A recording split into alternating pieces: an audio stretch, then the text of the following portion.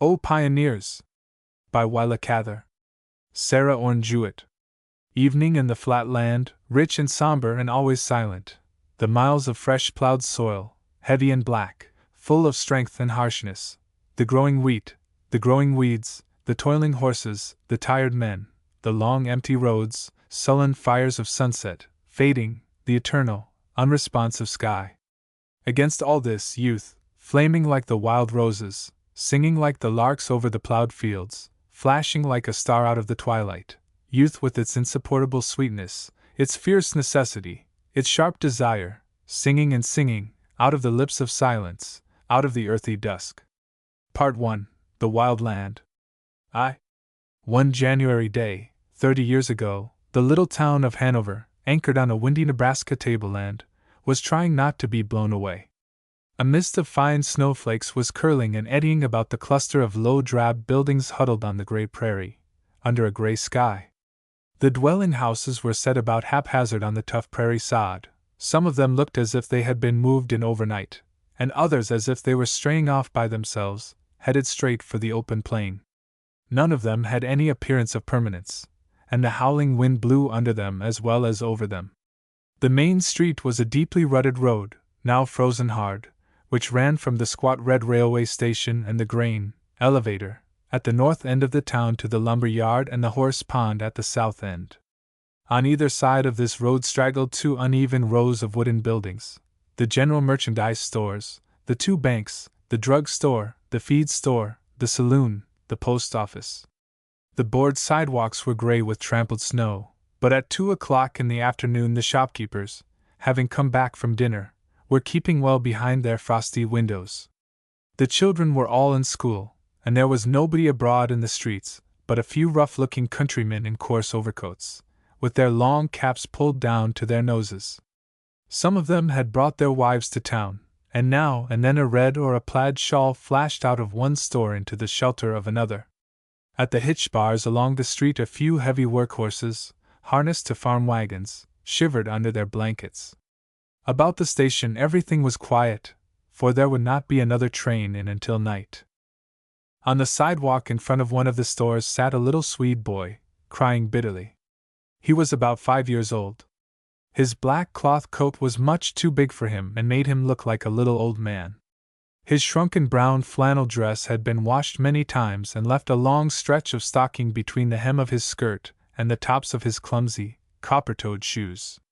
His cap was pulled down over his ears, his nose and his chubby cheeks were chapped and red with cold. He cried quietly, and the few people who hurried by did not notice him. He was afraid to stop anyone, afraid to go into the store and ask for help, so he sat wringing his long sleeves and looking up a telegraph pole beside him, whimpering, "My kitten, oh, my kitten! Her wolf wheeze!" At the top of the pole crouched a shivering gray kitten, mewing faintly and clinging desperately to the wood with her claws. The boy had been left at the store while his sister went to the doctor's office, and in her absence a dog had chased his kitten up the pole. The little creature had never been so high before, and she was too frightened to move. Her master was sunk in despair. He was a little country boy, and this village was to him a very strange and perplexing place, where people wore fine clothes and had hard hearts. He always felt shy and awkward here, and wanted to hide behind things for fear someone might laugh at him. Just now, he was too unhappy to care who laughed. At last he seemed to see a ray of hope. His sister was coming, and he got up and ran toward her in his heavy shoes. His sister was a tall, strong girl, and she walked rapidly and resolutely, as if she knew exactly where she was going and what she was going to do next. She wore a man's long ulster, not as if it were an affliction, but as if it were very comfortable and belonged to her, carried it like a young soldier, and a round plush cap, tied down with a thick veil. She had a serious, thoughtful face, and her clear, deep blue eyes were fixed intently on the distance, without seeming to see anything, as if she were in trouble. She did not notice the little boy until he pulled her by the coat. Then she stopped short and stooped down to wipe his wet face. "Why, Emile! I told you to stay in the store and not to come out. What is the matter with you? My kitten, sister, my kitten!" A man put her out, and a dog chased her up there. His forefinger, projecting from the sleeve of his coat, pointed up to the wretched little creature on the pole. "Oh, Emile! Didn't I tell you she'd get us into trouble of some kind if you brought her? What made you tease me so? But there, I ought to have known better myself."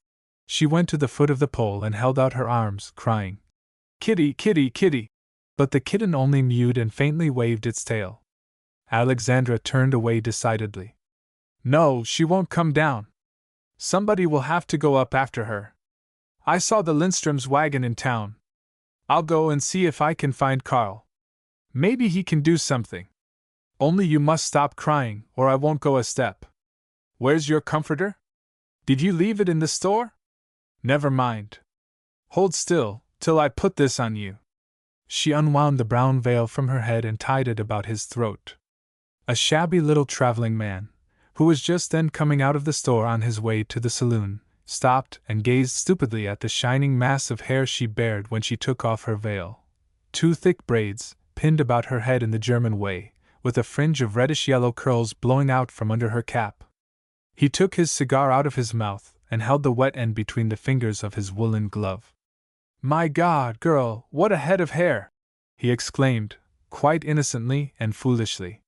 She stabbed him with a glance of Amazonian fierceness and drew in her lower lip, most unnecessary severity. It gave the little clothing drummer such a start that he actually let his cigar fall to the sidewalk, and went off weakly in the teeth of the wind to the saloon. His hand was still unsteady when he took his glass from the bartender. His feeble flirtatious instincts had been crushed before, but never so mercilessly. He felt cheap and ill-used, as if someone had taken advantage of him. When a drummer had been knocking about in little drab towns and crawling across the wintry country in dirty smoking cars, was he to be blamed if, when he chanced upon a fine human creature, he suddenly wished himself more of a man? While the little drummer was drinking to recover his nerve, Alexandra hurried to the drug store as the most likely place to find Carl Lindstrom. There he was, turning over a portfolio of chromo studies, which the druggist sold to the Hanover women who did china painting. Alexandra explained her predicament, and the boy followed her to the corner, where Emile still sat by the pole. "I'll have to go up after her, Alexandra. I think at the depot they have some spikes I can strap on my feet." "Wait a minute." Carl thrust his hands into his pockets, lowered his head, and darted up the street against the north wind. He was a tall boy of 15, slight and narrow-chested. When he came back with the spikes, Alexandra asked him what he had done with his overcoat. "I left it in the drug store. I couldn't climb in it anyhow. Catch me if I fall, Emile," he called back as he began his ascent. Alexandra watched him anxiously. The cold was bitter enough on the ground. The kitten would not budge an inch. Carl had to go to the very top of the pole, and then had some difficulty in tearing her from her hold. When he reached the ground, he handed the cat to her tearful little master. "Now go into the store with her, Emile, and get warm." He opened the door for the child. "Wait a minute, Alexandra. Why can't I drive for you as far as our place? It's getting colder every minute. Have you seen the doctor?" "Yes. He is coming over tomorrow. But he says father can't get better, can't get well." The girl's lip trembled. She looked fixedly up the bleak street as if she were gathering her strength to face something, as if she were trying with all her might to grasp a situation which, no matter how painful, must be met and dealt with somehow. The wind flapped the skirts of her heavy coat about her. Carl did not say anything, but she felt his sympathy. He, too, was lonely. He was a thin, frail boy, with brooding dark eyes, very quiet in all his movements. There was a delicate pallor in his thin face, and his mouth was too sensitive for a boy's. The lips had already a little curl of bitterness and skepticism. The two friends stood for a few moments on the windy street corner, not speaking a word, as two travelers, who have lost their way, sometimes stand and admit their perplexity in silence. When Carl turned away, he said, "I'll see to your team."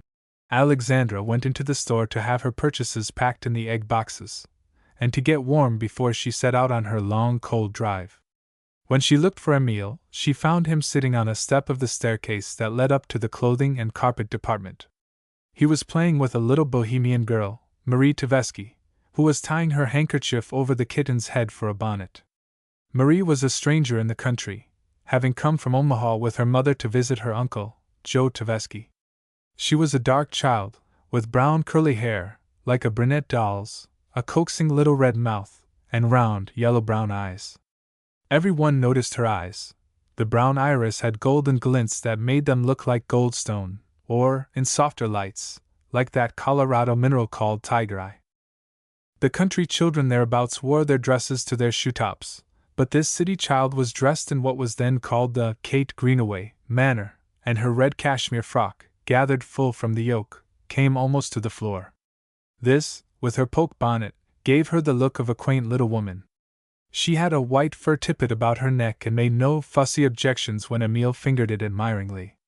Alexandra had not the heart to take him away from so pretty a playfellow, and she let them tease the kitten together until Joe Tversky came in noisily and picked up his little niece, setting her on his shoulder for everyone to see. His children were all boys, and he adored this little creature. His cronies formed a circle about him, admiring and teasing the little girl, who took their jokes with great good nature. They were all delighted with her, for they seldom saw so pretty and carefully nurtured a child. They told her that she must choose one of them for a sweetheart, and each began pressing his suit and offering her bribes, candy, and little pigs, and spotted calves. She looked archly into the big, brown, mustached faces, smelling of spirits and tobacco. Then she ran her tiny forefinger delicately over Joe's bristly chin and said, "Here is my sweetheart." The Bohemians roared with laughter, and Marie's uncle hugged her until she cried, "Please don't, Uncle Joe! You hurt me!" Each of Joe's friends gave her a bag of candy, and she kissed them all around, though she did not like country candy very well. Perhaps that was why she bethought herself of Emile. "Let me down, Uncle Joe," she said. "I want to give some of my candy to that nice little boy I found." She walked graciously over to Emile, followed by her lusty admirers, who formed a new circle and teased the little boy until he hid his face in his sister's skirts, and she had to scold him for being such a baby. The farm people were making preparations to start for home. The women were checking over their groceries and pinning their big red shawls about their heads. The men were buying tobacco and candy with what money they had left, were showing each other new boots and gloves and blue flannel shirts. 3 big Bohemians were drinking raw alcohol, tinctured with oil of cinnamon. This was said to fortify one effectually against the cold, and they smacked their lips after each pull at the flask. Their volubility drowned every other noise in the place, and the overheated store sounded of their spirited language as it reeked of pipe smoke, damp woolens, and kerosene. Carl came in, wearing his overcoat and carrying a wooden box with a brass handle. "Come," he said. "I've fed and watered your team, and the wagon is ready." He carried Emile out and tucked him down in the straw in the wagon box. The heat had made the little boy sleepy, but he still clung to his kitten. "You were awful good to climb so high and get my kitten, Carl. When I get big I'll climb and get little boys' kittens for them," he murmured drowsily. Before the horses were over the first hill, Emile and his cat were both fast asleep. Although it was only 4 o'clock, the winter day was fading. The road led southwest, toward the streak of pale, watery light that glimmered in the leaden sky. The light fell upon the 2 sad young faces that were turned mutely toward it, upon the eyes of the girl, who seemed to be looking with such anguished perplexity into the future, upon the somber eyes of the boy, who seemed already to be looking into the past. The little town behind them had vanished as if it had never been, had fallen behind the swell of the prairie, and the stern frozen country received them into its bosom. The homesteads were few and far apart, here and there a windmill gaunt against the sky, a sod house crouching in a hollow. But the great fact was the land itself, which seemed to overwhelm the little beginnings of human society that struggled in its somber wastes. It was from facing this vast hardness that the boy's mouth had become so bitter, because he felt that men were too weak to make any mark here, that the land wanted to be let alone, to preserve its own fierce strength, its peculiar, savage kind of beauty, its uninterrupted mournfulness. The wagon jolted along over the frozen road. The 2 friends had less to say to each other than usual, as if the cold had somehow penetrated to their hearts. "Did Lou and Oscar go to the Blue to cut wood today?" Carl asked. "Yes. I'm almost sorry I let them go, it's turned so cold.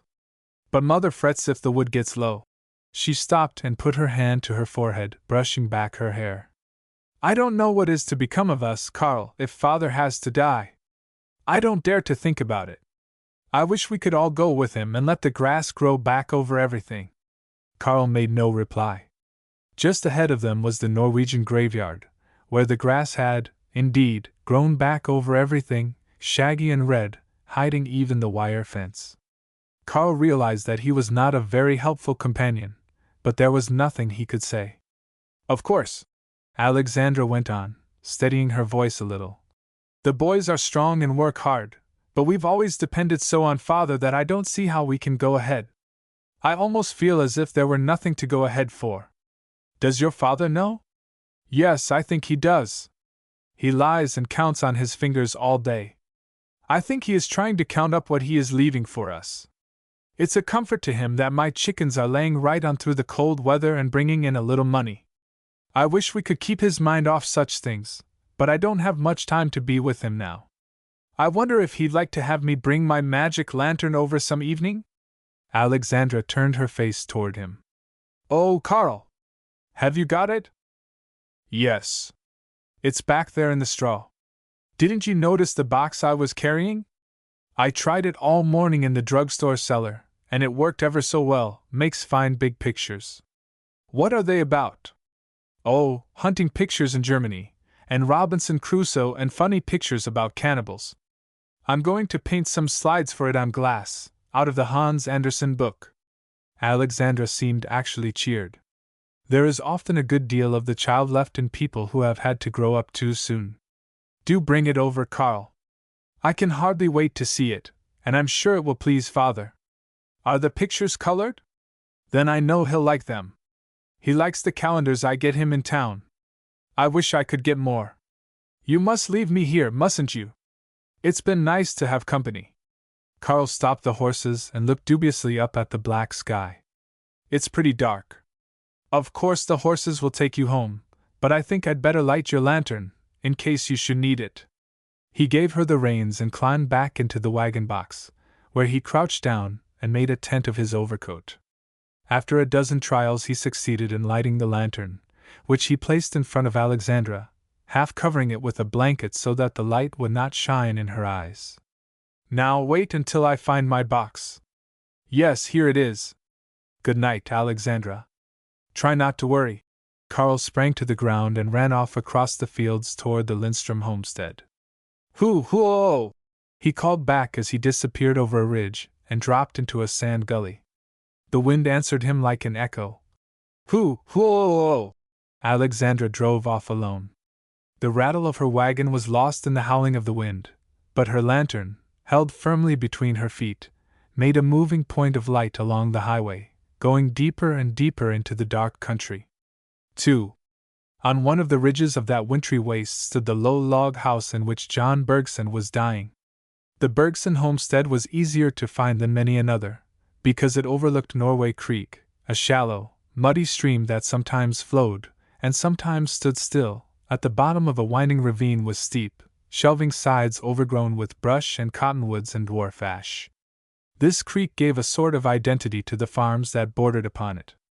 Of all the bewildering things about a new country, the absence of human landmarks is one of the most depressing and disheartening. The houses on the divide were small and were usually tucked away in low places. You did not see them until you came directly upon them. Most of them were built of the sod itself, and were only the unescapable ground in another form. The roads were but faint tracks in the grass, and the fields were scarcely noticeable. The record of the plow was insignificant, like the feeble scratches on stone left by prehistoric races, so indeterminate that they may, after all, be only the markings of glaciers, and not a record of human strivings. In 11 long years John Bergson had made but little impression upon the wild land he had come to tame. It was still a wild thing that had its ugly moods, and no one knew when they were likely to come, or why. Mischance hung over it. Its genius was unfriendly to man. The sick man was feeling this as he lay looking out of the window, after the doctor had left him, on the day following Alexandra's trip to town. There it lay outside his door, the same land, the same lead-colored miles. He knew every ridge and draw and gully between him and the horizon. To the south, his plowed fields; to the east, the sod stables, the cattle corral, the pond, and then the grass. Bergson went over in his mind the things that had held him back. One winter his cattle had perished in a blizzard.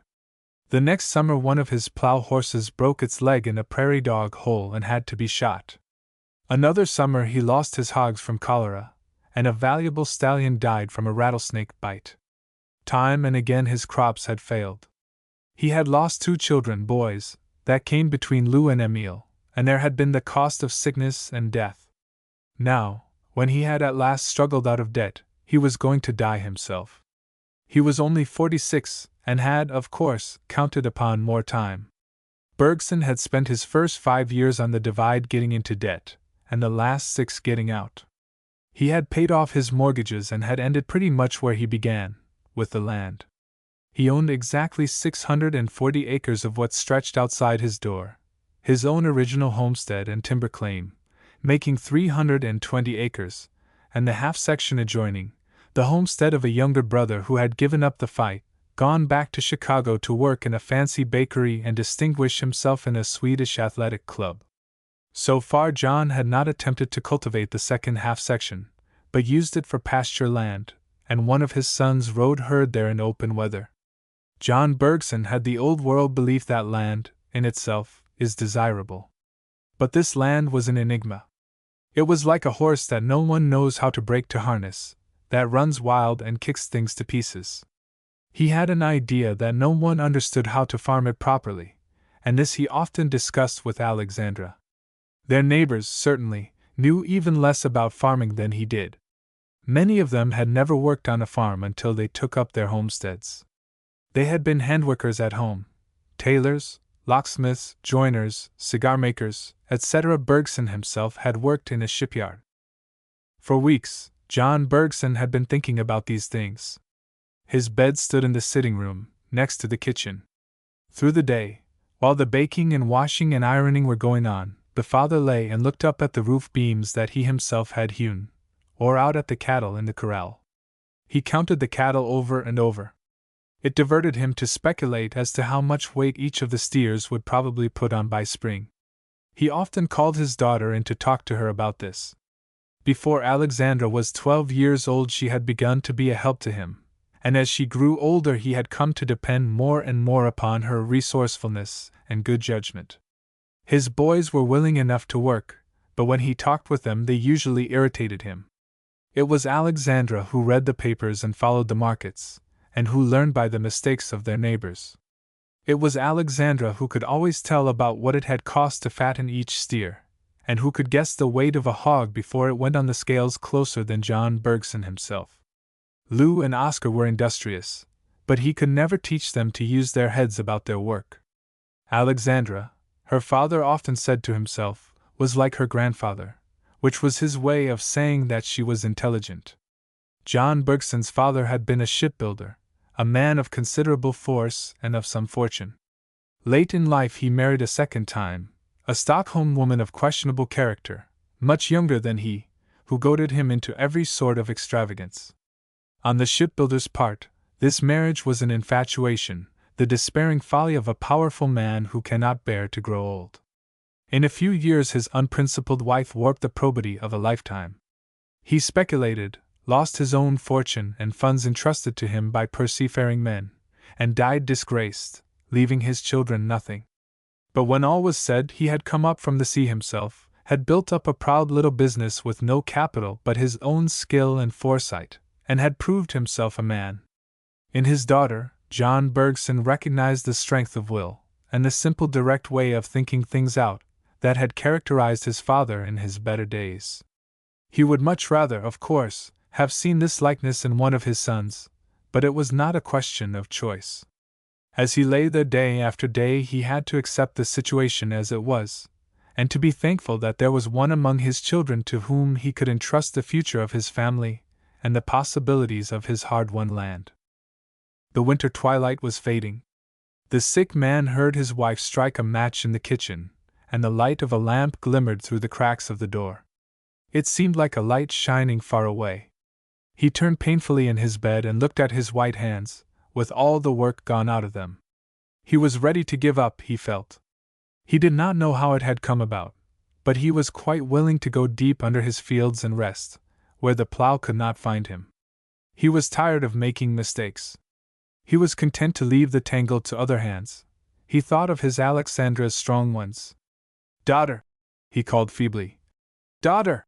He heard her quick step and saw her tall figure appear in the doorway, with the light of the lamp behind her. He felt her youth and strength, how easily she moved and stooped and lifted. But he would not have had it again if he could, not he. He knew the end too well to wish to begin again. He knew where it all went to, what it all became. His daughter came and lifted him up on his pillows. She called him by an old Swedish name that she used to call him when she was little and took his dinner to him in the shipyard. "Tell the boys to come here, daughter. I want to speak to them. They are feeding the horses, father. They have just come back from the Blue. Shall I call them?" He sighed. "No, no, wait until they come in. Alexandra, you will have to do the best you can for your brothers. Everything will come on you. I will do all I can, father. Don't let them get discouraged and go off like Uncle Otto. I want them to keep the land. We will, father. We will never lose the land." There was a sound of heavy feet in the kitchen. Alexandra went to the door and beckoned to her brothers, two strapping boys of 17 and 19. They came in and stood at the foot of the bed. Their father looked at them searchingly, though it was too dark to see their faces. They were just the same boys, he told himself. He had not been mistaken in them. The square head and heavy shoulders belonged to Oscar, the elder. The younger boy was quicker, but vacillating. "Boys," said the father wearily, "I want you to keep the land together and to be guided by your sister. I have talked to her since I have been sick, and she knows all my wishes. I want no quarrels among my children, and so long as there is one house there must be one head. Alexandra is the oldest, and she knows my wishes. She will do the best she can. If she makes mistakes, she will not make so many as I have made. When you marry and want a house of your own, the land will be divided fairly, according to the courts. But for the next few years you will have it hard, and you must all keep together. Alexandra will manage the best she can."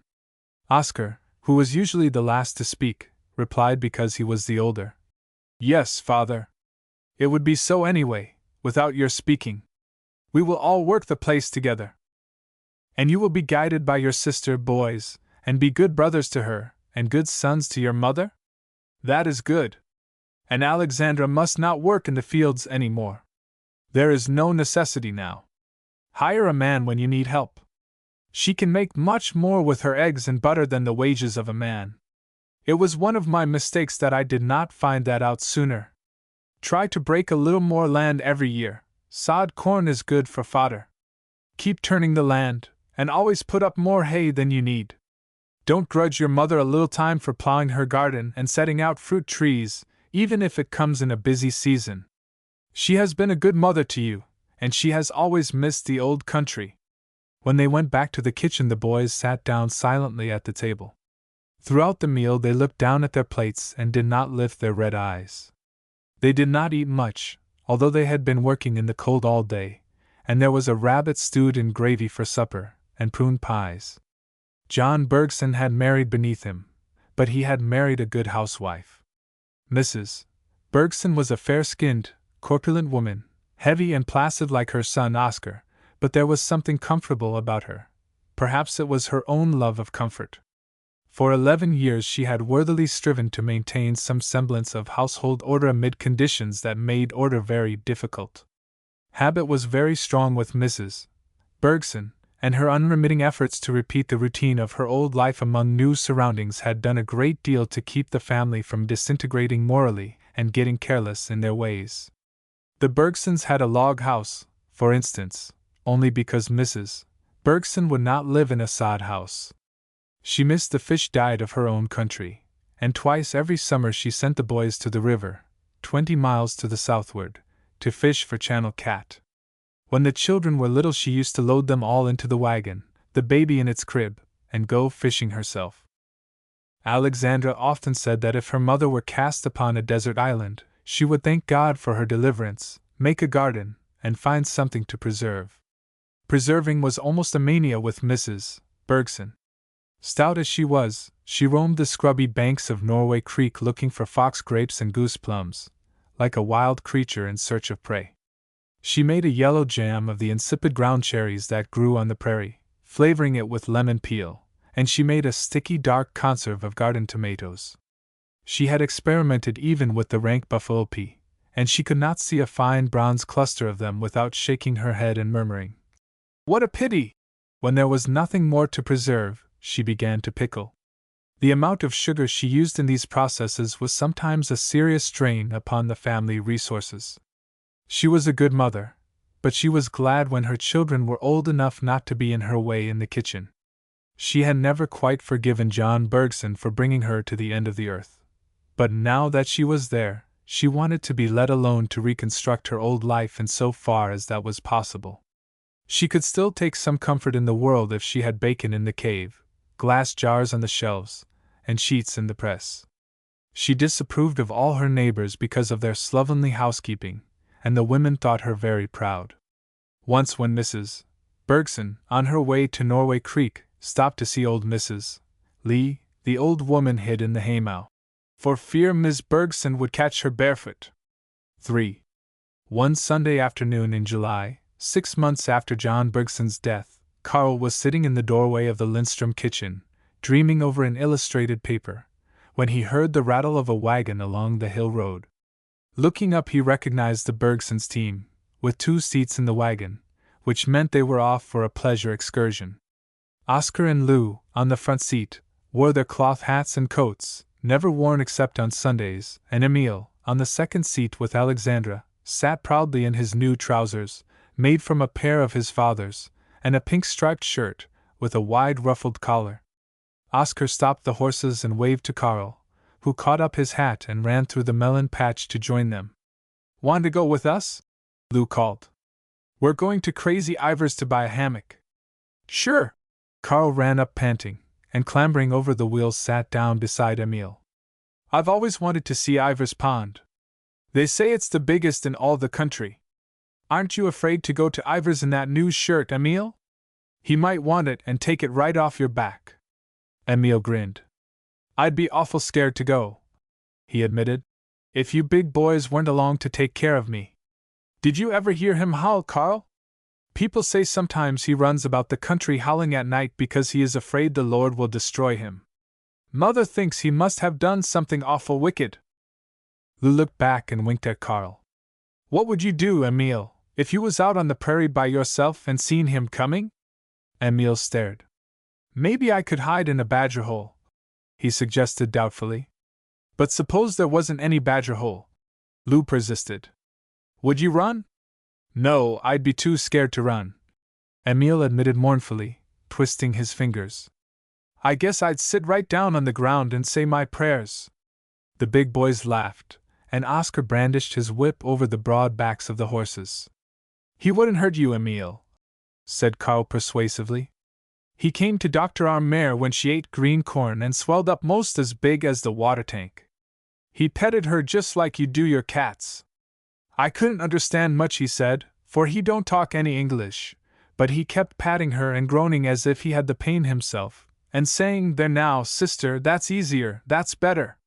Lou and Oscar laughed, and Emile giggled delightedly and looked up at his sister. "I don't think he knows anything at all about doctoring," said Oscar scornfully. "They say when horses have distemper he takes the medicine himself, and then prays over the horses." Alexandra spoke up. "That's what the crows said, but he cured their horses, all the same. Some days his mind is cloudy, like. But if you can get him on a clear day, you can learn a great deal from him. He understands animals. Didn't I see him take the horn off the Berquist's cow when she had torn it loose and went crazy? She was tearing all over the place, knocking herself against things. And at last she ran out on the roof of the old dugout, and her legs went through, and there she stuck, bellowing. Ivar came running with his white bag, and the moment he got to her she was quiet and let him saw her horn off and daub the place with tar. Emil had been watching his sister, his face reflecting the sufferings of the cow. And then didn't it hurt her any more? He asked. Alexandra patted him. No, not any more. And in 2 days they could use her milk again. The road to Ivar's homestead was a very poor one. He had settled in the rough country across the county line, where no one lived but some Russians, 6 families who dwelt together in one long house, divided off like barracks. Ivar had explained his choice by saying that the fewer neighbors he had, the fewer temptations. Nevertheless, when one considered that his chief business was horse doctoring, it seemed rather short-sighted of him to live in the most inaccessible place he could find. The Bergson wagon lurched along over the rough hummocks and grass banks, followed the bottom of winding draws, or skirted the margin of wide lagoons, where the golden coreopsis grew up out of the clear water and the wild ducks rose with a whir of wings. Lou looked after them helplessly. I wish I'd brought my gun anyway, Alexandra, he said fretfully. I could have hidden it under the straw in the bottom of the wagon. Then we'd have had to lie to Ivar. Besides, they say he can smell dead birds. And if he knew, we wouldn't get anything out of him, not even a hammock. I want to talk to him, and he won't talk sense if he's angry. It makes him foolish. Lou sniffed. Whoever heard of him talking sense, anyhow? I'd rather have ducks for supper than crazy Ivar's tongue. Emil was alarmed. Oh, but Lou, you don't want to make him mad. He might howl. They all laughed again, and Oscar urged the horses up the crumbling side of a clay bank. They had left the lagoons and the red grass behind them. In crazy Ivar's country the grass was short and gray, the draws deeper than they were in the Bergsons' neighborhood, and the land was all broken up into hillocks and clay ridges. The wild flowers disappeared, and only in the bottom of the draws and gullies grew a few of the very toughest and hardiest, shoestring, and ironweed, and snow on the mountain. Look, Emil, there's Ivar's big pond. Alexandra pointed to a shining sheet of water that lay at the bottom of a shallow draw. At one end of the pond was an earthen dam, planted with green willow bushes, and above it a door and a single window were set into the hillside. You would not have seen them at all but for the reflection of the sunlight upon the 4 panes of window glass. And that was all you saw. Not a shed, not a corral, not a well, not even a path broken in the curly grass. But for the piece of rusty stovepipe sticking up through the sod, you could have walked over the roof of Ivar's dwelling without dreaming that you were near a human habitation. Ivar had lived for 3 years in the clay bank, without defiling the face of nature any more than the coyote that had lived there before him had done. When the Bergsons drove over the hill, Ivar was sitting in the doorway of his house, reading the Norwegian Bible. He was a queerly shaped old man, with a thick, powerful body set on short bow legs. His shaggy white hair, falling in a thick mane about his ruddy cheeks, made him look older than he was. He was barefoot, but he wore a clean shirt of unbleached cotton, open at the neck. He always put on a clean shirt when Sunday morning came round, though he never went to church. He had a peculiar religion of his own and could not get on with any of the denominations. Often he did not see anybody from one week's end to another. He kept a calendar, and every morning he checked off a day, so that he was never in any doubt as to which day of the week it was. Ivar hired himself out in threshing and corn-husking time, and he doctored sick animals when he was sent for. When he was at home, he made hammocks out of twine and committed chapters of the Bible to memory. Ivar found contentment in the solitude he had sought out for himself. He disliked the litter of human dwellings, the broken food, the bits of broken china, the old wash boilers and tea kettles thrown into the sunflower patch. He preferred the cleanness and tidiness of the wild sod. He always said that the Badgers had cleaner houses than people, and that when he took a housekeeper her name would be Mrs. Badger. He best expressed his preference for his wild homestead by saying that his Bible seemed truer to him there. If one stood in the doorway of his cave, and looked off at the rough land, the smiling sky, the curly grass white in the hot sunlight, if one listened to the rapturous song of the lark, the drumming of the quail, the burr of the locust against that vast silence, one understood what Ivar meant. On this Sunday afternoon his face shone with happiness. He closed the book on his knee, keeping the place with his horny finger, and repeated softly. Before he opened his Bible again, Ivar heard the Bergsons' wagon approaching, and he sprang up and ran toward it. "No guns! No guns!" he shouted, waving his arms distractedly. "No, Ivar, no guns," Alexandra called reassuringly. He dropped his arms and went up to the wagon, smiling amiably and looking at them out of his pale blue eyes. "We want to buy a hammock if you have one," Alexandra explained. "And my little brother here wants to see your big pond, where so many birds come." Ivar smiled foolishly, and began rubbing the horses' noses and feeling about their mouths behind the bits. "Not many birds just now. A few ducks this morning, and some snipe come to drink. But there was a crane last week. She spent one night and came back the next evening. I don't know why. It is not her season, of course. Many of them go over in the fall. Then the pond is full of strange voices every night." Alexandra translated for Carl, who looked thoughtful. "Ask him, Alexandra, if it is true that a seagull came here once." "I have heard so." She had some difficulty in making the old man understand.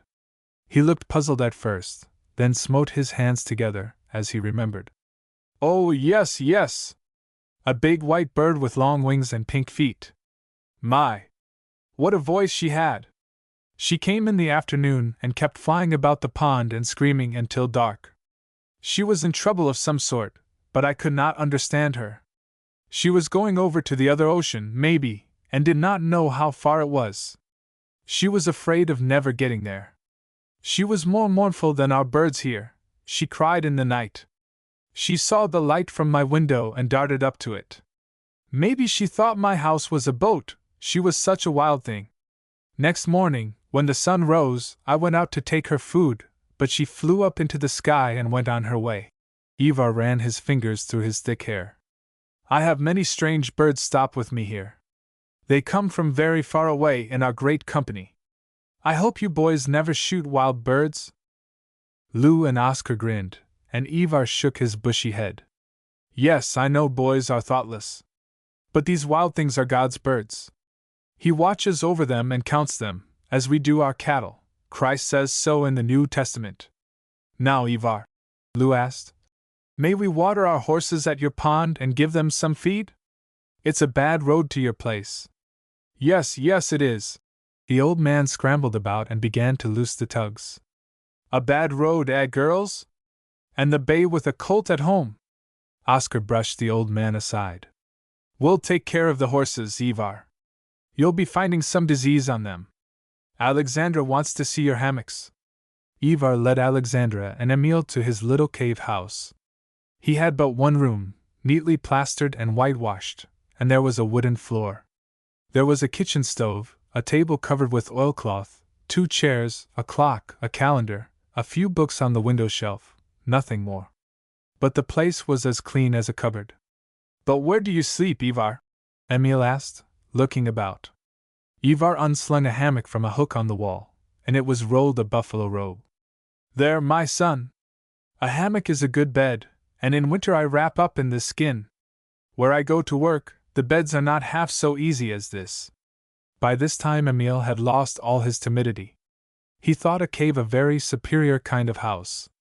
There was something pleasantly unusual about it, and about Ivar. "Do the birds know you will be kind to them, Ivar? Is that why so many come?" he asked. Ivar sat down on the floor and tucked his feet under him. "See, little brother, they have come from a long way, and they are very tired. From up there where they are flying, our country looks dark and flat. They must have water to drink and to bathe in before they can go on with their journey. They look this way and that, and far below them they see something shining, like a piece of glass set in the dark earth. That is my pond. They come to it and are not disturbed. Maybe I sprinkle a little corn. They tell the other birds, and next year more come this way. They have their roads up there, as we have down here."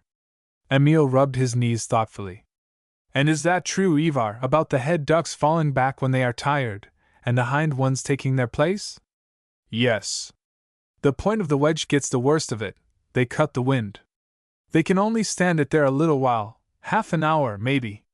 Then they fall back and the wedge splits a little, while the rear ones come up the middle to the front. Then it closes up and they fly on, with a new edge. They are always changing like that, up in the air. Never any confusion, just like soldiers who have been drilled. Alexandra had selected her hammock by the time the boys came up from the pond.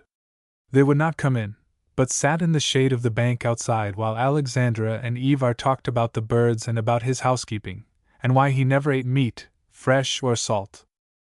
Alexandra was sitting on one of the wooden chairs, her arms resting on the table. Ivar was sitting on the floor at her feet. "Ivar," she said suddenly, beginning to trace the pattern on the oilcloth with her forefinger.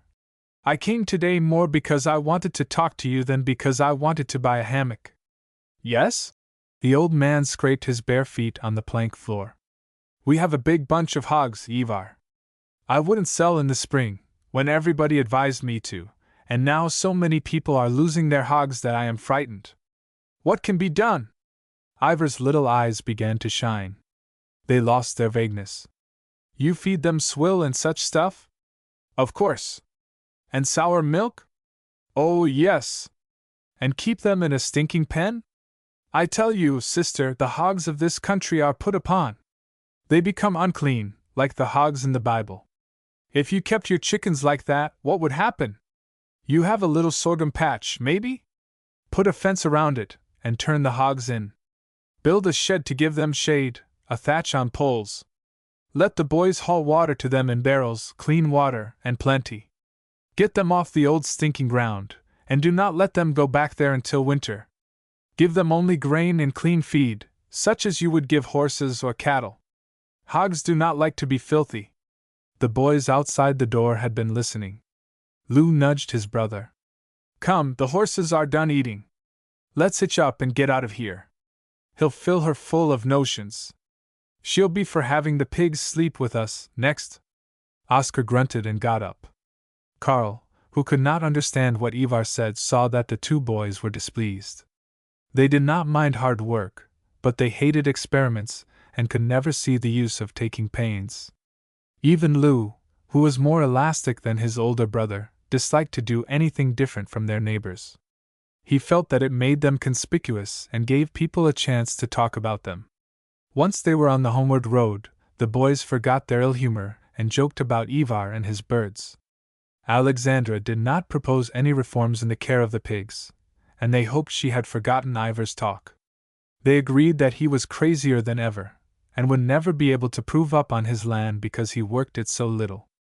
Alexandra privately resolved that she would have a talk with Ivar about this and stir him up. The boys persuaded Carl to stay for supper and go swimming in the pasture pond after dark.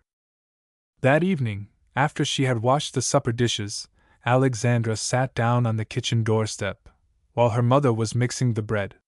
It was a still, deep-breathing summer night, full of the smell of the hay fields. Sounds of laughter and splashing came up from the pasture, and when the moon rose rapidly above the bare rim of the prairie, the pond glittered like polished metal, and she could see the flash of white bodies as the boys ran about the edge, or jumped into the water. Alexandra watched the shimmering pool dreamily, but eventually her eyes went back to the sorghum patch south of the barn, where she was planning to make her new pig corral. For the first 3 years after John Bergson's death, the affairs of his family prospered. Then came the hard times that brought every one on the divide to the brink of despair, 3 years of drought and failure, the last struggle of a wild soil against the encroaching plowshare. The first of these fruitless summers the Bergson boys bore courageously. The failure of the corn crop made labor cheap. Lou and Oscar hired 2 men and put in bigger crops than ever before. They lost everything they spent. The whole country was discouraged. Farmers who were already in debt had to give up their land. A few foreclosures demoralized the county. The settlers sat about on the wooden sidewalks in the little town and told each other that the country was never meant for men to live in. The thing to do was to get back to Iowa, to Illinois, to any place that had been proved habitable. The Bergson boys certainly would have been happier with their Uncle Otto in the bakery shop in Chicago. Like most of their neighbors, They were meant to follow in paths already marked out for them, not to break trails in a new country. A steady job, a few holidays, nothing to think about, and they would have been very happy. It was no fault of theirs that they had been dragged into the wilderness when they were little boys. A pioneer should have imagination, should be able to enjoy the idea of things more than the things themselves. The second of these barren summers was passing. One September afternoon Alexandra had gone over to the garden across the draw to dig sweet potatoes. They had been thriving upon the weather that was fatal to everything else. But when Carl Lindstrom came up the garden rows to find her, she was not working. She was standing lost in thought, leaning upon her pitchfork, her sunbonnet lying beside her on the ground.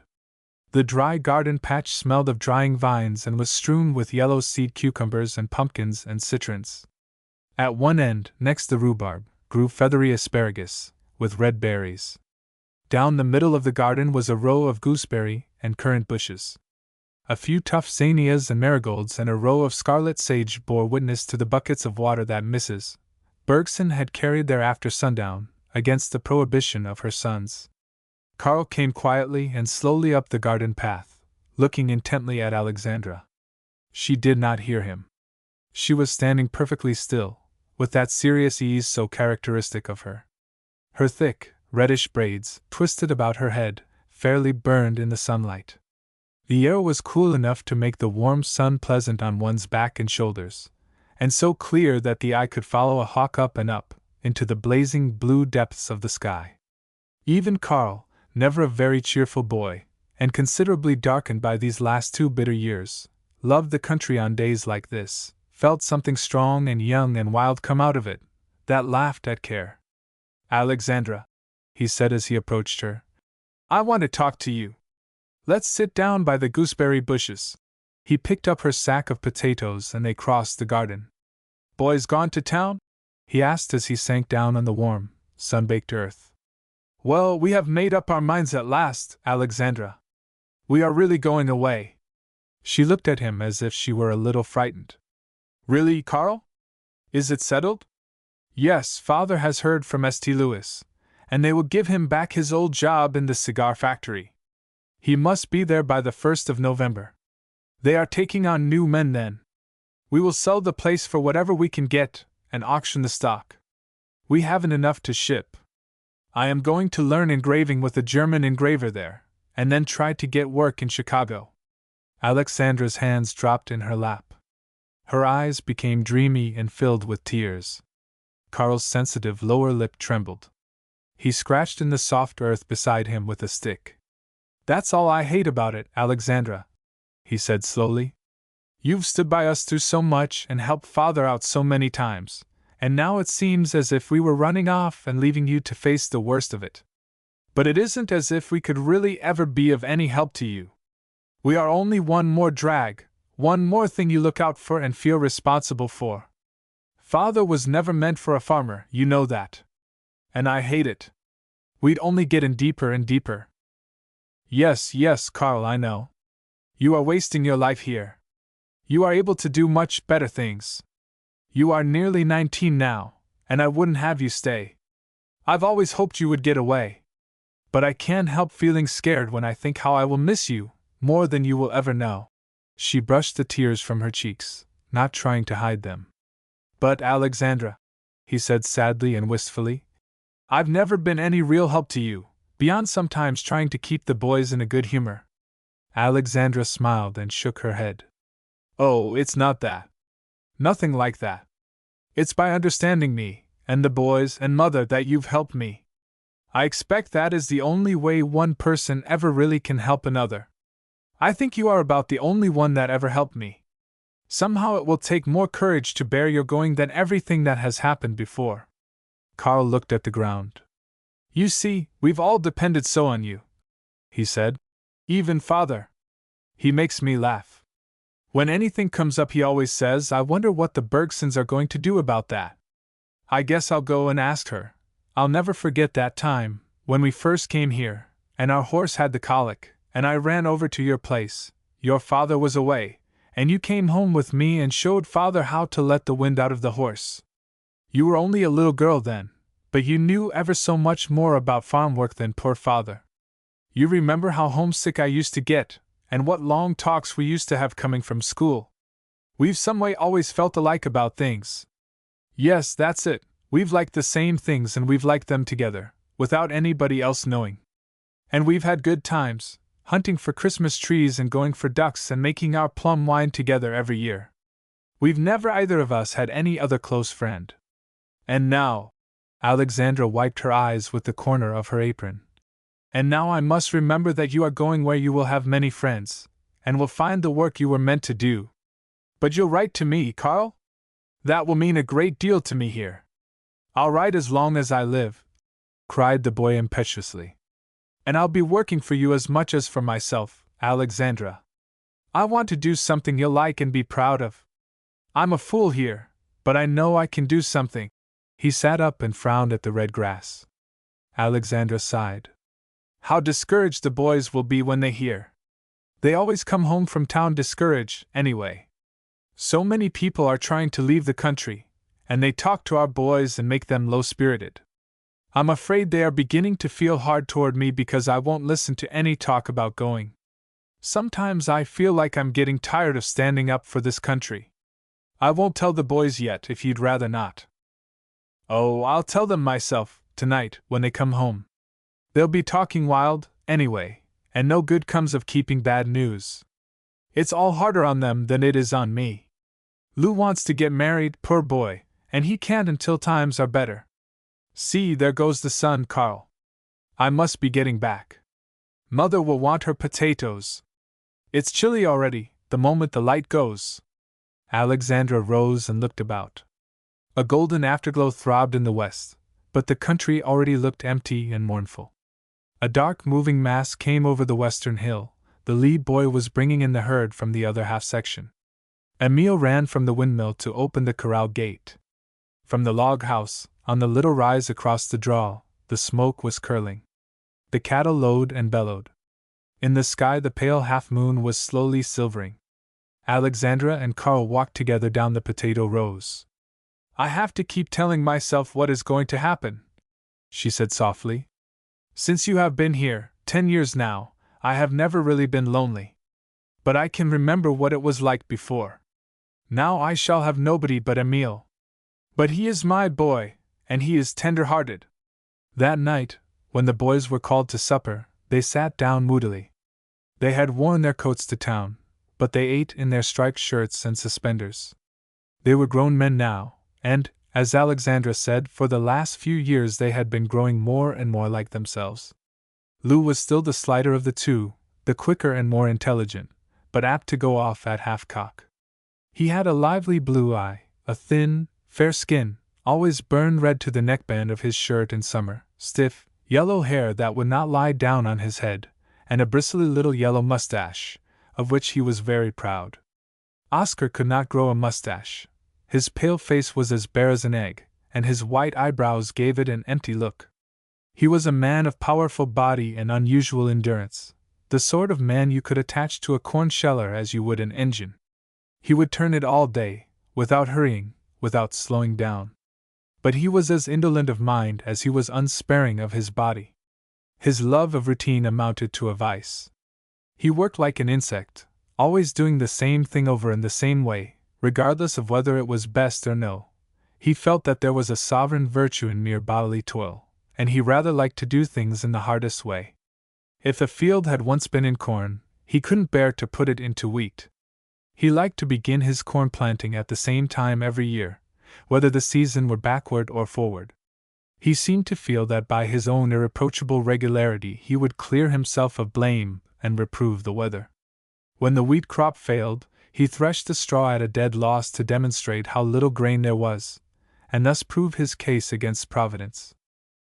Lou, on the other hand, was fussy and flighty, always planned to get through 2 days' work in one, and often got only the least important things done.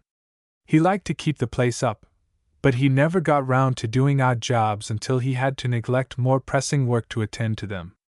In the middle of the wheat harvest, when the grain was overripe and every hand was needed, he would stop to mend fences or to patch the harness, then dash down to the field and overwork and be laid up in bed for a week.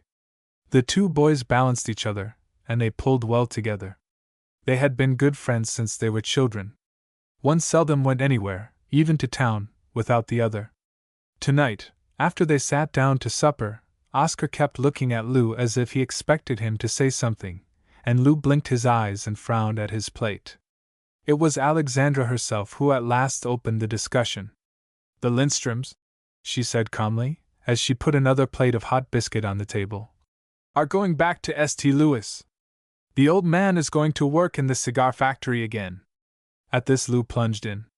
"You see, Alexandra, everybody who can crawl out is going away. There's no use of us trying to stick it out, just to be stubborn. There's something in knowing when to quit. Where do you want to go, Lou?" "Any place where things will grow," said Oscar grimly. Lou reached for a potato. "Chris Arnson has traded his half-section for a place down on the river." "Who did he trade with?" "Charlie Fuller, in town." "Fuller, the real estate man?" "You see, Lou, that Fuller has a head on him. He's buying and trading for every bit of land he can get up here. It'll make him a rich man, some day. He's rich now, that's why he can take a chance. Why can't we? We'll live longer than he will. Some day the land itself will be worth more than all we can ever raise on it." Lou laughed. "It could be worth that, and still not be worth much." "Why, Alexandra, you don't know what you're talking about. Our place wouldn't bring now what it would 6 years ago. The fellows that settled up here just made a mistake. Now they're beginning to see this high land wasn't never meant to grow nothing on, and everybody who ain't fixed to graze cattle is trying to crawl out. It's too high to farm up here. All the Americans are skinning out. That man Percy Adams, north of town, told me that he was going to let Fuller take his land and stuff for $400 and a ticket to Chicago." "There's Fuller again!" Alexandra exclaimed. "I wish that man would take me for a partner. He's feathering his nest. If only poor people could learn a little from rich people. But all these fellows who are running off are bad farmers, like poor Mr. Lindstrom. They couldn't get ahead even in good years, and they all got into debt while Father was getting out. I think we ought to hold on as long as we can on Father's account. He was so set on keeping this land. He must have seen harder times than this here. How was it in the early days, Mother?" Mrs. Bergson was weeping quietly. These family discussions always depressed her, and made her remember all that she had been torn away from. "I don't see why the boys are always taking on about going away," she said, wiping her eyes. "I don't want to move again, out to some raw place, maybe, where we'd be worse off than we are here, and all to do over again. I won't move. If the rest of you go, I will ask some of the neighbors to take me in, and stay and be buried by Father. I'm not going to leave him by himself on the prairie, for cattle to run over." She began to cry more bitterly. The boys looked angry. Alexandra put a soothing hand on her mother's shoulder. "There's no question of that, Mother. You don't have to go if you don't want to. A third of the place belongs to you by American law, and we can't sell without your consent. We only want you to advise us. How did it used to be when you and Father first came? Was it really as bad as this, or not?" "Oh, worse. Much worse," moaned Mrs. Bergson. "Drought, chintzbugs, hail, everything. My garden all cut to pieces like sauerkraut. No grapes on the creek, no nothing. The people all lived just like coyotes." Oscar got up and tramped out of the kitchen. Lou followed him. They felt that Alexandra had taken an unfair advantage in turning their mother loose on them. The next morning they were silent and reserved. They did not offer to take the women to church, but went down to the barn immediately after breakfast and stayed there all day. When Carl Lindstrom came over in the afternoon, Alexandra winked to him and pointed toward the barn. He understood her and went down to play cards with the boys. They believed that a very wicked thing to do on Sunday, and it relieved their feelings. Alexandra stayed in the house. On Sunday afternoon Mrs. Bergson always took a nap, and Alexandra read. During the week she read only the newspaper, but on Sunday, and in the long evenings of winter, she read a good deal, read a few things over a great many times.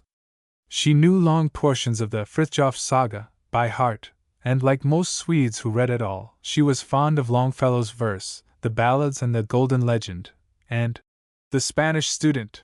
Today she sat in the wooden rocking chair with the Swedish Bible open on her knees, but she was not reading. She was looking thoughtfully away at the point where the upland road disappeared over the rim of the prairie. Her body was in an attitude of perfect repose, such as it was apt to take when she was thinking earnestly. Her mind was slow, truthful, steadfast.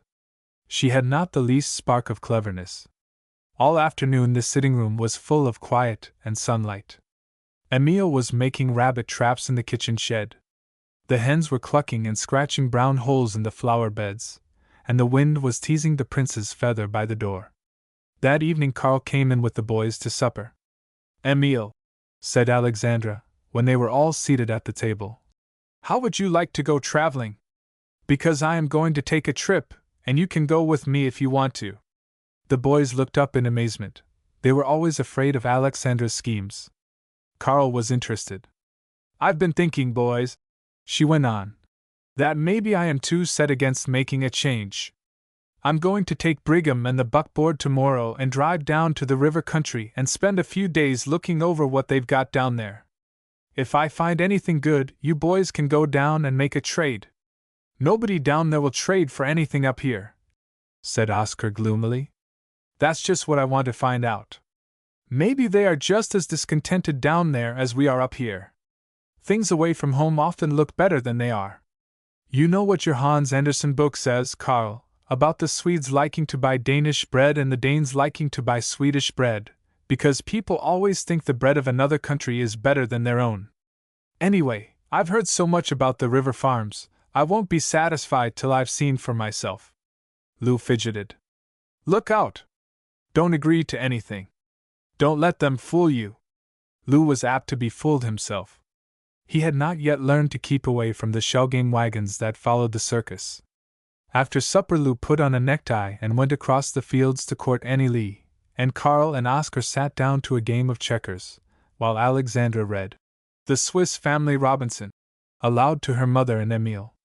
It was not long before the two boys at the table neglected their game to listen. They were all big children together, and they found the adventures of the family in the tree house so absorbing that they gave them their undivided attention. Alexandra and Emile spent 5 days down among the river farms, driving up and down the valley. Alexandra talked to the men about their crops and to the women about their poultry. She spent a whole day with one young farmer who had been away at school, and who was experimenting with a new kind of clover hay. She learned a great deal. As they drove along, she and Emile talked and planned.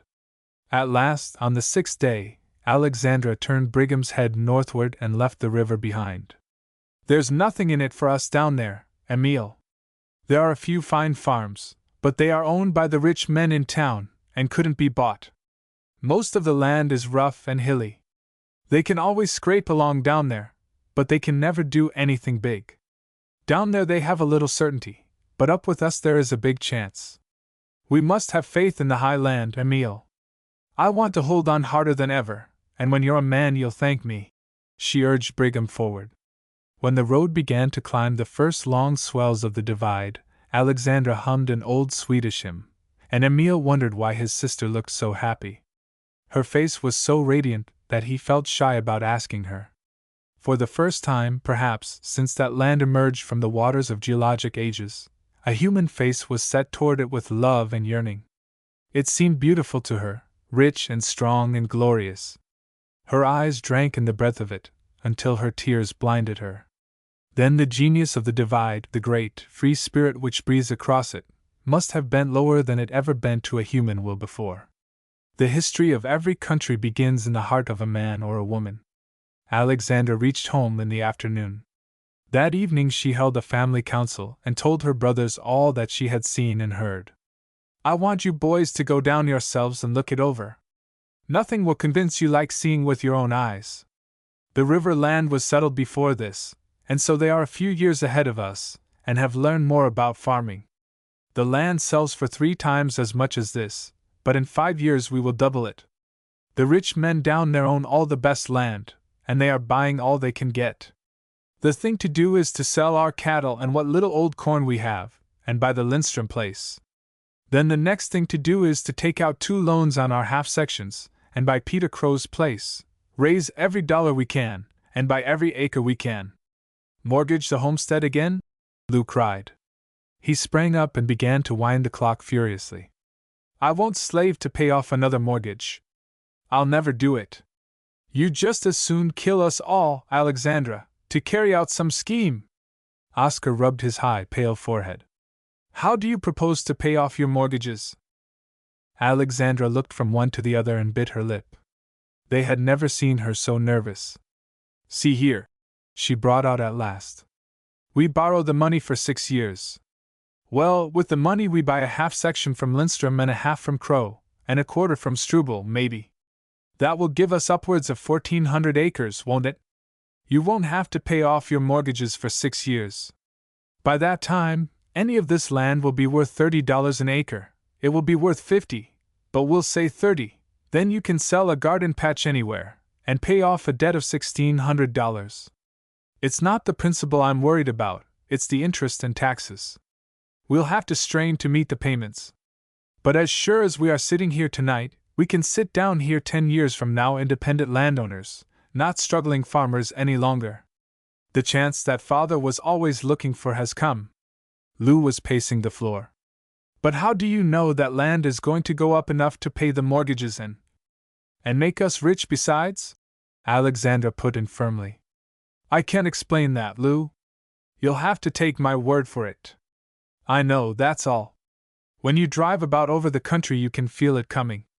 Oscar had been sitting with his head lowered, his hands hanging between his knees. But we can't work so much land, he said dully, as if he were talking to himself.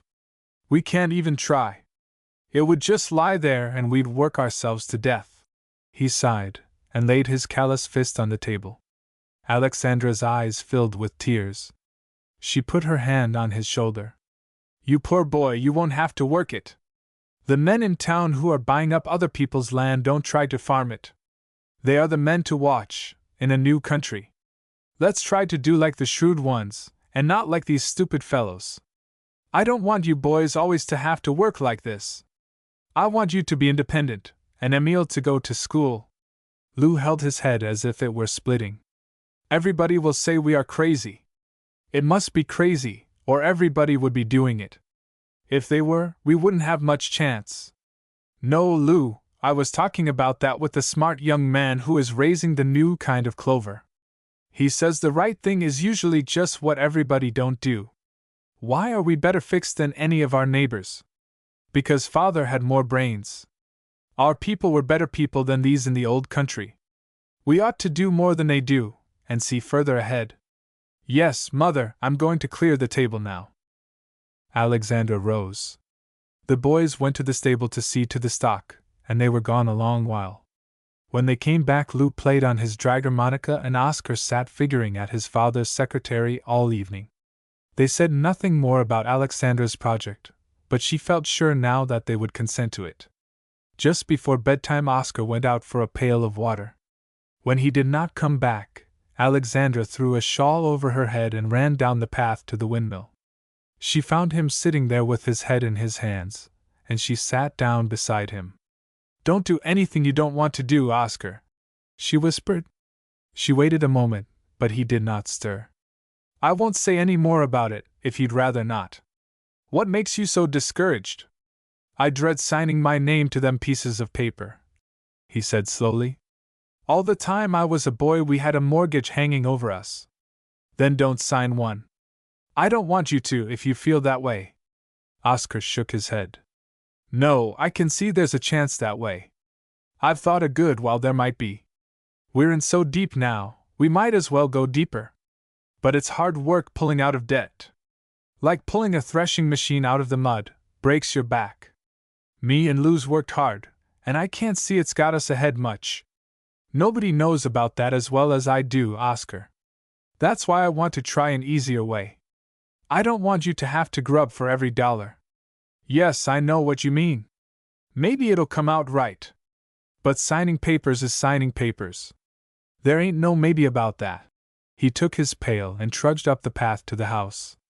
Alexandra drew her shawl closer about her and stood leaning against the frame of the mill, looking at the stars which glittered so keenly through the frosty autumn air.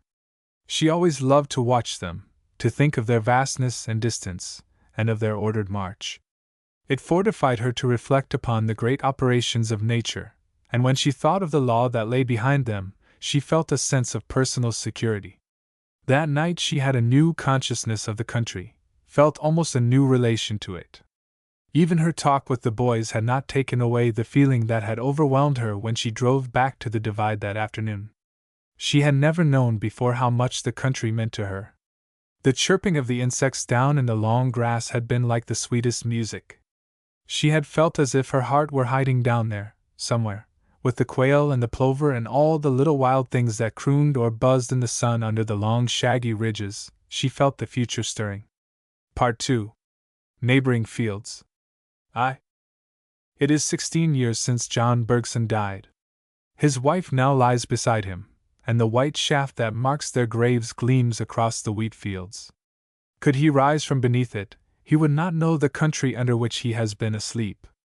The shaggy coat of the prairie, which they lifted to make him a bed, has vanished forever. From the Norwegian graveyard one looks out over a vast checkerboard, marked off in squares of wheat and corn, light and dark, dark and light. Telephone wires hum along the white roads, which always run at right angles. From the graveyard gate one can count a dozen gaily painted farmhouses. The gilded weather vanes on the big red barns wink at each other across the green and brown and yellow fields. The light steel windmills tremble throughout their frames and tug at their moorings, as they vibrate in the wind that often blows from one week's end to another across that high, active, resolute stretch of country. The Divide is now thickly populated. The rich soil yields heavy harvests. The dry, bracing climate and the smoothness of the land make labor easy for men and beasts. There are few scenes more gratifying than a spring plowing in that country, where the furrows of a single field often lie a mile in length, and the brown earth, with such a strong, clean smell, and such a power of growth and fertility in it, yields itself eagerly to the plow, rolls away from the shear, not even dimming the brightness of the metal, with a soft, deep sigh of happiness. The wheat cutting sometimes goes on all night as well as all day, and in good seasons there are scarcely men and horses enough to do the harvesting. The grain is so heavy that it bends toward the blade and cuts like velvet. There is something frank and joyous and young in the open face of the country. It gives itself ungrudgingly to the moods of the season, holding nothing back. Like the plains of Lombardy, it seems to rise a little to meet the sun. The air and the earth are curiously mated and intermingled, as if the one were the breath of the other. You feel in the atmosphere the same tonic, puissant quality that is in the tilth, the same strength and resoluteness. One June morning a young man stood at the gate of the Norwegian graveyard, sharpening his scythe in strokes unconsciously timed to the tune he was whistling.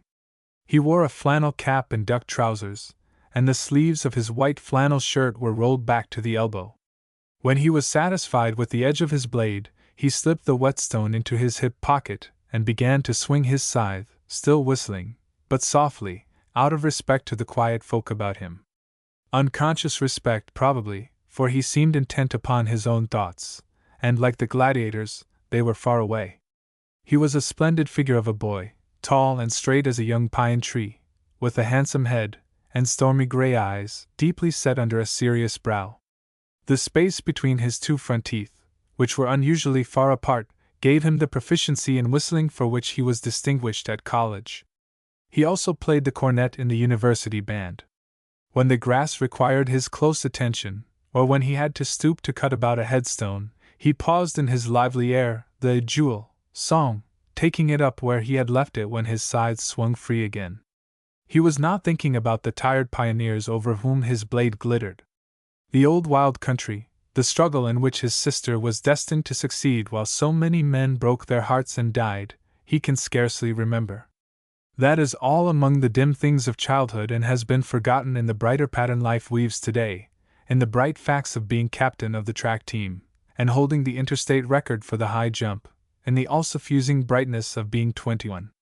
Yet sometimes, in the pauses of his work, The young man frowned and looked at the ground with an intentness which suggested that even 21 might have its problems. When he had been mowing the better part of an hour, he heard the rattle of a light cart on the road behind him. Supposing that it was his sister coming back from one of her farms, he kept on with his work.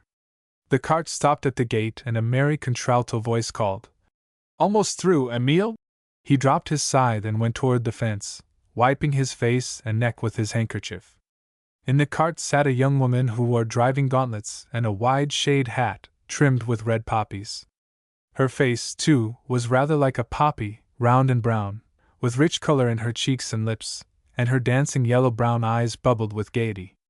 The wind was flapping her big hat and teasing a curl of her chestnut-colored hair. She shook her head at the tall youth. "What time did you get over here? That's not much of a job for an athlete. Here I've been to town and back. Alexandra lets you sleep late." "Oh, I know. Lou's wife was telling me about the way she spoils you. I was going to give you a lift if you were done." She gathered up her reins. "But I will be in a minute. Please wait for me, Marie," Emile coaxed. "Alexandra sent me to mow our lot, but I've done half a dozen others, you see. Just wait till I finish off the cornice. By the way, they were Bohemians. Why aren't they up in the Catholic graveyard?" "Freethinkers," replied the young woman laconically. "Lots of the Bohemian boys at the university are," said Emile, taking up his scythe again. "What did you ever burn John Huss for, anyway? It's made an awful row. They still jaw about it in history classes. We do it right over again, most of us," said the young woman hotly. "Don't they ever teach you in your history classes that you'd all be heathen Turks if it hadn't been for the Bohemians?" Emile had fallen to mowing. "Oh, there's no denying you're a spunky little bunch, you Czechs," he called back over his shoulder. Marie Shabata settled herself in her seat and watched the rhythmical movement of the young man's long arms, swinging her foot as if in time to some air that was going through her mind. The minutes passed. Emile mowed vigorously and Marie sat sunning herself and watching the long grass fall. She sat with the ease that belongs to persons of an essentially happy nature, who can find a comfortable spot almost anywhere, who are supple and quick in adapting themselves to circumstances. After a final swish, Emile snapped the gate and sprang into the cart, holding his scythe well out over the wheel. "There," he sighed. "I gave old Manley a cut or so, too. Lou's wife needn't talk. I never see Lou's scythe over here." Marie clucked to her horse. "Oh, you know, Annie!" She looked at the young man's bare arms. "How brown you've got since you came home. I wish I had an athlete to mow my orchard. I get wet to my knees when I go down to pick cherries. You can have one any time you want him. Better wait until after it rains." Emile squinted off at the horizon as if he were looking for clouds. "Will you? Oh, there's a good boy." She turned her head to him with a quick, bright smile. He felt it rather than saw it. Indeed, he had looked away with the purpose of not seeing it. "I've been up looking at Angelique's wedding clothes," Marie went on, "and I'm so excited I can hardly wait until Sunday. Amedee will be a handsome bridegroom. Is anybody but you going to stand up with him? Well, then it will be a handsome wedding party." She made a droll face at Emile, who flushed. "Frank," Marie continued, flicking her horse, "is cranky at me because I loaned his saddle to Jan Smirka, and I'm terribly afraid he won't take me to the dance in the evening. Maybe the supper will tempt him. All Angelique's folks are baking for it, and all Amedee's 20 cousins. There will be barrels of beer. If once I get Frank to the supper, I'll see that I stay for the dance. And by the way, Emile, you mustn't dance with me but once or twice. You must dance with all the French girls. It hurts their feelings if you don't. They think you're proud because you've been away to school or something." Emile sniffed. "How do you know they think that?" "Well, you didn't dance with them much at Raoul Marcel's party, and I could tell how they took it by the way they looked at you, and at me." "All right," said Emile shortly, studying the glittering blade of his scythe. They drove westward toward Norway Creek, and toward a big white house that stood on a hill, several miles across the fields. There were so many sheds and outbuildings grouped about it that the place looked not unlike a tiny village. A stranger, approaching it, could not help noticing the beauty and fruitfulness of the outlying fields. There was something individual about the great farm, a most unusual trimness and care for detail. On either side of the road, for a mile before you reached the foot of the hill, stood tall osage-orange hedges, their glossy green marking off the yellow fields. South of the hill, in a low, sheltered swale, surrounded by a mulberry hedge, was the orchard, its fruit trees knee-deep in timothy grass. Anyone thereabouts would have told you that this was one of the richest farms on the divide, and that the farmer was a woman, Alexandra Bergson.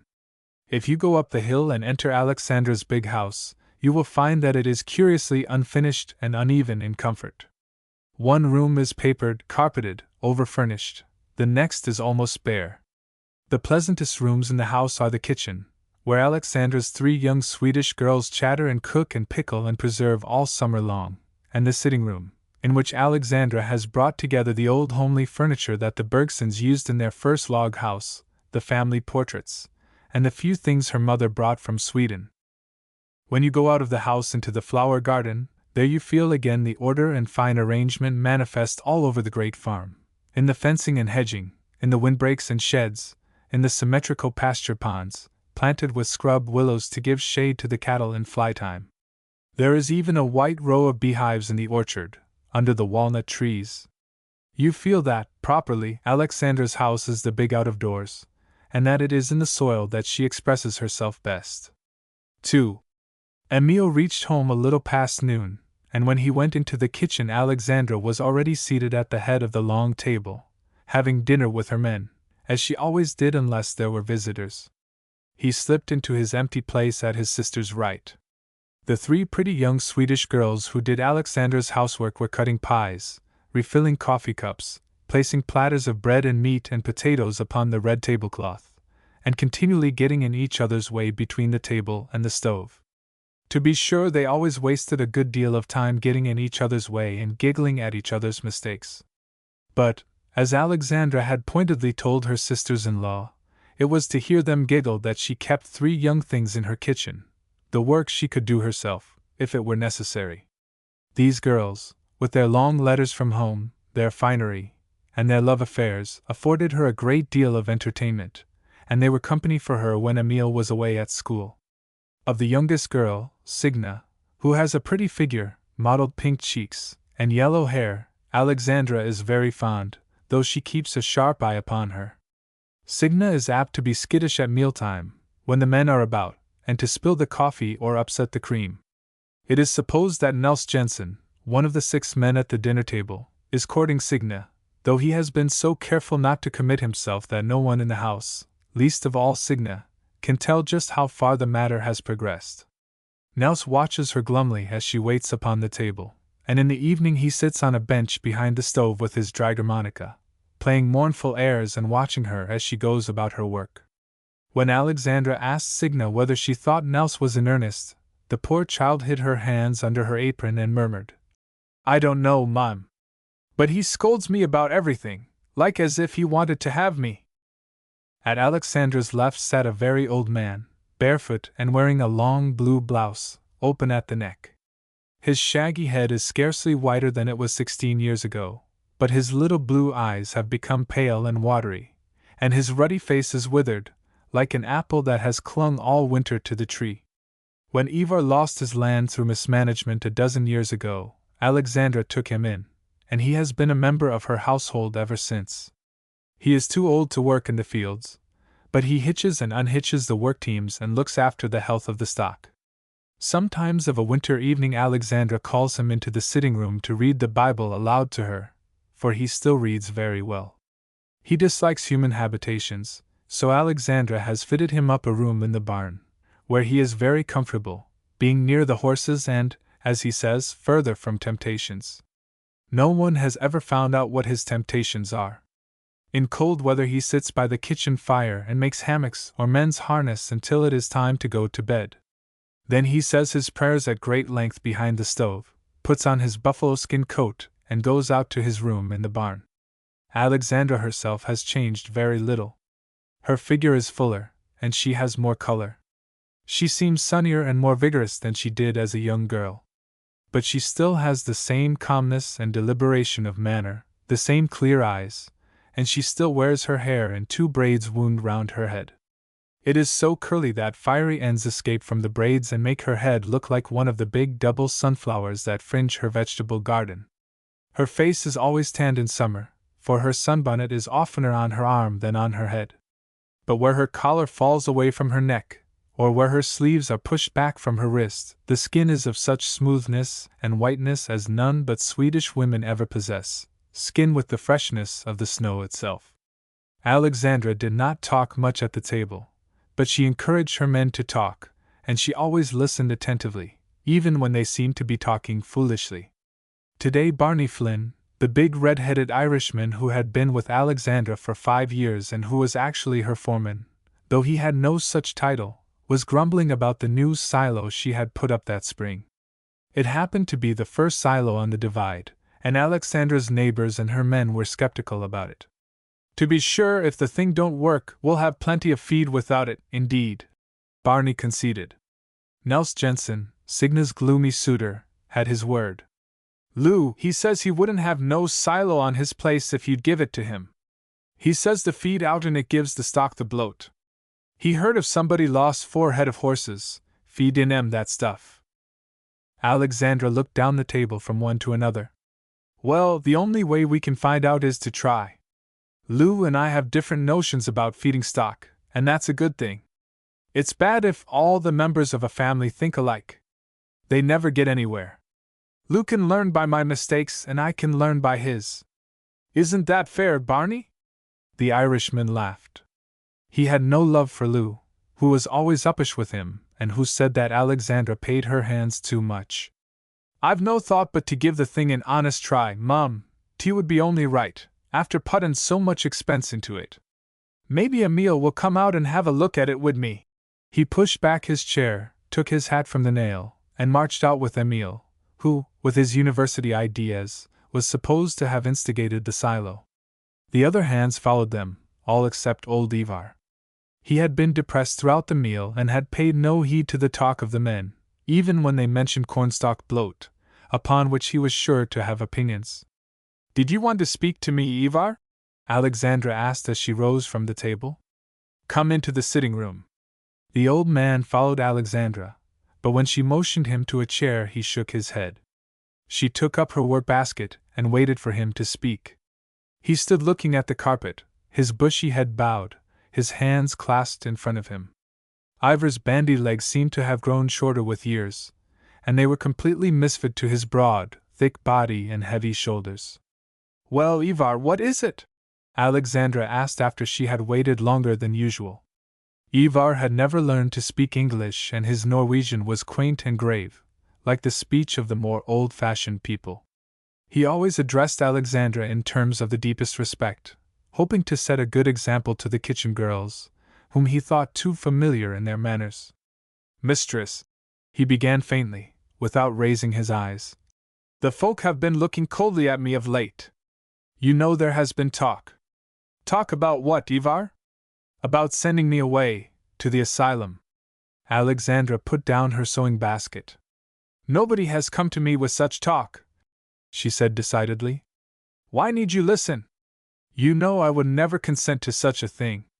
Ivar lifted his shaggy head and looked at her out of his little eyes. "They say that you cannot prevent it if the folk complain of me, if your brothers complain to the authorities. They say that your brothers are afraid, God forbid, that I may do you some injury when my spells are on me. Mistress, how can anyone think that I could bite the hand that fed me?" The tears trickled down on the old man's beard.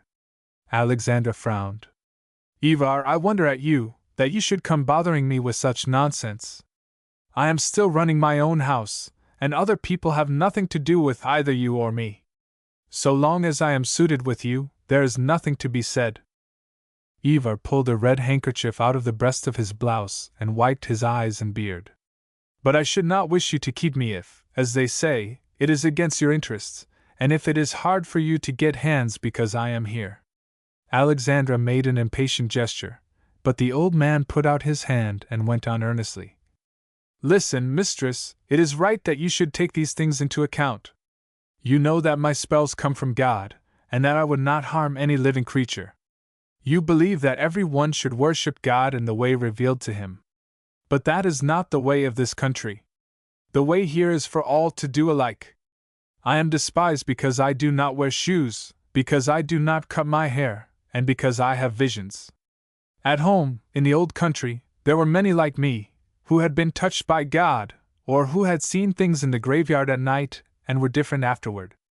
We thought nothing of it, and let them alone. But here, if a man is different in his feet or in his head, they put him in the asylum. Look at Peter Kralik. When he was a boy, drinking out of a creek, he swallowed a snake, and always after that he could eat only such food as the creature liked, for when he ate anything else, it became enraged and gnawed him.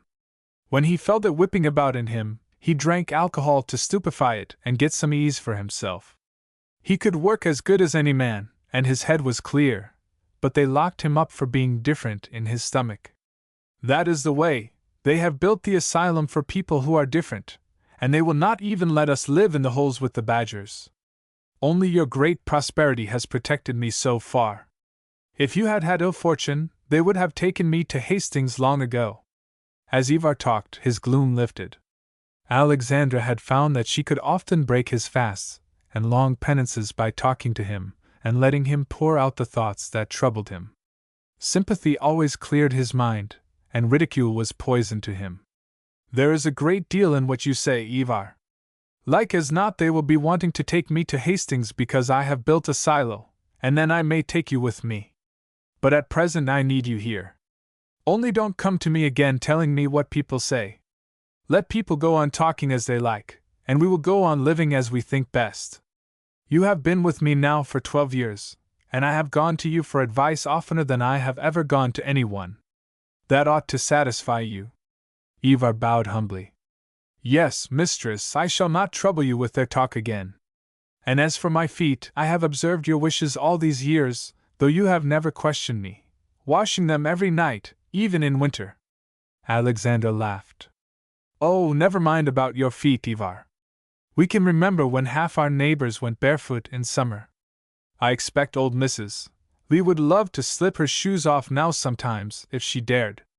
I'm glad I'm not Lou's mother-in-law. Ivar looked about mysteriously and lowered his voice almost to a whisper. You know what they have over at Lou's house? A great white tub, like the stone water troughs in the old country, to wash themselves in. When you sent me over with the strawberries, they were all in town but the old woman Lee and the baby. She took me in and showed me the thing, and she told me it was impossible to wash yourself clean in it, because, in so much water, you could not make a strong suds. So when they fill it up and send her in there, she pretends, and makes a splashing noise. Then, when they are all asleep, she washes herself in a little wooden tub she keeps under her bed. Alexandra shook with laughter. Poor old Mrs. Lee! They won't let her wear nightcaps either. Never mind, when she comes to visit me, she can do all the old things in the old way, and have as much beer as she wants. We'll start an asylum for old-time people, Ivar. Ivar folded his big handkerchief carefully and thrust it back into his blouse. This is always the way, mistress. I come to you sorrowing, and you send me away with a light heart. And will you be so good as to tell the Irishman that he is not to work the brown gelding until the sore on its shoulder is healed? That I will. Now go and put Emil's mare to the cart. I am going to drive up to the north quarter to meet the man from town who is to buy my alfalfa hay. 3. Alexandra was to hear more of Ivar's case, however. On Sunday her married brothers came to dinner. She had asked them for that day because Emile, who hated family parties, would be absent, dancing at Amédée Chevalier's wedding, up in the French country. The table was set for company in the dining room, where highly varnished wood and colored glass and useless pieces of china were conspicuous enough to satisfy the standards of the new prosperity. Alexandra had put herself into the hands of the Hanover furniture dealer, and he had conscientiously done his best to make her dining room look like his display window. She said frankly that she knew nothing about such things, and she was willing to be governed by the general conviction that the more useless and utterly unusable objects were, the greater their virtue as ornament. That seemed reasonable enough. Since she liked plain things herself, it was all the more necessary to have jars and punch bowls and candlesticks in the company rooms for people who did appreciate them. Her guests liked to see about them these reassuring emblems of prosperity. The family party was complete except for Emile, and Oscar's wife who, in the country phrase, was not going anywhere just now. Oscar sat at the foot of the table, and his 4 tow-headed little boys, aged from 12 to 5, were ranged at one side. Neither Oscar nor Lou has changed much. They have simply, as Alexandra said of them long ago, grown to be more and more like themselves. Lou now looks the older of the two. His face is thin and shrewd and wrinkled about the eyes, while Oscar's is thick and dull. For all his dullness, however, Oscar makes more money than his brother, which adds to Lou's sharpness and uneasiness and tempts him to make a show. The trouble with Lou is that he is tricky, and his neighbors have found out that, as Ivar says, he has not a fox's face for nothing. Politics being the natural field for such talents, he neglects his farm to attend conventions and to run for county offices. Lou's wife, formerly Annie Lee, has grown to look curiously like her husband. Her face has become longer, sharper, more aggressive. She wears her yellow hair in a high pompadour, and is bedecked with rings and chains and beauty pins. Her tight, high-heeled shoes give her an awkward walk, and she is always more or less preoccupied with her clothes. As she sat at the table, she kept telling her youngest daughter to be careful now, and not drop anything on Mother. The conversation at the table was all in English. Oscar's wife, from the malaria district of Missouri, was ashamed of marrying a foreigner, and his boys do not understand a word of Swedish. Annie and Lou sometimes speak Swedish at home, but Annie is almost as much afraid of being caught at it as ever her mother was of being caught barefoot. Oscar still has a thick accent, but Lou speaks like anybody from Iowa. When I was in Hastings to attend the convention, he was saying, I saw the superintendent of the asylum, and I was telling him about Ivar's symptoms. He says Ivar's case is one of the most dangerous kind, and it's a wonder he hasn't done something violent before this. Alexandra laughed good-humoredly. Oh, nonsense, Lou! The doctors would have us all crazy if they could. Ivar's queer, certainly, but he has more sense than half the hands I hire. Lou flew at his fried chicken. Oh, I guess the doctor knows his business, Alexandra. He was very much surprised when I told him how you'd put up with Ivar. He says he's likely to set fire to the barn any night, or to take after you and the girls with an axe. Little Signa, who was waiting on the table, giggled and fled to the kitchen. Alexandra's eyes twinkled. That was too much for Signa, Lou. We all know that Ivar's perfectly harmless. The girls would as soon expect me to chase them with an axe. Lou flushed and signaled to his wife. All the same, the neighbors will be having a say about it before long. He may burn anybody's barn.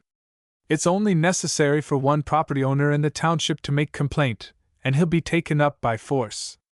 You'd better send him yourself and not have any hard feelings. Alexandra helped one of her little nephews to gravy. Well, Lou, if any of the neighbors try that, I'll have myself appointed Ivar's guardian and take the case to court, that's all. I am perfectly satisfied with him. Pass the preserves, Lou, said Annie in a warning tone. She had reasons for not wishing her husband to cross Alexandra too openly. But don't you sort of hate to have people see him around here, Alexandra? She went on with persuasive smoothness. He is a disgraceful object, and you're fixed up so nice now. It sort of makes people distant with you, when they never know when they'll hear him scratching about. My girls are afraid as death of him, aren't you, Millie, dear? Millie was 15, fat and jolly and pompadoured, with a creamy complexion, square white teeth, and a short upper lip.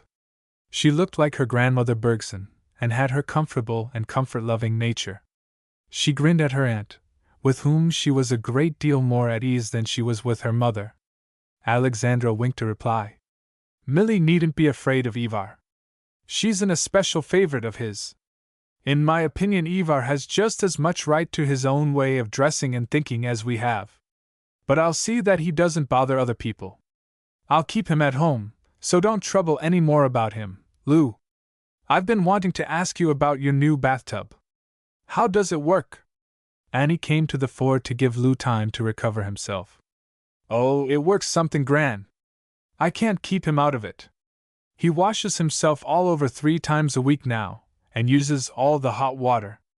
I think it's weakening to stay in as long as he does. You ought to have one, Alexandra. I'm thinking of it. I might have one put in the barn for Ivar, if it will ease people's minds. But before I get a bathtub, I'm going to get a piano for Millie. Oscar, at the end of the table, looked up from his plate. What does Millie want of a piano? What's the matter with her organ? She can make some use of that, and play in church. Annie looked flustered. She had begged Alexandra not to say anything about this plan before Oscar, who was apt to be jealous of what his sister did for Lou's children. Alexandra did not get on with Oscar's wife at all. Millie can play in church just the same, and she'll still play on the organ. But practicing on it so much spoils her touch. Her teacher says so, Annie brought out with spirit. Oscar rolled his eyes. Well, Millie must have got on pretty good if she's got past the organ. I know plenty of grown folks that ain't, he said bluntly. Annie threw up her chin. She has got on good, and she's going to play for her commencement when she graduates in town next year. Yes, said Alexandra firmly. I think Millie deserves a piano. All the girls around here have been taking lessons for years, but Millie is the only one of them who can ever play anything when you ask her. I'll tell you when I first thought I would like to give you a piano, Millie, and that was when you learned that book of old Swedish songs that your grandfather used to sing. He had a sweet tenor voice, and when he was a young man he loved to sing. I can remember hearing him singing with the sailors down in the shipyard, when I was no bigger than Stella here, pointing to Annie's younger daughter. Millie and Stella both looked through the door into the sitting room, where a crayon portrait of John Bergson hung on the wall. Alexandra had had it made from a little photograph, taken for his friends just before he left Sweden, a slender man of 35, with soft hair curling about his high forehead, a drooping mustache, and wondering, sad eyes that looked forward into the distance, as if they already beheld the new world. After dinner Lou and Oscar went to the orchard to pick cherries. They had neither of them had the patience to grow an orchard of their own, and Annie went down to gossip with Alexandra's kitchen girls while they washed the dishes. She could always find out more about Alexandra's domestic economy from the prattling maids than from Alexandra herself, and what she discovered she used to her own advantage with Lou. On the Divide, farmers' daughters no longer went out into service, so Alexandra got her girls from Sweden, by paying their fare over. They stayed with her until they married, and were replaced by sisters or cousins from the old country. Alexandra took her 3 nieces into the flower garden. She was fond of the little girls, especially of Millie, who came to spend a week with her aunt now and then, and read aloud to her from the old books about the house, or listened to stories about the early days on the Divide. While they were walking among the flower beds, a buggy drove up the hill and stopped in front of the gate. A man got out and stood talking to the driver. The little girls were delighted at the advent of a stranger, someone from very far away, they knew by his clothes, his gloves, and the sharp, pointed cut of his dark beard. The girls fell behind their aunt and peeped out at him from among the castor beans. The stranger came up to the gate, and stood holding his hat in his hand, smiling, while Alexandra advanced slowly to meet him. As she approached he spoke in a low, pleasant voice. "Don't you know me, Alexandra? I would have known you anywhere." Alexandra shaded her eyes with her hand. Suddenly she took a quick step forward. "Can it be?" she exclaimed with feeling. "Can it be that it is Carl Lindström? Why, Carl, it is!" She threw out both her hands and caught his across the gate. "Sadie, Millie, run tell your father and Uncle Oscar that our old friend Carl Lindström is here. Be quick!" "Why, Carl, how did it happen? I can't believe this!" Alexandra shook the tears from her eyes and laughed.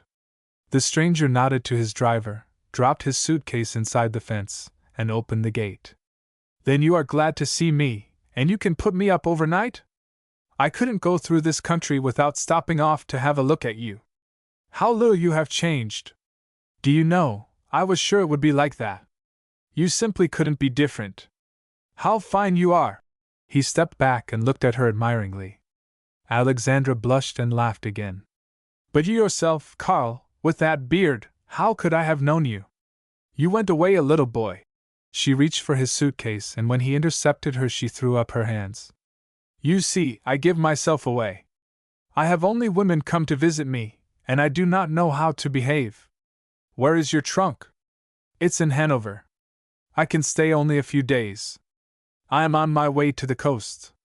They started up the path. A few days? After all these years? Alexandra shook her finger at him. See this, you have walked into a trap. You do not get away so easy. She put her hand affectionately on his shoulder. You owe me a visit for the sake of old times. Why must you go to the coast at all? Oh, I must. I am a fortune hunter. From Seattle I go on to Alaska. Alaska? She looked at him in astonishment. Are you going to paint the Indians? Paint? The young man frowned. Oh, I'm not a painter, Alexandra. I'm an engraver. I have nothing to do with painting. But on my parlor wall I have the paintings. He interrupted nervously. Oh, watercolor sketches, done for amusement. I sent them to remind you of me, not because they were good. What a wonderful place you have made of this, Alexandra. He turned and looked back at the wide, map-like prospect of field and hedge and pasture. I would never have believed it could be done. I'm disappointed in my own eye, in my imagination. At this moment Lou and Oscar came up the hill from the orchard. They did not quicken their pace when they saw Carl. Indeed, they did not openly look in his direction. They advanced distrustfully, and as if they wished the distance were longer. Alexandra beckoned to them. They think I am trying to fool them. Come, boys, it's Carl Lindstrom, our old Carl. Lou gave the visitor a quick, sidelong glance and thrust out his hand. Glad to see you. Oscar followed with, How-de-do. Carl could not tell whether their offishness came from unfriendliness or from embarrassment. He and Alexandra led the way to the porch. Carl, Alexandra explained, is on his way to Seattle.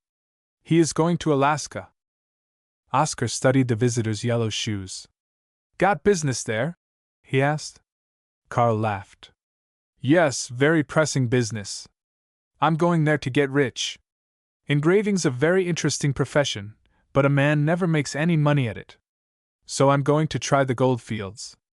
Alexandra felt that this was a tactful speech, and Lou looked up with some interest. Ever done anything in that line before? No, but I'm going to join a friend of mine who went out from New York and has done well. He has offered to break me in. Terrible cold winters there, I hear, remarked Oscar.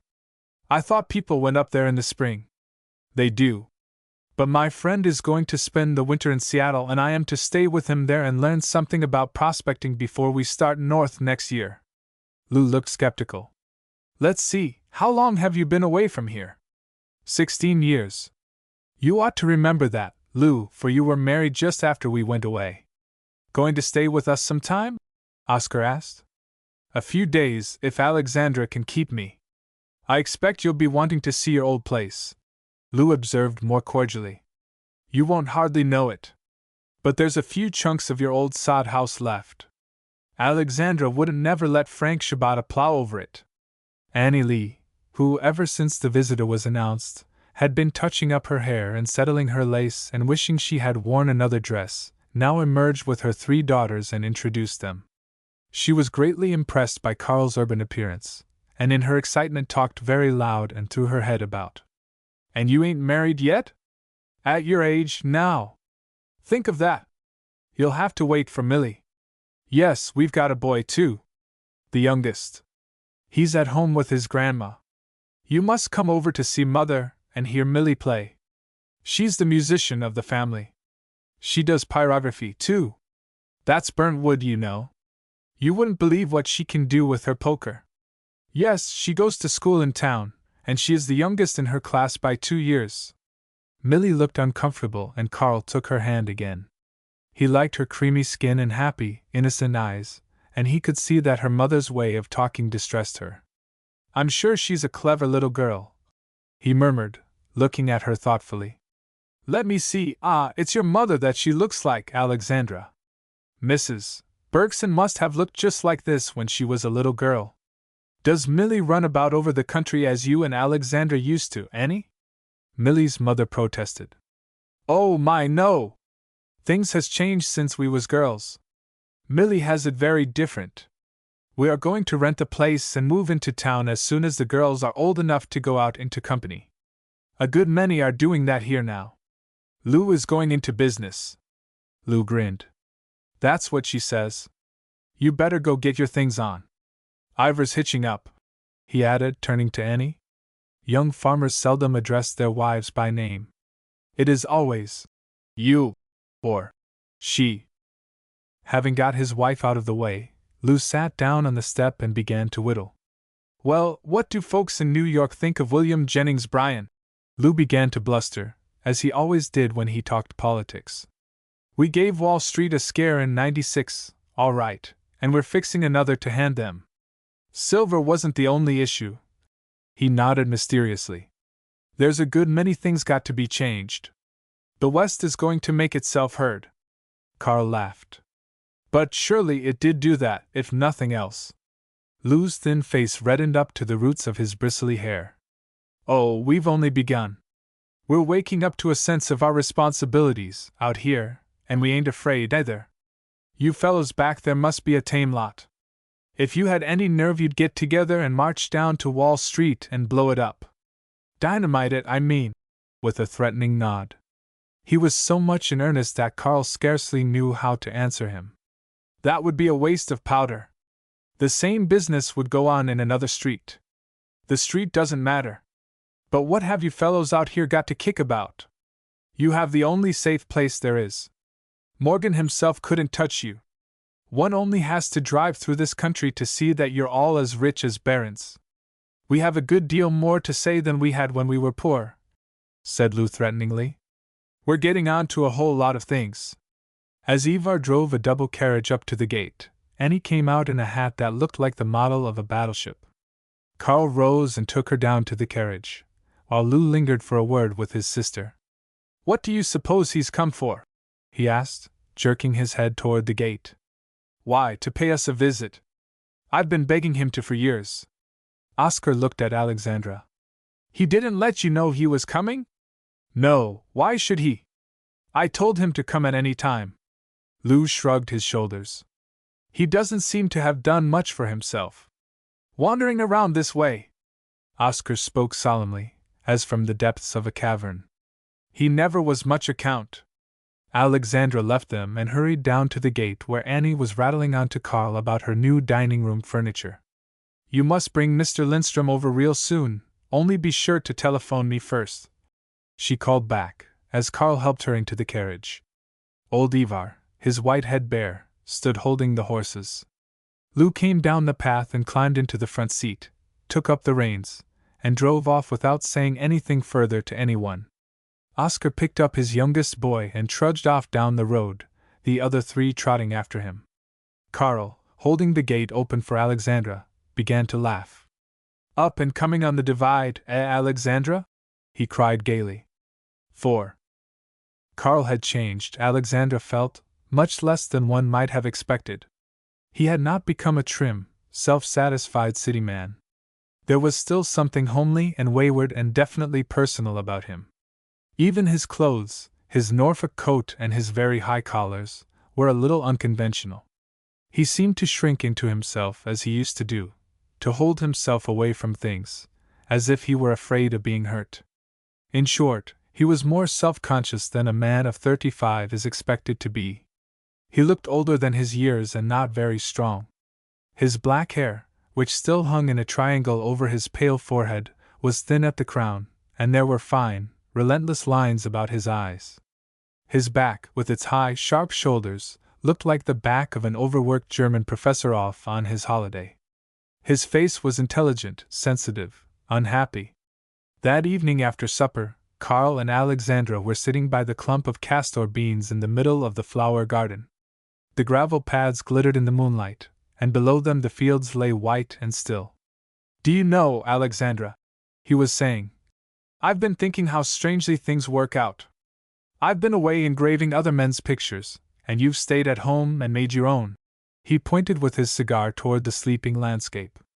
How in the world have you done it? How have your neighbors done it? We hadn't any of us much to do with it, Carl. The land did it. It had its little joke. It pretended to be poor because nobody knew how to work it right, and then, all at once, it worked itself. It woke up out of its sleep and stretched itself, and it was so big, so rich, that we suddenly found we were rich, just from sitting still. As for me, you remember when I began to buy land. For years after that I was always squeezing and borrowing until I was ashamed to show my face in the banks. And then, all at once, men began to come to me offering to lend me money, and I didn't need it. Then I went ahead and built this house. I really built it for Emile. I want you to see Emile, Carl. He is so different from the rest of us. How different? Oh, you'll see. I'm sure it was to have sons like Emile, and to give them a chance, that father left the old country. It's curious, too, on the outside Emile is just like an American boy. He graduated from the State University in June, you know, but underneath he is more Swedish than any of us. Sometimes he is so like father that he frightens me. He is so violent in his feelings like that. Is he going to farm here with you? He shall do whatever he wants to, Alexandra declared warmly. He is going to have a chance, a whole chance. That's what I've worked for. Sometimes he talks about studying law, and sometimes, just lately, he's been talking about going out into the sand hills and taking up more land. He has his sad times, like father. But I hope he won't do that. We have land enough, at last. Alexandra laughed. How about Lou and Oscar? They've done well, haven't they? Yes, very well, but they are different, and now that they have farms of their own I do not see so much of them. We divided the land equally when Lou married. They have their own way of doing things, and they do not altogether like my way, I am afraid. Perhaps they think me too independent. But I have had to think for myself a good many years and am not likely to change. On the whole, though, we take as much comfort in each other as most brothers and sisters do. And I am very fond of Lou's oldest daughter.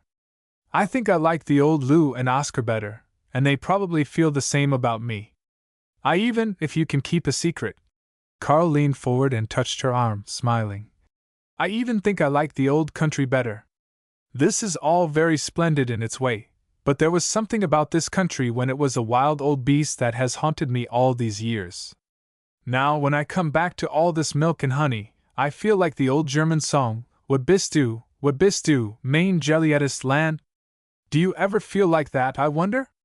Yes, sometimes, when I think about father and mother and those who are gone, so many of our old neighbors. Alexandra paused and looked up thoughtfully at the stars. We can remember the graveyard when it was wild prairie, Carl, and now the old story has begun to write itself over there, said Carl softly. Isn't it queer? There are only 2 or 3 human stories, and they go on repeating themselves as fiercely as if they had never happened before, like the larks in this country, that have been singing the same 5 notes over for thousands of years. Oh, yes! The young people, they live so hard. And yet I sometimes envy them. There is my little neighbor now, the people who bought your old place. I wouldn't have sold it to anyone else, but I was always fond of that girl. You must remember her, little Marie Tversky, from Omaha, who used to visit here?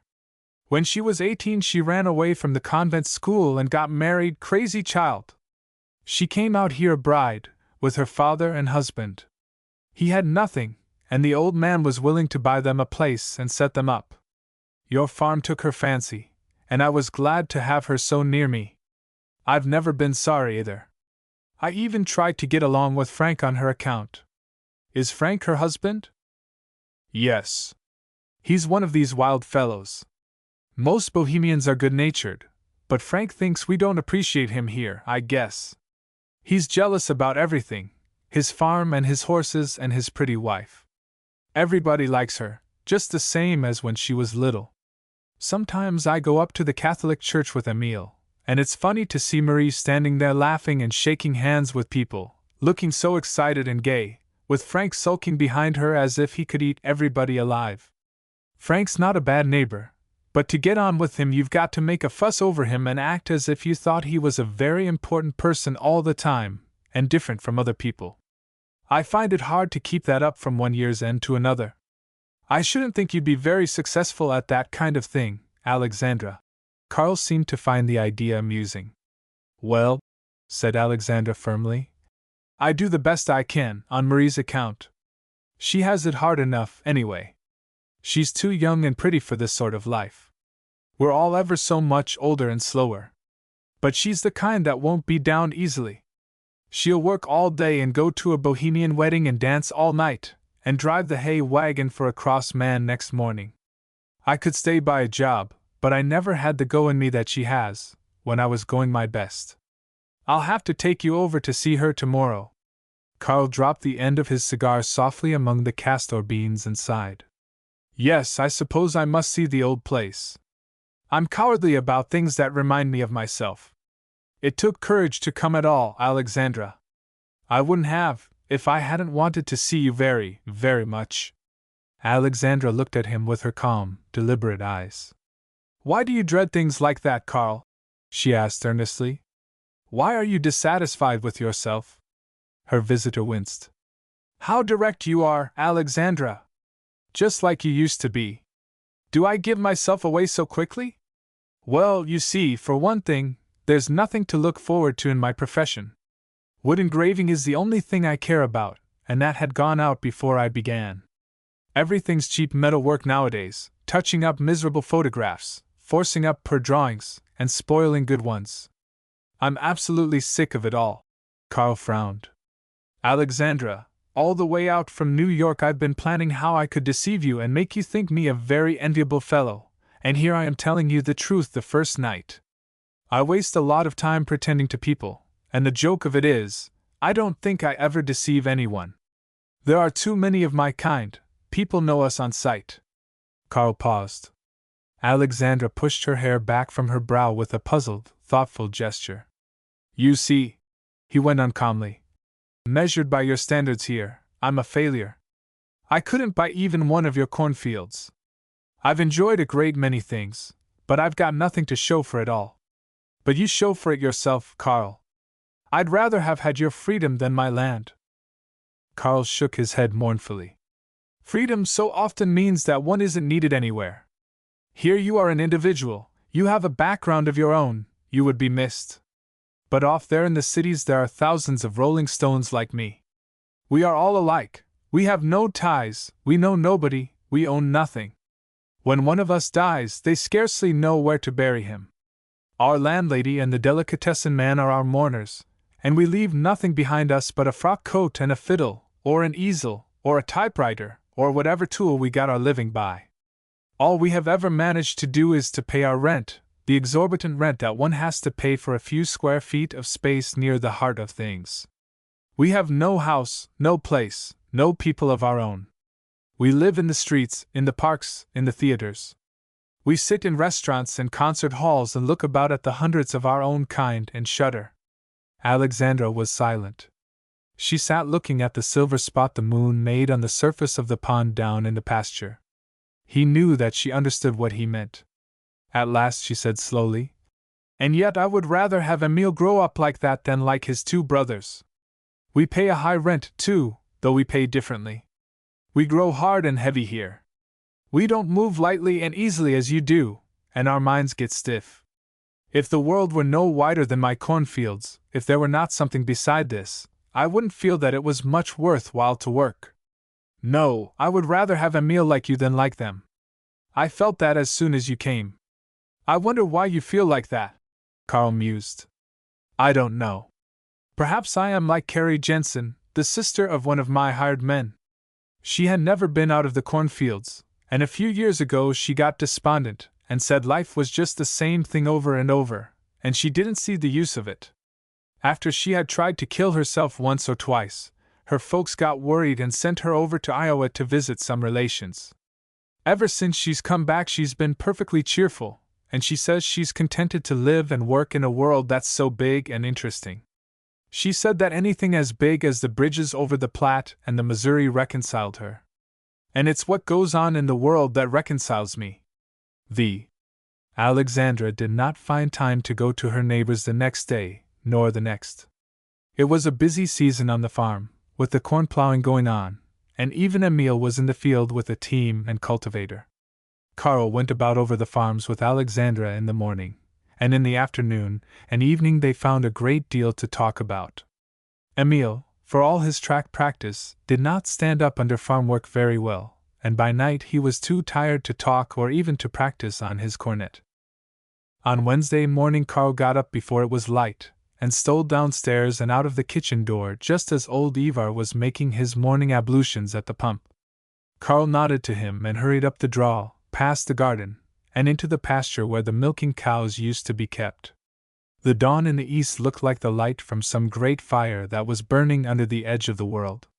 The color was reflected in the globules of dew that sheathed the short gray pasture grass. Karl walked rapidly until he came to the crest of the second hill, where the Bergson pasture joined the one that had belonged to his father. There he sat down and waited for the sun to rise. It was just there that he and Alexandra used to do their milking together, he on his side of the fence, she on hers. He could remember exactly how she looked when she came over the close-cropped grass, her skirts pinned up, her head bare, a bright tin pail in either hand, and the milky light of the early morning all about her. Even as a boy he used to feel, when he saw her coming with her free step, her upright head and calm shoulders, that she looked as if she had walked straight out of the morning itself. Since then, when he had happened to see the sun come up in the country or on the water, he had often remembered the young Swedish girl and her milking pails. Karl sat musing until the sun leaped above the prairie, and in the grass about him all the small creatures of day began to tune their tiny instruments. Birds and insects without number began to chirp, to twitter, to snap and whistle, to make all manner of fresh shrill noises. The pasture was flooded with light. Every clump of ironweed and snow on the mountain threw a long shadow, and the golden light seemed to be rippling through the curly grass like the tide racing in. He crossed the fence into the pasture that was now the ciabattas and continued his walk toward the pond. He had not gone far, however, when he discovered that he was not the only person abroad. In the draw below, his gun in his hands, was Emile, advancing cautiously, with a young woman beside him. They were moving softly, keeping close together, and Karl knew that they expected to find ducks on the pond. At the moment when they came in sight of the bright spot of water, he heard a whir of wings and the ducks shot up into the air.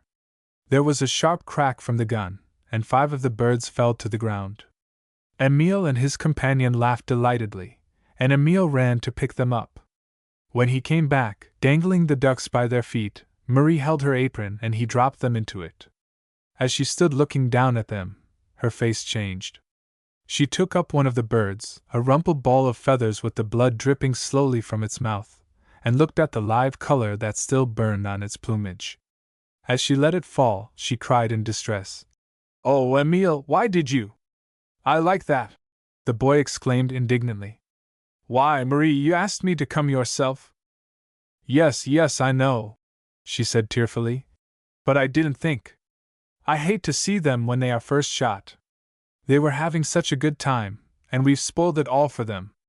Emile gave a rather sore laugh. "I should say we had. I'm not going hunting with you any more. You're as bad as Ivar. Here, let me take them." He snatched the ducks out of her apron. "Don't be cross, Emile. Only, Ivar's right about wild things. They're too happy to kill. You can tell just how they felt when they flew up. They were scared, but they didn't really think anything could hurt them. No, we won't do that anymore." "All right," Emile assented. "I'm sorry I made you feel bad." As he looked down into her tearful eyes, there was a curious, sharp young bitterness in his own. Karl watched them as they moved slowly down the draw. They had not seen him at all. He had not overheard much of their dialogue, but he felt the import of it. It made him, somehow, unreasonably mournful to find 2 young things abroad in the pasture in the early morning. He decided that he needed his breakfast. 6. At dinner that day Alexandra said she thought they must really manage to go over to the ciabattas that afternoon. "It's not often I let 3 days go by without seeing Marie. She will think I have forsaken her, now that my old friend has come back." After the men had gone back to work, Alexandra put on a white dress and her sun hat, and she and Carl set forth across the fields. You see, we have kept up the old path, Carl. It has been so nice for me to feel that there was a friend at the other end of it again. Carl smiled a little ruefully. All the same, I hope it hasn't been quite the same. Alexandra looked at him with surprise. Why, no, of course not. Not the same. She could not very well take your place, if that's what you mean. I'm friendly with all my neighbors, I hope. But Marie is really a companion, someone I can talk to quite frankly. You wouldn't want me to be more lonely than I have been, would you? Carl laughed, and pushed back the triangular lock of hair with the edge of his hat. Of course I don't. I ought to be thankful that this path hasn't been worn by friends with more pressing errands than your little bohemian is likely to have. He paused to give Alexandra his hand as she stepped over the stile. Are you the least bit disappointed in our coming together again? He asked abruptly. Is it the way you hoped it would be? Alexandra smiled at this. Only better. When I've thought about your coming, I've sometimes been a little afraid of it. You have lived where things move so fast, and everything is slow here, the people slowest of all. Our lives are like the years, all made up of weather and crops and cows. How you hated cows! She shook her head and laughed to herself. I didn't when we milked together. I walked up to the pasture corners this morning. I wonder whether I shall ever be able to tell you all that I was thinking about up there. It's a strange thing, Alexandra. I find it easy to be frank with you about everything under the sun except yourself. You are afraid of hurting my feelings, perhaps. Alexandra looked at him thoughtfully. No, I'm afraid of giving you a shock. You've seen yourself for so long in the dull minds of the people about you, that if I were to tell you how you seem to me, it would startle you. But you must see that you astonish me. You must feel when people admire you. Alexandra blushed and laughed with some confusion. I felt that you were pleased with me, if you mean that. And you've felt when other people were pleased with you, he insisted. Well, sometimes. The men in town, at the banks and the county offices, seem glad to see me. I think myself, it is more pleasant to do business with people who are clean and healthy looking, she admitted blandly. Carl gave a little chuckle as he opened the Shabata's gate for her. Oh, do you? He asked dryly. There was no sign of life about the Shabata's house except a big yellow cat, sunning itself on the kitchen doorstep. Alexandra took the path that led to the orchard. She often sits there and sews. I didn't telephone her we were coming, because I didn't want her to go to work and bake cake and freeze ice cream. She'll always make a party if you give her the least excuse. Do you recognize the apple trees, Carl? Lindstrom looked about him. I wish I had $1 for every bucket of water I've carried for those trees. Poor father, he was an easy man, but he was perfectly merciless when it came to watering the orchard. That's one thing I like about Germans. They make an orchard grow if they can't make anything else. I'm so glad these trees belong to someone who takes comfort in them. When I rented this place, the tenants never kept the orchard up, and Emile and I used to come over and take care of it ourselves. It needs mowing now. There she is, down in the corner. Maria! She called. A recumbent figure started up from the grass and came running toward them through the flickering screen of light and shade. Look at her! Isn't she like a little brown rabbit? Alexandra laughed. Maria ran up panting and threw her arms about Alexandra. Oh, I had begun to think you were not coming at all, maybe. I knew you were so busy. Yes, Emile told me about Mr. Lindstrom being here. Won't you come up to the house? Why not sit down there in your corner? Carl wants to see the orchard. He kept all these trees alive for years, watering them with his own back. Marie turned to Carl. Then I'm thankful to you, Mr. Lindstrom. We'd never have bought the place if it hadn't been for this orchard, and then I wouldn't have had Alexandra either. She gave Alexandra's arm a little squeeze as she walked beside her. How nice your dress smells, Alexandra. You put rosemary leaves in your chest, like I told you. She led them to the northwest corner of the orchard, sheltered on one side by a thick mulberry hedge and bordered on the other by a wheat field, just beginning to yellow. In this corner the ground dipped a little, and the blue grass, which the weeds had driven out in the upper part of the orchard, grew thick and luxuriant. Wild roses were flaming in the tufts of bunch grass along the fence. Under a white mulberry tree there was an old wagon seat. Beside it lay a book and a work-basket. "You must have the seat, Alexandra. The grass would stain your dress," the hostess insisted. She dropped down on the ground at Alexandra's side and tucked her feet under her. Carl sat at a little distance from the two women, his back to the wheat field, and watched them. Alexandra took off her shade hat and threw it on the ground. Marie picked it up and played with the white ribbons, twisting them about her brown fingers as she talked.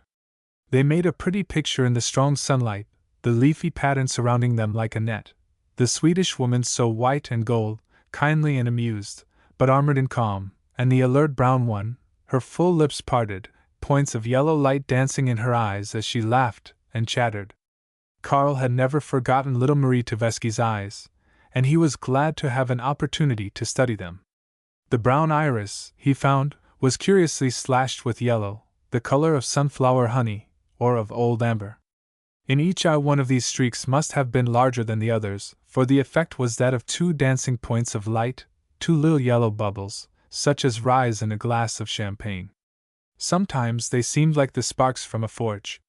She seemed so easily excited, to kindle with a fierce little flame if one but breathed upon her. What a waste, Carl reflected. She ought to be doing all that for a sweetheart. How awkwardly things come about.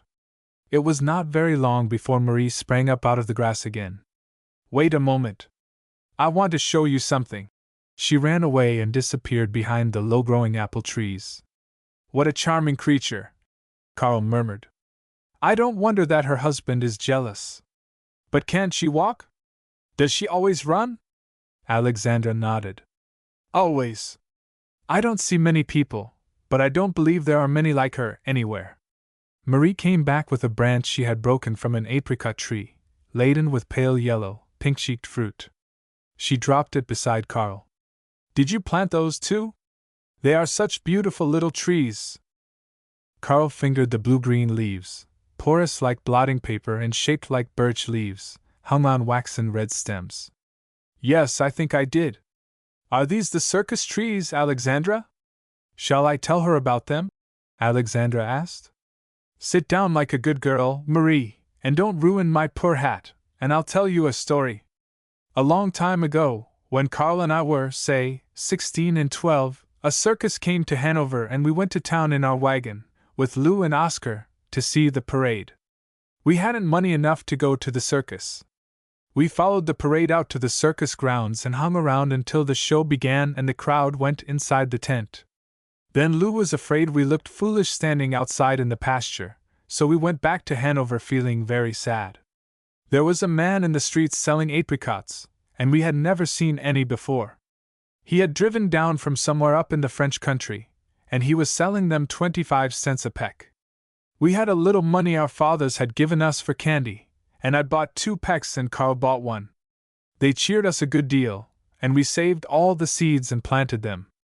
Up to the time Carl went away, they hadn't borne at all. And now he's come back to eat them, cried Marie, nodding at Carl. That is a good story. I can remember you a little, Mr. Lindstrom. I used to see you in Hanover sometimes, when Uncle Joe took me to town. I remember you because you were always buying pencils and tubes of paint at the drug store. Once, when my uncle left me at the store, you drew a lot of little birds and flowers for me on a piece of wrapping paper. I kept them for a long while. I thought you were very romantic because you could draw and had such black eyes. Carl smiled. Yes, I remember that time.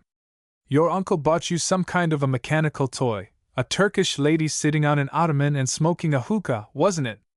And she turned her head backwards and forwards. Oh, yes. Wasn't she splendid? I knew well enough I ought not to tell Uncle Joe I wanted it, for he had just come back from the saloon and was feeling good. You remember how he laughed? She tickled him, too. But when we got home, my aunt scolded him for buying toys when she needed so many things. We wound Our Lady up every night, and when she began to move her head my aunt used to laugh as hard as any of us. It was a music box, you know, and the Turkish lady played a tune while she smoked. That was how she made you feel so jolly. As I remember her, she was lovely, and had a gold crescent on her turban. Half an hour later, as they were leaving the house, Carl and Alexandra were met in the path by a strapping fellow in overalls and a blue shirt. He was breathing hard, as if he had been running, and was muttering to himself. Marie ran forward, and taking him by the arm, gave him a little push toward her guests. "Frank, this is Mr. Lindstrom."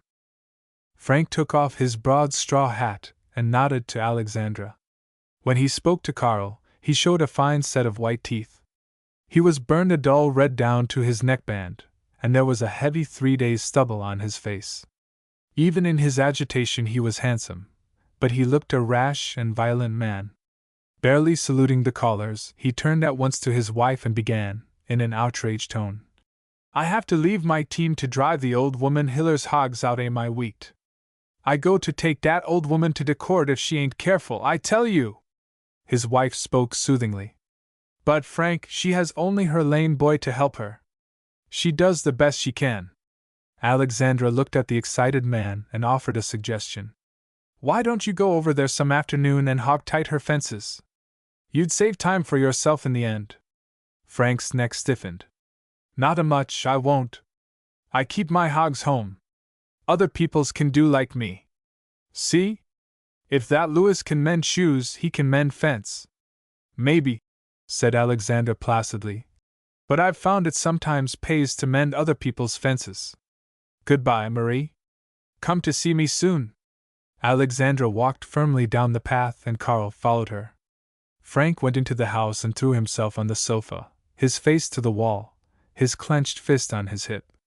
Marie, having seen her guests off, came in and put her hand coaxingly on his shoulder. "Poor Frank! You've run until you've made your head ache, now haven't you? Let me make you some coffee." "What else am I to do?" he cried hotly in Bohemian. "Am I to let any old woman's hogs root up my wheat? Is that what I worked myself to death for? Don't worry about it, Frank. I'll speak to Mrs. Hiller again. But really, she almost cried last time they got out, she was so sorry." Frank bounced over on his other side. "That's it, you always side with them against me. They all know it. Anybody here feels free to borrow the mower and break it, or turn their hogs in on me. They know you won't care." Marie hurried away to make his coffee. When she came back, he was fast asleep. She sat down and looked at him for a long while, very thoughtfully. When the kitchen clock struck 6, she went out to get supper, closing the door gently behind her.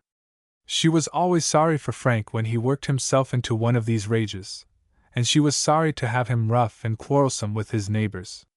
She was perfectly aware that the neighbors had a good deal to put up with, and that they bore with Frank for her sake. 7. Marie's father, Albert Tversky, was one of the more intelligent Bohemians who came west in the early 70s. He settled in Omaha and became a leader and advisor among his people there. Marie was his youngest child, by a second wife, and was the apple of his eye. She was barely 16, and was in the graduating class of the Omaha High School, when Frank Shabata arrived from the old country and set all the Bohemian girls in a flutter. He was easily the buck of the beer gardens, and on Sunday he was a sight to see, with his silk hat and tucked shirt and blue frock coat, wearing gloves and carrying a little wisp of a yellow cane.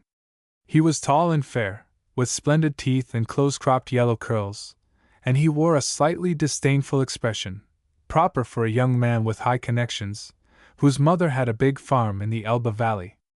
There was often an interesting discontent in his blue eyes, and every Bohemian girl he met imagined herself the cause of that unsatisfied expression.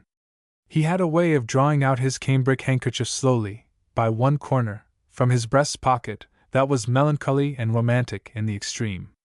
He took a little flight with each of the more eligible Bohemian girls, but it was when he was with little Marie Tversky that he drew his handkerchief out most slowly, and, after he had lit a fresh cigar, dropped the match most despairingly.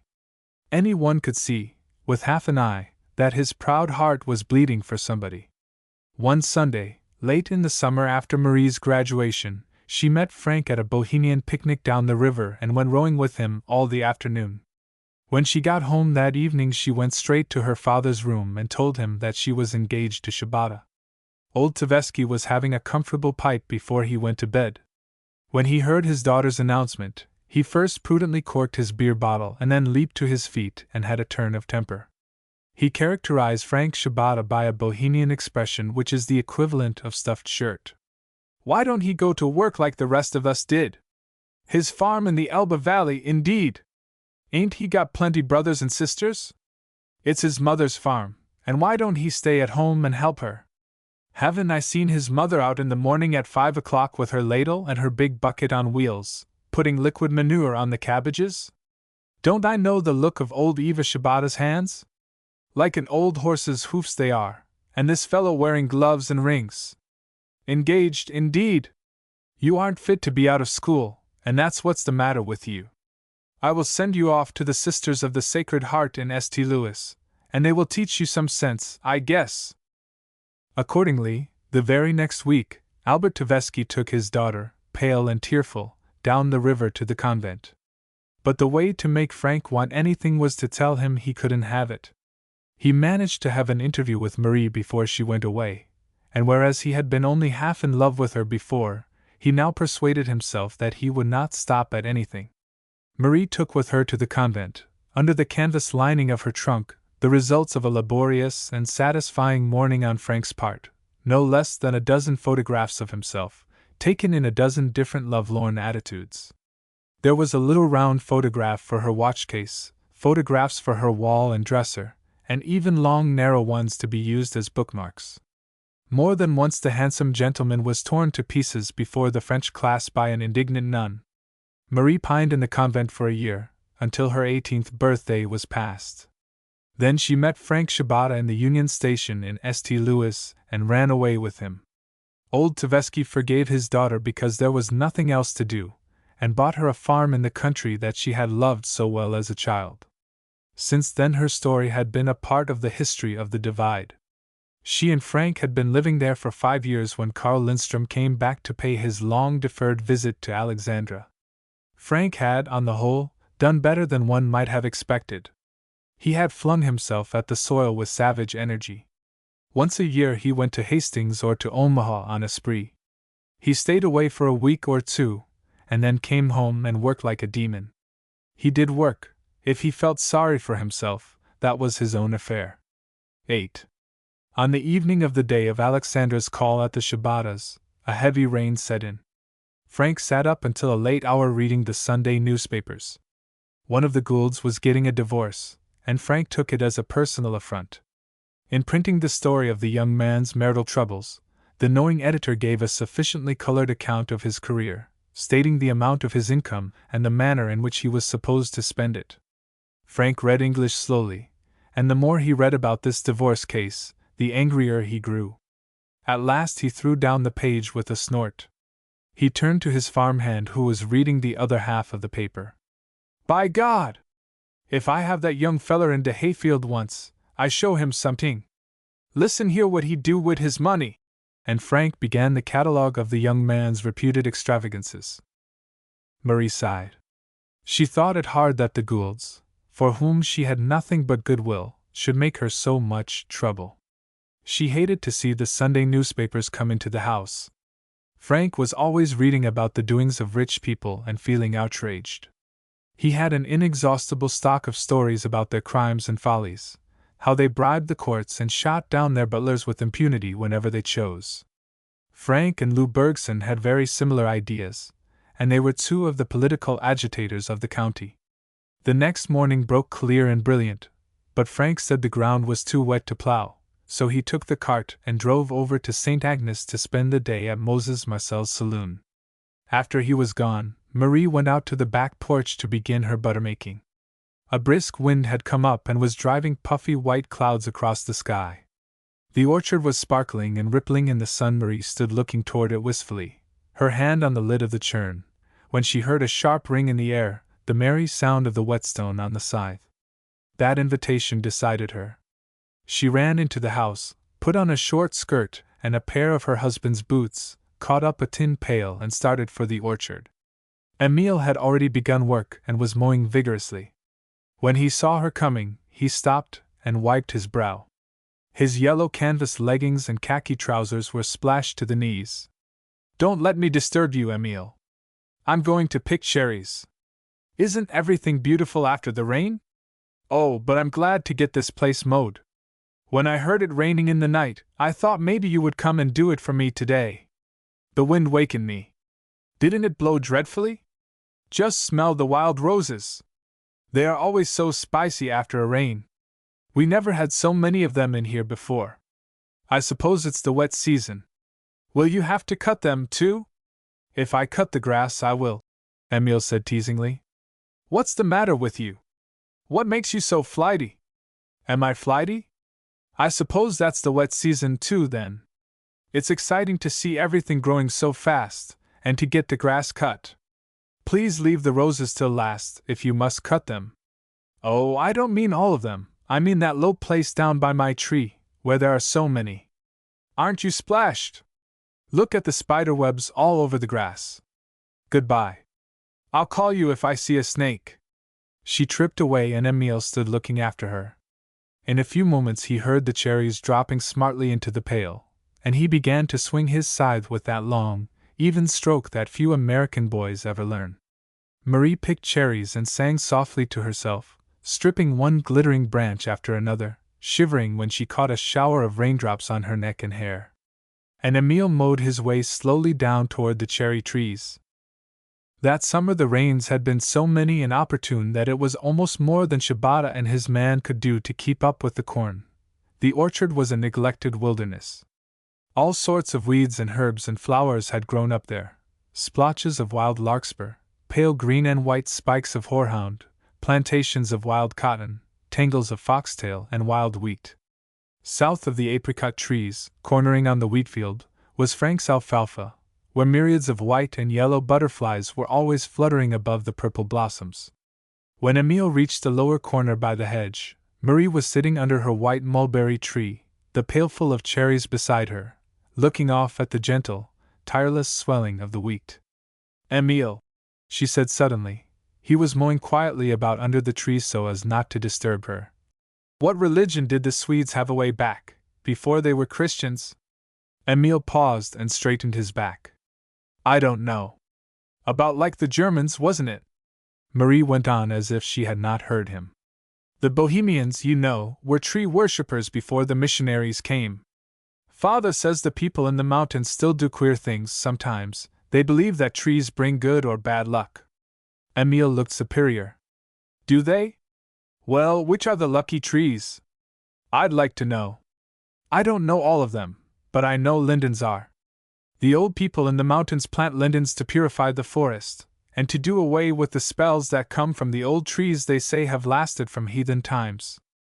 I'm a good Catholic, but I think I could get along with caring for trees if I hadn't anything else. That's a poor saying, said Emile, stooping over to wipe his hands in the wet grass. Why is it? If I feel that way, I feel that way.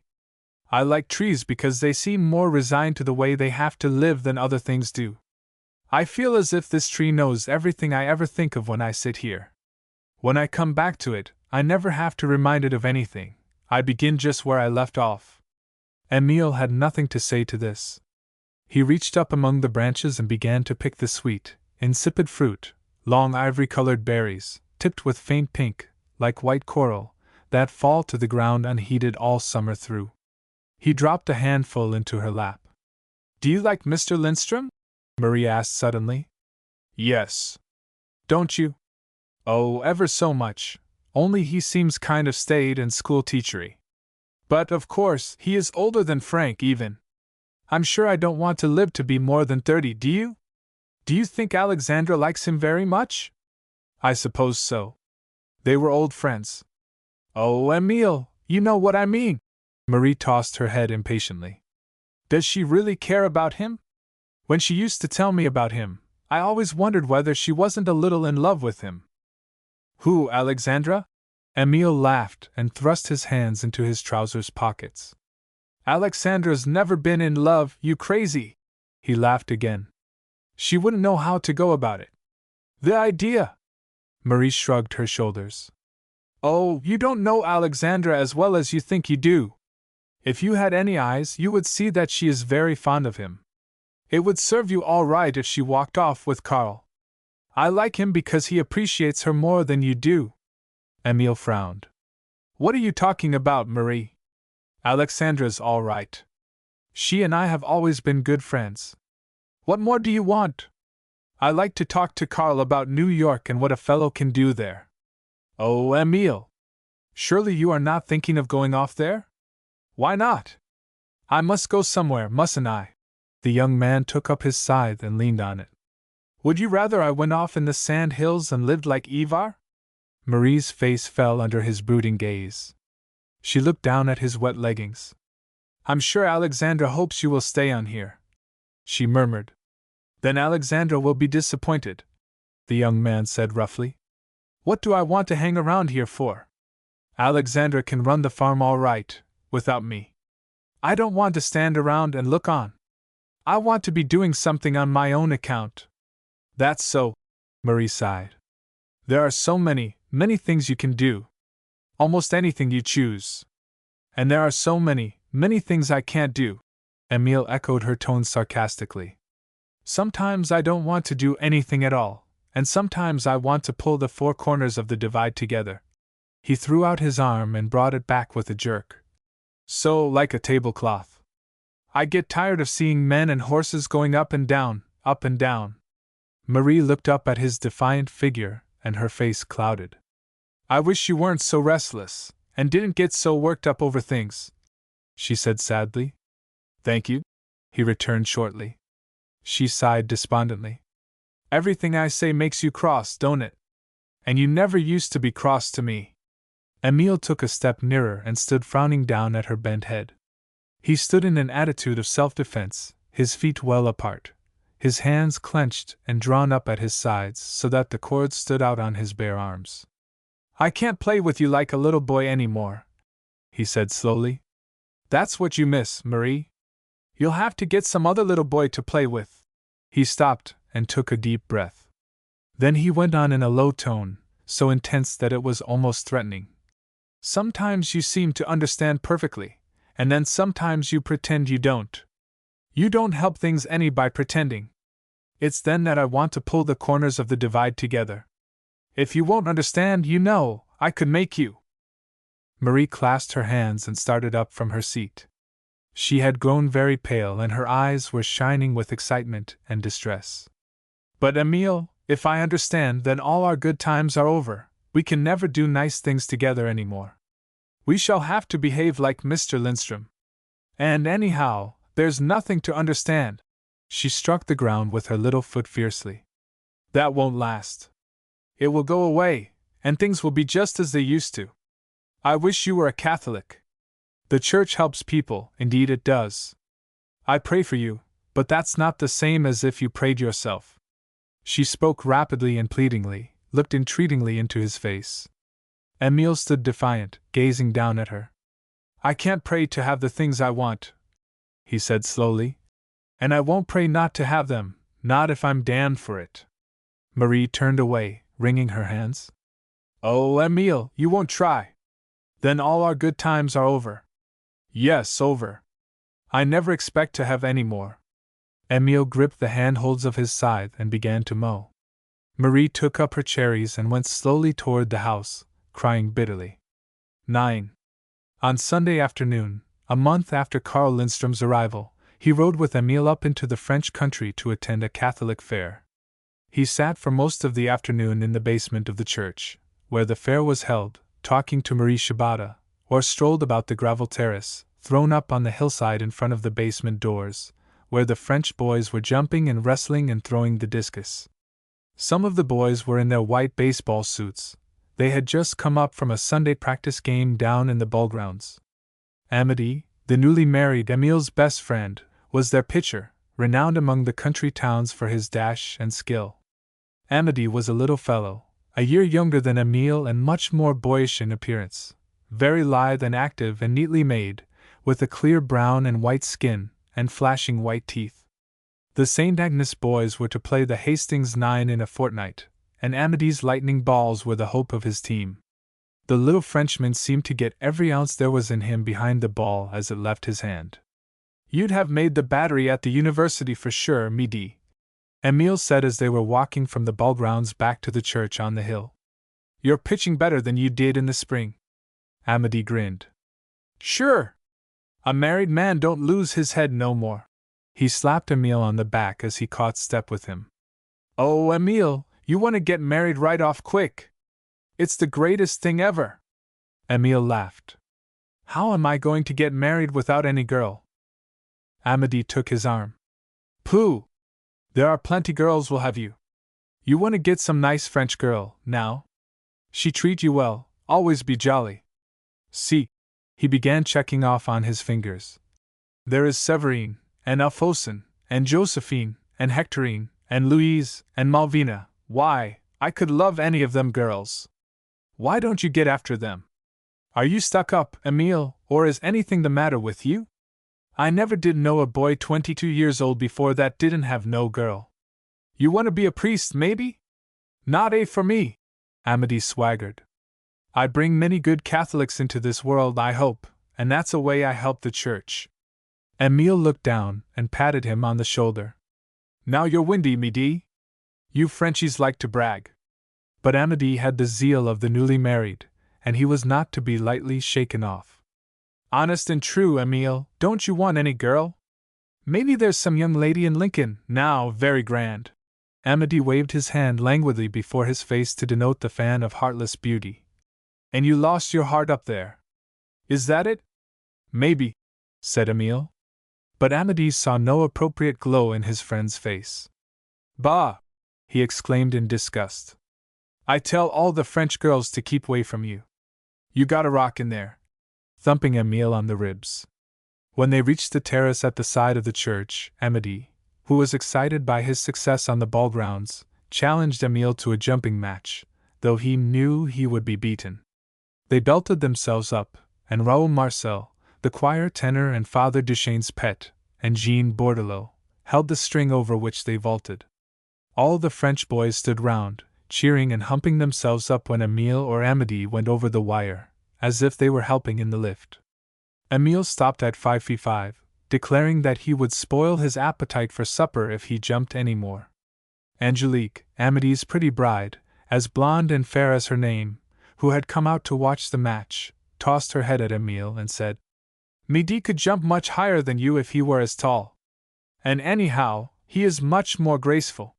He goes over like a bird, and you have to hump yourself all up." "Oh, I do I?" Emile caught her and kissed her saucy mouth squarely, while she laughed and struggled and called, "Midi! Midi! There, you see your Midi isn't even big enough to get you away from me. I could run away with you right now and he could only sit down and cry about it. I'll show you whether I have to hump myself." Laughing and panting, he picked Angelique up in his arms and began running about the rectangle with her. Not until he saw Marie Shabata's tiger eyes flashing from the gloom of the basement doorway did he hand the disheveled bride over to her husband. "There, go to your graceful. I haven't the heart to take you away from him." Angelique clung to her husband and made faces at Emile over the white shoulder of Amity's ball shirt. Emile was greatly amused at her air of proprietorship and at Amity's shameless submission to it. He was delighted with his friend's good fortune. He liked to see and to think about Amity's sunny, natural, happy love. He and Amity had ridden and wrestled and larked together since they were lads of 12. On Sundays and holidays they were always arm in arm. It seemed strange that now he should have to hide the thing that Amity was so proud of, that the feeling which gave one of them such happiness should bring the other such despair. It was like that when Alexandra tested her seed corn in the spring, he mused. From 2 ears that had grown side by side, the grains of one shot up joyfully into the light, projecting themselves into the future, and the grains from the other lay still in the earth and rotted, and nobody knew why. While Emile and Karl were amusing themselves at the fair, Alexandra was at home, busy with her account books, which had been neglected of late. She was almost through with her figures when she heard a cart drive up to the gate, and looking out of the window she saw her 2 older brothers. They had seemed to avoid her ever since Karl Lindstrom's arrival, 4 weeks ago that day, and she hurried to the door to welcome them. She saw at once that they had come with some very definite purpose. They followed her stiffly into the sitting room. Oscar sat down, but Lou walked over to the window and remained standing, his hands behind him. "You are by yourself?" he asked, looking toward the doorway into the parlor. "Yes. Carl and Emile went up to the Catholic fair." For a few moments neither of the men spoke. Then Lou came out sharply. "How soon does he intend to go away from here?" "I don't know, Lou. Not for some time, I hope." Alexandra spoke in an even, quiet tone that often exasperated her brothers.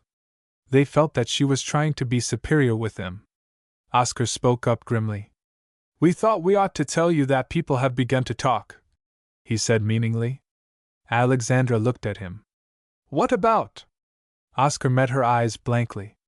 "About you keeping him here so long. It looks bad for him to be hanging on to a woman this way. People think you're getting taken in." Alexandra shut her account book firmly. "Boys," she said seriously, let's go on with this. We won't come out anywhere. I can't take advice on such a matter. I know you mean well, but you must not feel responsible for me in things of this sort. If we go on with this talk, it will only make hard feeling." Lou whipped about from the window. "You ought to think a little about your family. You're making us all ridiculous." "How am I?" "People are beginning to say you want to marry the fellow." "Well, and what is ridiculous about that?" Lou and Oscar exchanged outraged looks. "Alexandra! Can't you see he's just a tramp and he's after your money? He wants to be taken care of, he does." "Well, suppose I want to take care of him? Whose business is it but my own? Don't you know he'd get hold of your property? He'd get hold of what I wish to give him, certainly." Oscar sat up suddenly, and Lou clutched at his bristly hair. "Give him?" Lou shouted. "Our property, our homestead?" "I don't know about the homestead," said Alexandra quietly. "I know you and Oscar have always expected that it would be left to your children, and I'm not sure but what you're right. But I'll do exactly as I please with the rest of my land, boys." "The rest of your land?" cried Lou, growing more excited every minute. "Didn't all the land come out of the homestead? It was bought with money borrowed on the homestead, and Oscar and me worked ourselves to the bone paying interest on it." "Yes, you paid the interest.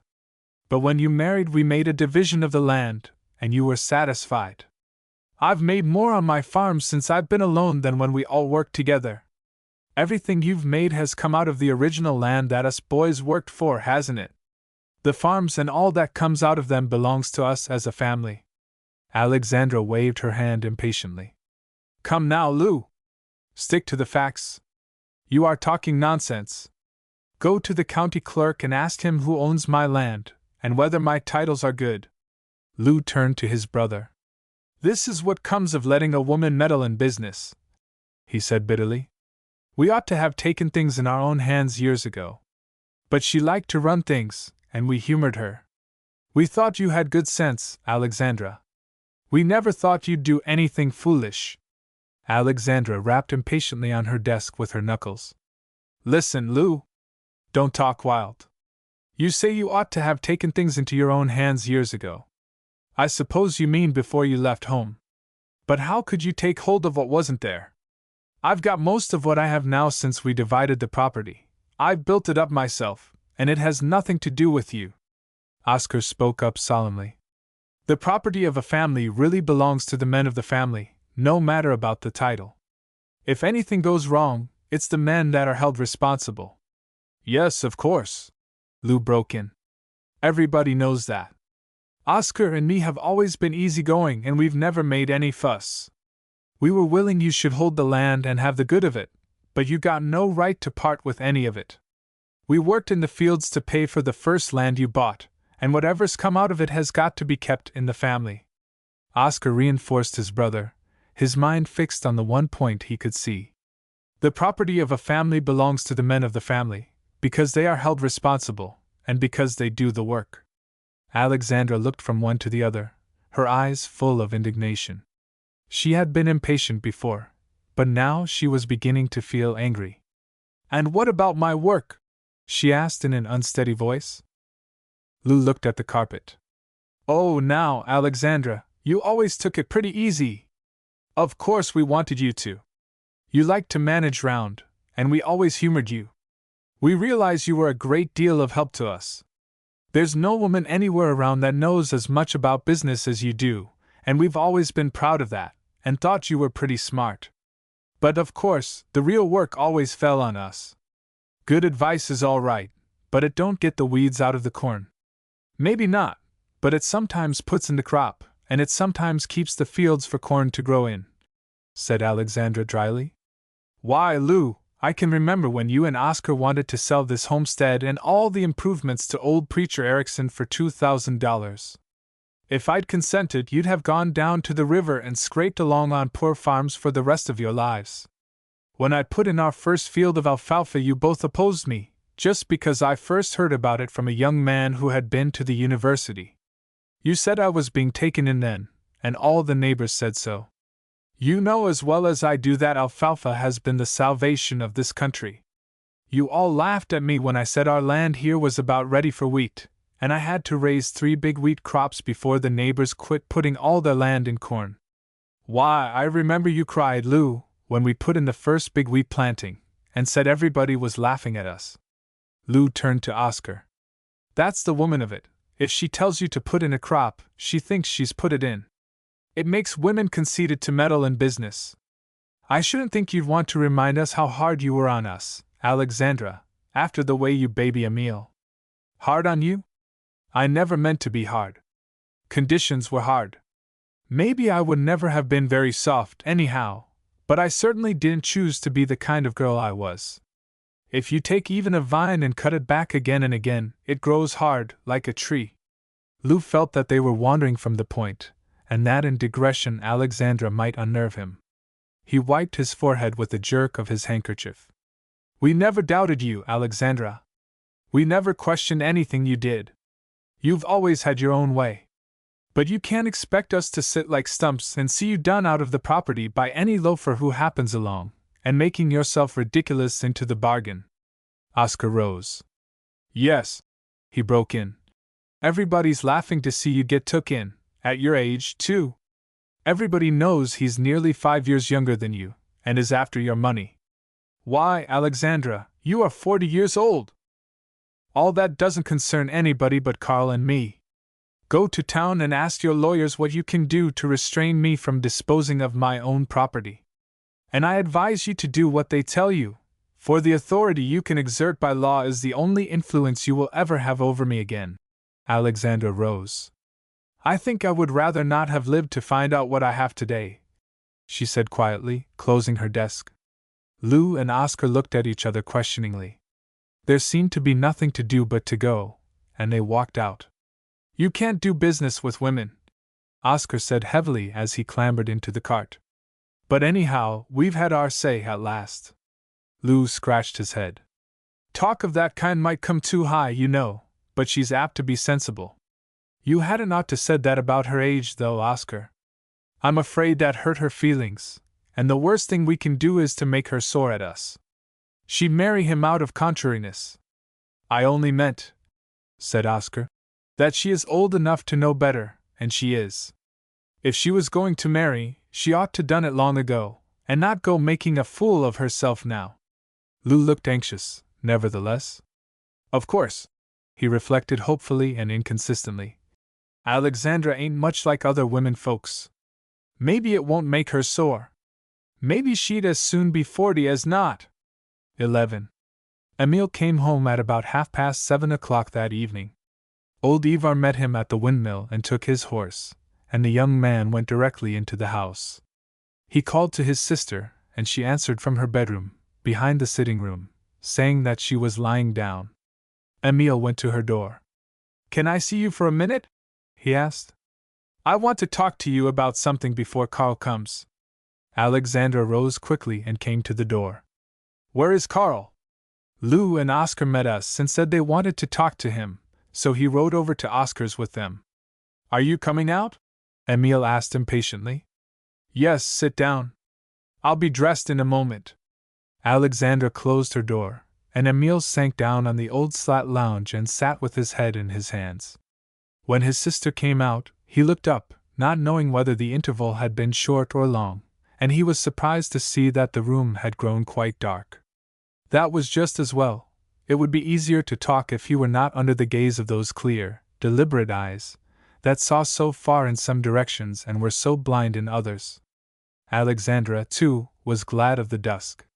Her face was swollen from crying. Emile started up and then sat down again. "Alexandra," he said slowly, in his deep young baritone, "I don't want to go away to law school this fall. Let me put it off another year. I want to take a year off and look around. It's awfully easy to rush into a profession you don't really like, and awfully hard to get out of it. Lindstrom and I have been talking about that." "Very well, Emile. Only don't go off looking for land." She came up and put her hand on his shoulder. "I've been wishing you could stay with me this winter." "That's just what I don't want to do, Alexandra. I'm restless. I want to go to a new place. I want to go down to the city of Mexico to join one of the university fellows who's at the head of an electrical plant. He wrote me he could give me a little job, enough to pay my way, and I could look around and see what I want to do. I want to go as soon as harvest is over. I guess Lou and Oscar will be sore about it." "I suppose they will." Alexandra sat down on the lounge beside him. "They are very angry with me, Emile. We have had a quarrel. They will not come here again." Emile scarcely heard what she was saying. He did not notice the sadness of her tone. He was thinking about the reckless life he meant to live in Mexico. "What about?" he asked absently. "About Carl Lindstrom. They are afraid I am going to marry him, and that some of my property will get away from them." Emile shrugged his shoulders. "What nonsense!" he murmured. "Just like them." Alexandra drew back. "Why nonsense, Emile? Why, you've never thought of such a thing, have you? They always have to have something to fuss about." "Emile," said his sister slowly, "you ought not to take things for granted. Do you agree with them that I have no right to change my way of living?" Emile looked at the outline of his sister's head in the dim light. They were sitting close together, and he somehow felt that she could hear his thoughts. He was silent for a moment, and then said in an embarrassed tone, "Why, no, certainly not.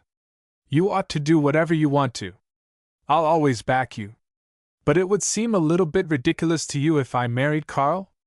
Emile fidgeted. The issue seemed to him too far-fetched to warrant discussion.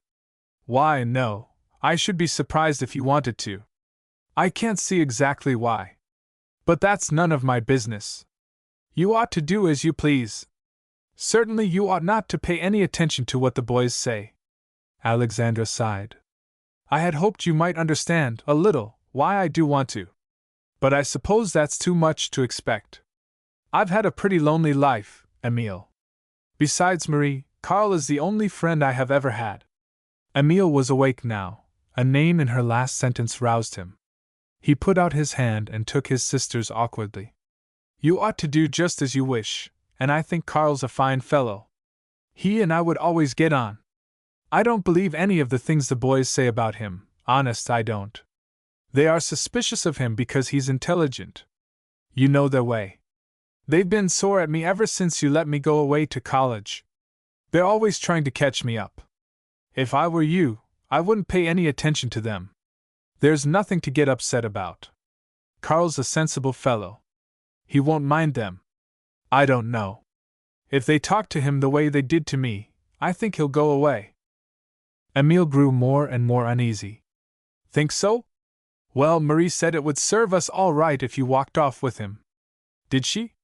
Bless her little heart." "She would." Alexandra's voice broke. Emile began unlacing his leggings.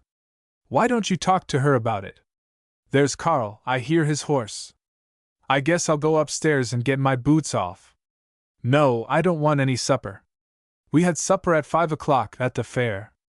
Emile was glad to escape and get to his own room. He was a little ashamed for his sister, though he had tried not to show it.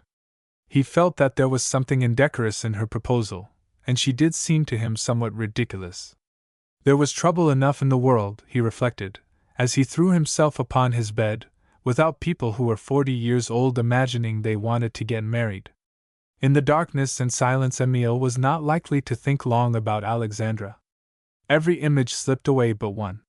He had seen Marie in the crowd that afternoon. She sold candy at the fair. Why had she ever run away with Frank Shibata, and how could she go on laughing and working and taking an interest in things? Why did she like so many people, and why had she seemed pleased when all the French and Bohemian boys, and the priest himself, crowded round her candy stand? Why did she care about anyone but him? Why could he never find the thing he looked for in her playful, affectionate eyes? Then he fell to imagining that he looked once more and found it there, and what it would be like if she loved him, she who, as Alexandra said, could give her whole heart. In that dream he could lie for hours, as if in a trance. His spirit went out of his body and crossed the fields to Marie Shibata. At the university dances the girls had often looked wonderingly at the tall young Swede with the fine head, leaning against the wall and frowning, his arms folded, his eyes fixed on the ceiling or the floor. All the girls were a little afraid of him. He was distinguished looking, and not the jollying kind. They felt that he was too intense and preoccupied. There was something queer about him. Emile's fraternity rather prided itself upon its dances, and sometimes he did his duty and danced every dance. But whether he was on the floor or brooding in a corner, he was always thinking about Marie Shibata. For 2 years the storm had been gathering in him. 12. Carl came into the sitting room while Alexandra was lighting the lamp. She looked up at him as she adjusted the shade. His sharp shoulders stooped as if he were very tired, his face was pale, and there were bluish shadows under his dark eyes. His anger had burned itself out and left him sick and disgusted. "You have seen Lou and Oscar?" Alexandra asked. "Yes." His eyes avoided hers.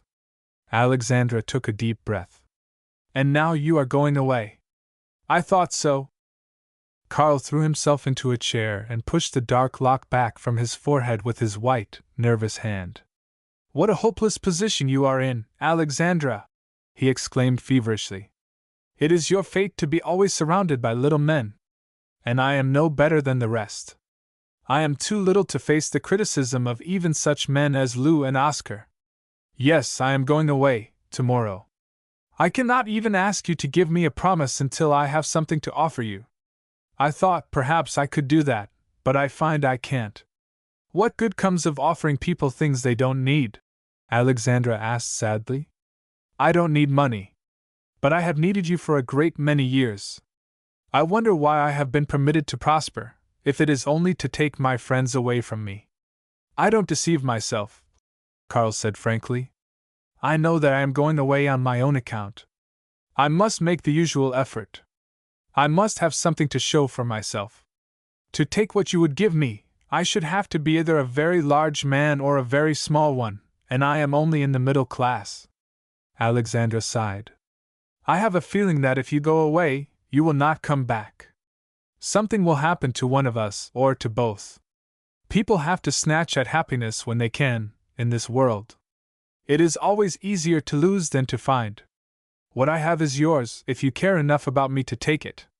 Carl rose and looked up at the picture of John Bergson. "But I can't, my dear, I can't. I will go north at once. Instead of idling about in California all winter, I shall be getting my bearings up there. I won't waste another week. Be patient with me, Alexandra. Give me a year." "As you will," said Alexandra wearily. "All at once, in a single day, I lose everything, and I do not know why. Emile, too, is going away." Carl was still studying John Bergson's face, and Alexandra's eyes followed his. "Yes," she said. "If he could have seen all that would come of the task he gave me, he would have been sorry. I hope he does not see me now. I hope that he is among the old people of his blood and country, and that tidings do not reach him from the New World." Part 3. Winter Memories. Winter has settled down over the divide again, the season in which nature recuperates, in which she sinks to sleep between the fruitfulness of autumn and the passion of spring. The birds have gone. The teeming life that goes on down in the long grass is exterminated. The prairie dog keeps his hole. The rabbits run shivering from one frozen garden patch to another, and are hard put to it to find frostbitten cabbage stalks. At night the coyotes roam the wintry waste, howling for food. The variegated fields are all one color now. The pastures, the stubble, the roads, the sky are the same leaden gray. The hedgerows and trees are scarcely perceptible against the bare earth, whose slaty hue they have taken on. The ground is frozen so hard that it bruises the foot to walk in the roads or in the plowed fields. It is like an iron country, and the spirit is oppressed by its rigor and melancholy. One could easily believe that in that dead landscape the germs of life and fruitfulness were extinct forever. Alexandra has settled back into her old routine. There are weekly letters from Emile. Lou and Oscar she has not seen since Carl went away. To avoid awkward encounters in the presence of curious spectators, she has stopped going to the Norwegian church and drives up to the Reformed church at Hanover, or goes with Marie Shibata to the Catholic church, locally known as the French church. She has not told Marie about Carl, or her differences with her brothers.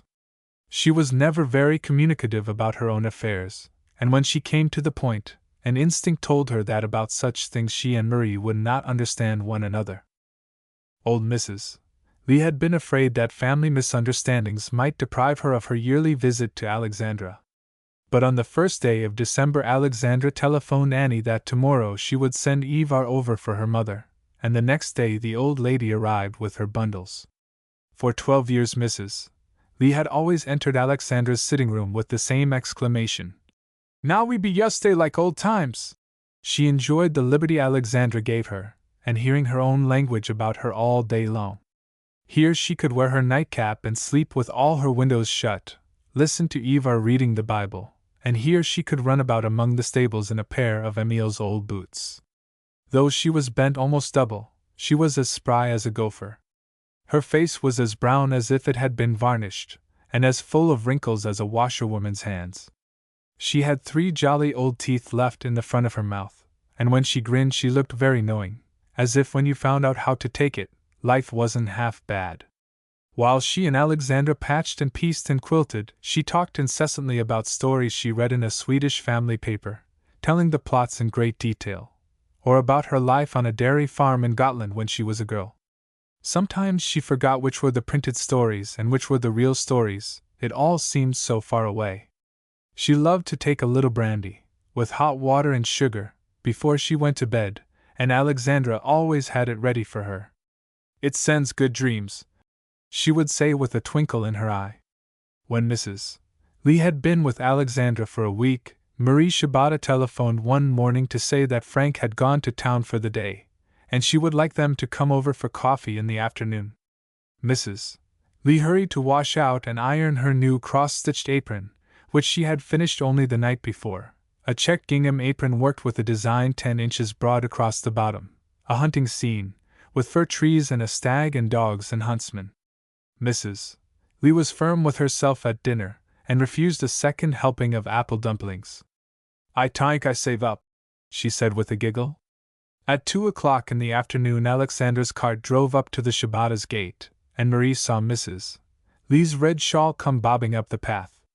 She ran to the door and pulled the old woman into the house with a hug, helping her to take off her wraps while Alexandra blanketed the horse outside. Mrs. Lee had put on her best black sateen dress, she abominated woolen stuffs, even in winter, and a crocheted collar, fastened with a big pale gold pin, containing faded daguerreotypes of her father and mother. She had not worn her apron for fear of rumpling it, and now she shook it out and tied it round her waist with a conscious air. Marie drew back and threw up her hands, exclaiming, "Oh, what a beauty! I've never seen this one before, have I, Mrs. Lee?" The old woman giggled and ducked her head. "No, just last night I Mike. See dis tread, vera strong, no wash out, no fade. My sister sent from Sweden. I just a thank you like this." Marie ran to the door again. "Come in, Alexandra. I have been looking at Mrs. Lee's apron. Do stop on your way home and show it to Mrs. Hiller. She's crazy about cross-stitch." While Alexandra removed her hat and veil, Mrs. Lee went out to the kitchen and settled herself in a wooden rocking chair by the stove, looking with great interest at the table, set for three, with a white cloth, and a pot of pink geraniums in the middle. My, ain't you got a fine plants, such a much flower. How you keep from freeze? She pointed to the window shelves, full of blooming fuchsias and geraniums. I keep the fire all night, Mrs. Lee, and when it's very cold I put them all on the table, in the middle of the room. Other nights I only put newspapers behind them. Frank laughs at me for fussing, but when they don't bloom he says, "What's the matter with the darn things?" What do you hear from Carl, Alexandra? He got to Dawson before the river froze, and now I suppose I won't hear any more until spring. Before he left California he sent me a box of orange flowers, but they didn't keep very well. I have brought a bunch of Emile's letters for you. Alexandra came out from the sitting room and pinched Marie's cheek playfully. You don't look as if the weather ever froze you up. Never have colds, do you? That's a good girl. She had dark red cheeks like this when she was a little girl, Mrs. Lee. She looked like some queer foreign kind of a doll. I've never forgot the first time I saw you in Meiklejohn's store, Marie, the time Father was lying sick. Carl and I were talking about that before he went away. I remember, and Emile had his kitten along. When are you going to send Emile's Christmas box? It ought to have gone before this. I'll have to send it by mail now, to get it there in time. Marie pulled a dark purple silk necktie from her work basket. I knit this for him. It's a good color, don't you think? Will you please put it in with your things and tell him it's from me, to wear when he goes serenading? Alexandra laughed. I don't believe he goes serenading much. He says in one letter that the Mexican ladies are said to be very beautiful, but that don't seem to me very warm praise. Marie tossed her head. Emile can't fool me. If he's bought a guitar, he goes serenading. Who wouldn't, with all those Spanish girls dropping flowers down from their windows? I'd sing to them every night, wouldn't you, Mrs. Lee? The old lady chuckled. Her eyes lit up as Marie bent down and opened the oven door. A delicious hot fragrance blew out into the tidy kitchen. My, summit ing smell good! She turned to Alexandra with a wink, her 3 yellow teeth making a brave show. I t'ink dat stop my yaw from ache no more, she said contentedly. Marie took out a pan of delicate little rolls, stuffed with stewed apricots, and began to dust them over with powdered sugar. I hope you'll like these, Mrs. Lee, Alexandra does. The Bohemians always like them with their coffee. But if you don't, I have a coffee cake with nuts and poppy seeds. Alexandra, will you get the cream jug? I put it in the window to keep cool. The Bohemians, said Alexandra, as they drew up to the table, certainly know how to make more kinds of bread than any other people in the world. Old Mrs. Hiller told me once at the church supper that she could make 7 kinds of fancy bread, but Marie could make a dozen. Mrs. Lee held up one of the apricot rolls between her brown thumb and forefinger and weighed it critically. Just like a fetters, she pronounced with satisfaction. My, ain't dis nice, she exclaimed as she stirred her coffee.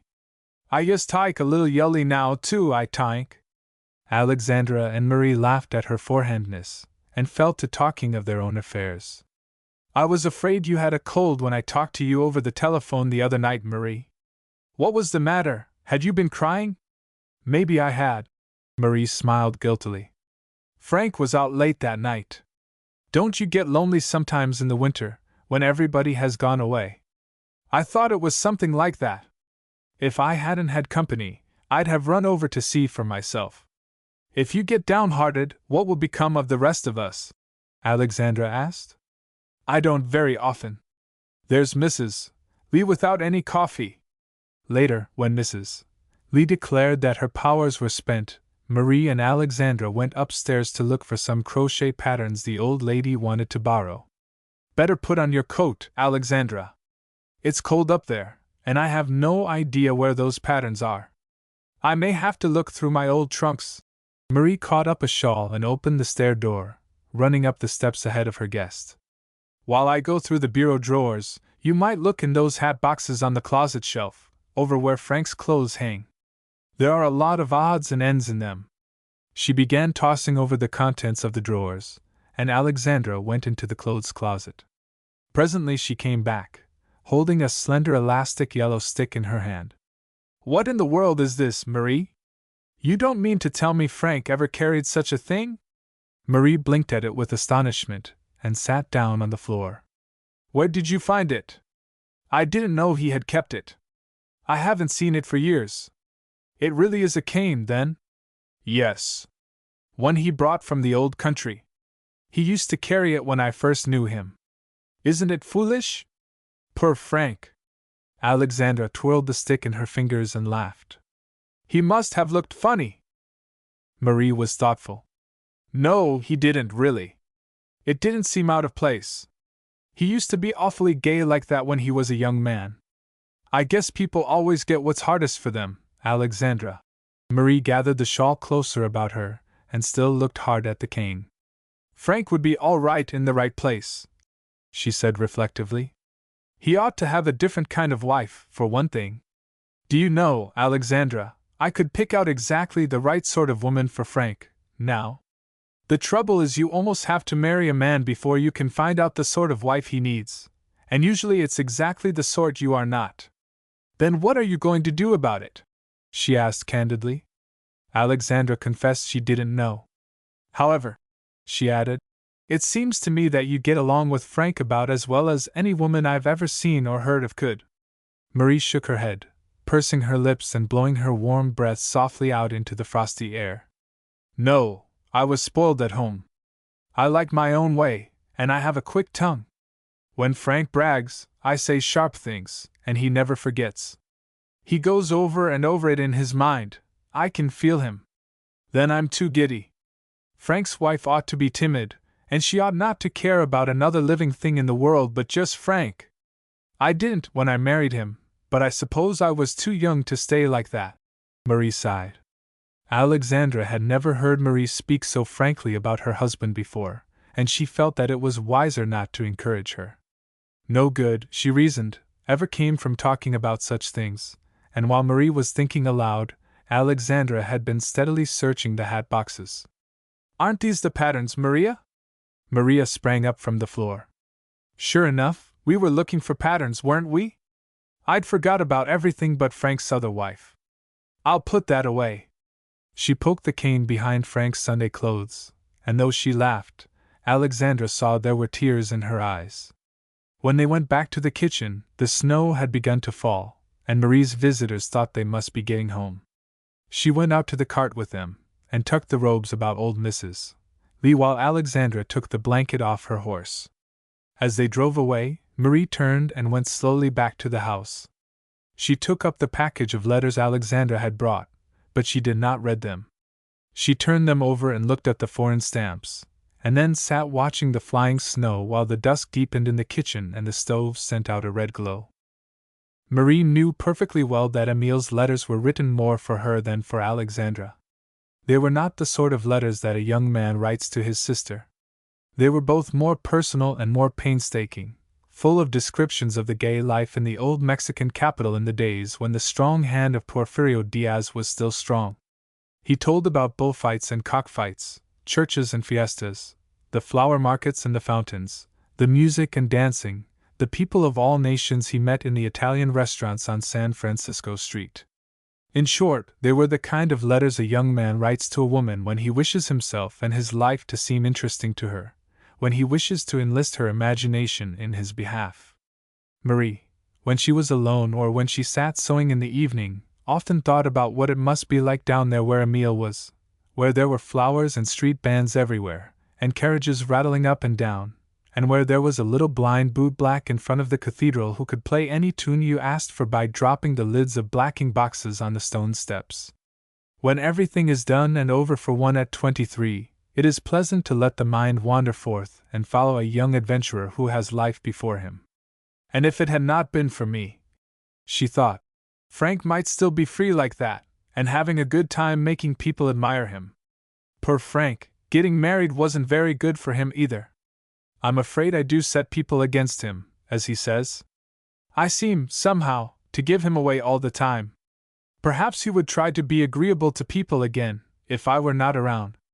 It seems as if I always make him just as bad as he can be.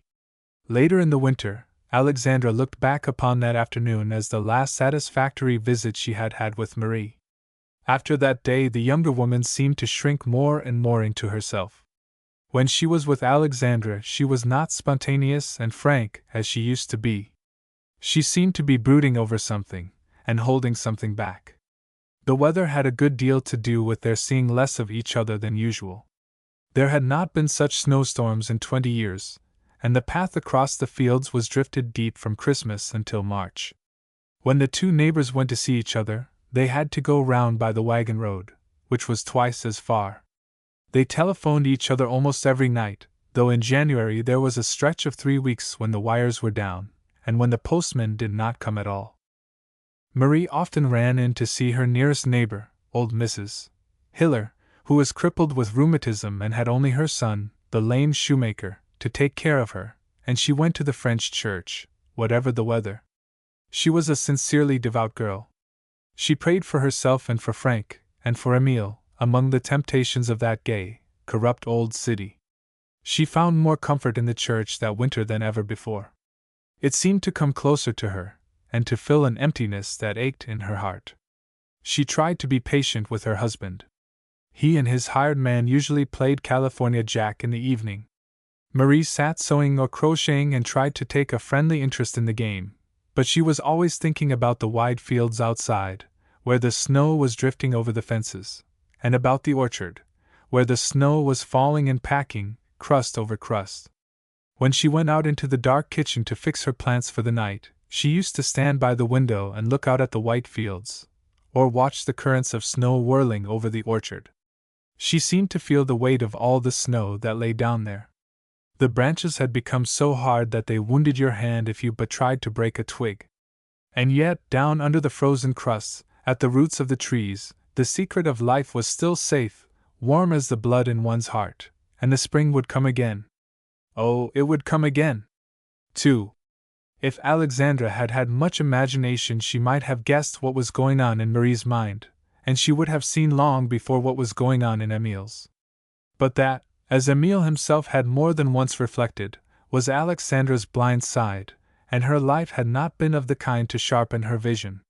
Her training had all been toward the end of making her proficient in what she had undertaken to do.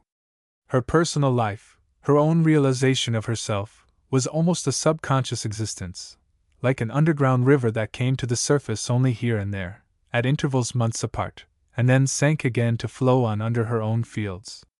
Nevertheless, the underground stream was there, and it was because she had so much personality to put into her enterprises and succeeded in putting it into them so completely, that her affairs prospered better than those of her neighbors. There were certain days in her life, outwardly uneventful, which Alexandra remembered as peculiarly happy, days when she was close to the flat, fallow world about her, and felt, as it were, in her own body the joyous germination in the soil. There were days, too, which she and Emile had spent together, upon which she loved to look back. There had been such a day when they were down on the river in the dry year, looking over the land. They had made an early start one morning and had driven a long way before noon. When Emile said he was hungry, they drew back from the road, gave Brigham his oats among the bushes, and climbed up to the top of a grassy bluff to eat their lunch under the shade of some little elm trees. The river was clear there, and shallow, since there had been no rain, and it ran in ripples over the sparkling sand. Under the overhanging willows of the opposite bank there was an inlet where the water was deeper and flowed so slowly that it seemed to sleep in the sun. In this little bay a single wild duck was swimming and diving and preening her feathers, disporting herself very happily in the flickering light and shade. They sat for a long time, watching the solitary bird take its pleasure.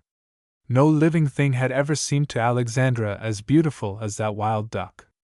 Emile must have felt about it as she did, for afterward, when they were at home, he used sometimes to say, "Sister, you know our duck down there." Alexandra remembered that day as one of the happiest in her life. Years afterward she thought of the duck as still there, swimming and diving all by herself in the sunlight, a kind of enchanted bird that did not know age or change. Most of Alexandra's happy memories were as impersonal as this one, yet to her they were very personal.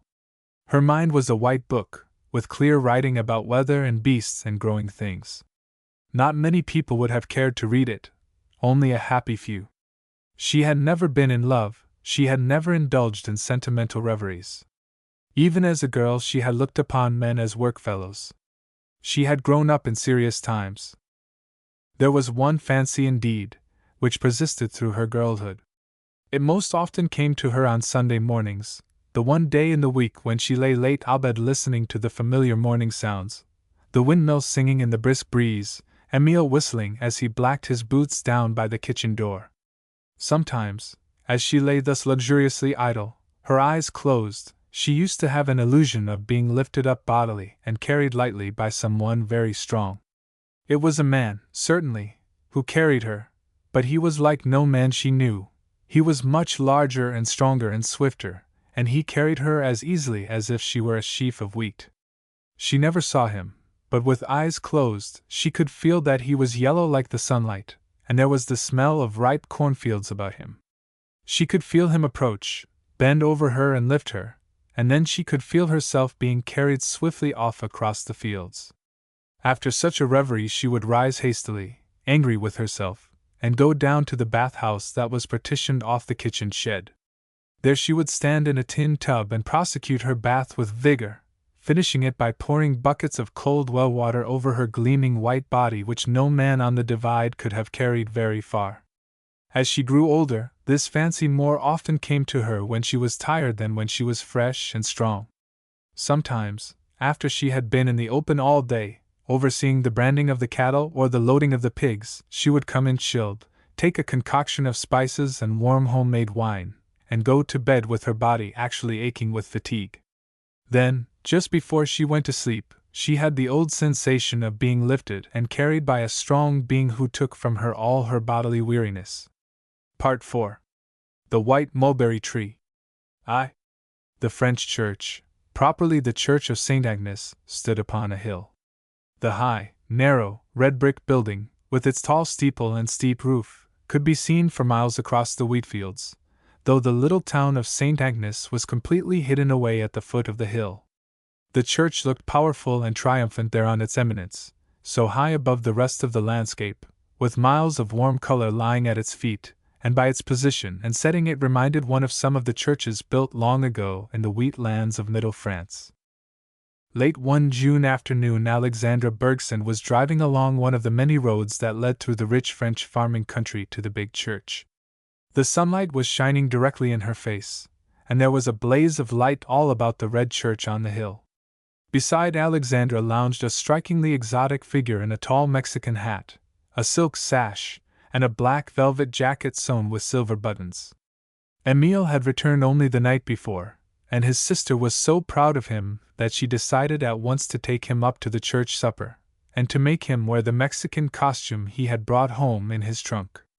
"All the girls who have stands are going to wear fancy costumes," she argued, "and some of the boys. Marie is going to tell fortunes, and she sent to Omaha for a bohemian dress her father brought back from a visit to the old country. If you wear those clothes, they will all be pleased. And you must take your guitar. Everybody ought to do what they can to help along, and we have never done much. We are not a talented family."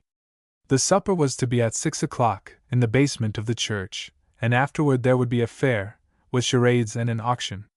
Alexandra had set out from home early, leaving the house to Signa and Nels Jensen, who were to be married next week. Signa had shyly asked to have the wedding put off until Emile came home.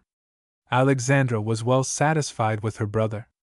As they drove through the rolling French country toward the westering sun and the stalwart church, she was thinking of that time long ago when she and Emile drove back from the river valley to the still unconquered Divide. Yes, she told herself, it had been worthwhile. Both Emile and the country had become what she had hoped. Out of her father's children there was one who was fit to cope with the world, who had not been tied to the plow, and who had a personality apart from the soil. And that, she reflected, was what she had worked for. She felt well satisfied with her life. When they reached the church, a score of teams were hitched in front of the basement doors that opened from the hillside upon the sanded terrace, where the boys wrestled and had jumping matches. Amédée Chevalier, a proud father of 1 week, rushed out and embraced Emile. Amédée was an only son, hence he was a very rich young man, but he meant to have 20 children himself, like his uncle Xavier. "Oh, Emile!" he cried, hugging his old friend rapturously. "Why ain't you been up to see my boy? You come tomorrow, sure? Emile, you want to get a boy right off. It's the greatest thing ever." "No, no, no! Angel not sick at all. Everything just fine. That boy he come into this world Logan, and he been Logan ever since. You come and see!" He pounded Emile's ribs to emphasize each announcement. Emile caught his arms. "Stop, Amédée. You're knocking the wind out of me. I brought him cups and spoons and blankets and moccasins enough for an orphan asylum. I'm awful glad it's a boy, sure enough." The young men crowded round Emile to admire his costume, and to tell him in a breath everything that had happened since he went away. Emile had more friends up here in the French country than down on Norway Creek. The French and Bohemian boys were spirited and jolly, liked variety, and were as much predisposed to favor anything new as the Scandinavian boys were to reject it. The Norwegian and Swedish lads were much more self-centered, apt to be egotistical and jealous. They were cautious and reserved with Emile because he had been away to college, and were prepared to take him down if he should try to put on airs with them. The French boys liked a bit of swagger, and they were always delighted to hear about anything new, new clothes, new games, new songs, new dances. Now they carried Emile off to show him the club room they had just fitted up over the post office, down in the village. They ran down the hill in a drove, all laughing and chattering at once, some in French, some in English. Alexandra went into the cool, whitewashed basement where the women were setting the tables. Marie was standing on a chair, building a little tent of shawls where she was to tell fortunes. She sprang down and ran toward Alexandra, stopping short and looking at her in disappointment. Alexandra nodded to her encouragingly. "Oh, he will be here, Marie. The boys have taken him off to show him something. You won't know him. He is a man now, sure enough. I have no boy left. He smokes terrible smelling Mexican cigarettes and talks Spanish. How pretty you look, child. Where did you get those beautiful earrings? They belonged to father's mother. He always promised them to me. He sent them with the dress and said I could keep them." Marie wore a short red skirt of stoutly woven cloth, a white bodice and kirtle, a yellow silk turban wound low over her brown curls, and long coral pendants in her ears. Her ears had been pierced against a piece of cork by her great-aunt when she was 7 years old. In those germless days she had worn bits of broom straw, plucked from the common sweeping broom, in the lobes until the holes were healed and ready for little gold rings. When Emile came back from the village, he lingered outside on the terrace with the boys. Marie could hear him talking and strumming on his guitar while Raoul Marcel sang falsetto. She was vexed with him for staying out there. It made her very nervous to hear him and not to see him, for, certainly, she told herself, she was not going out to look for him. When the supper bell rang and the boys came trooping in to get seats at the first table, she forgot all about her annoyance and ran to greet the tallest of the crowd, in his conspicuous attire. She didn't mind showing her embarrassment at all. She blushed and laughed excitedly as she gave Emile her hand, and looked delightedly at the black velvet coat that brought out his fair skin and fine blonde head. Marie was incapable of being lukewarm about anything that pleased her. She simply did not know how to give a half-hearted response.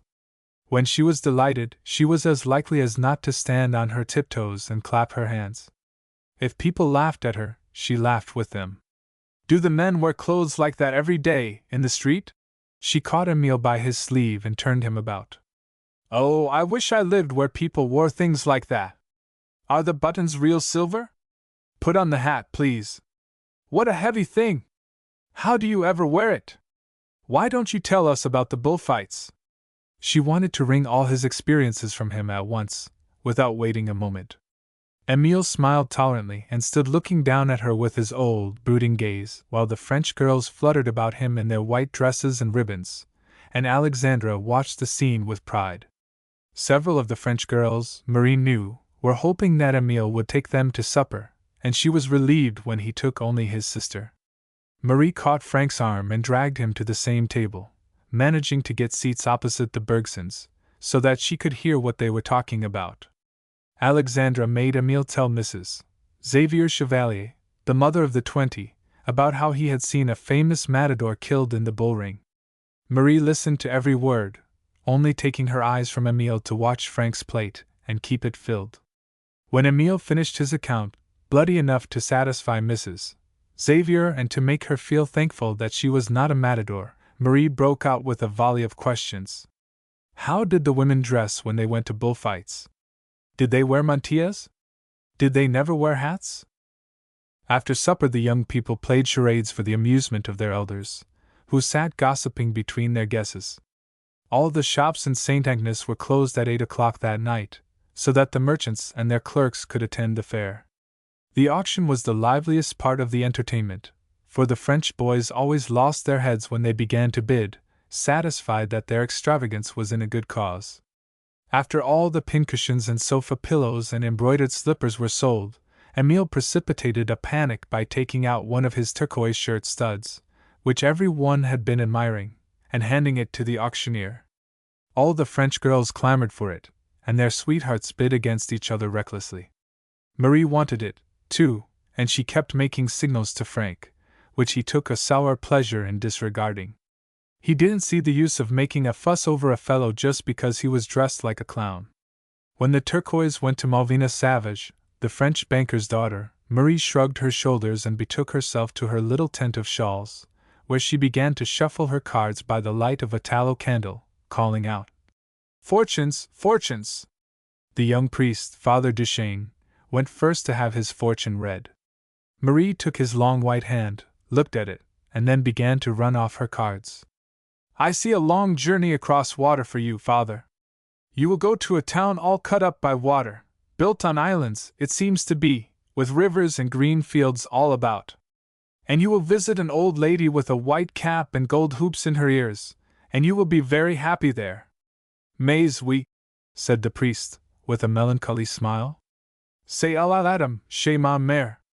Vous êtes très savante, ma fille." He patted her yellow turban, calling, "Venez donc, mes garçons! Ici un véritable clairvoyant."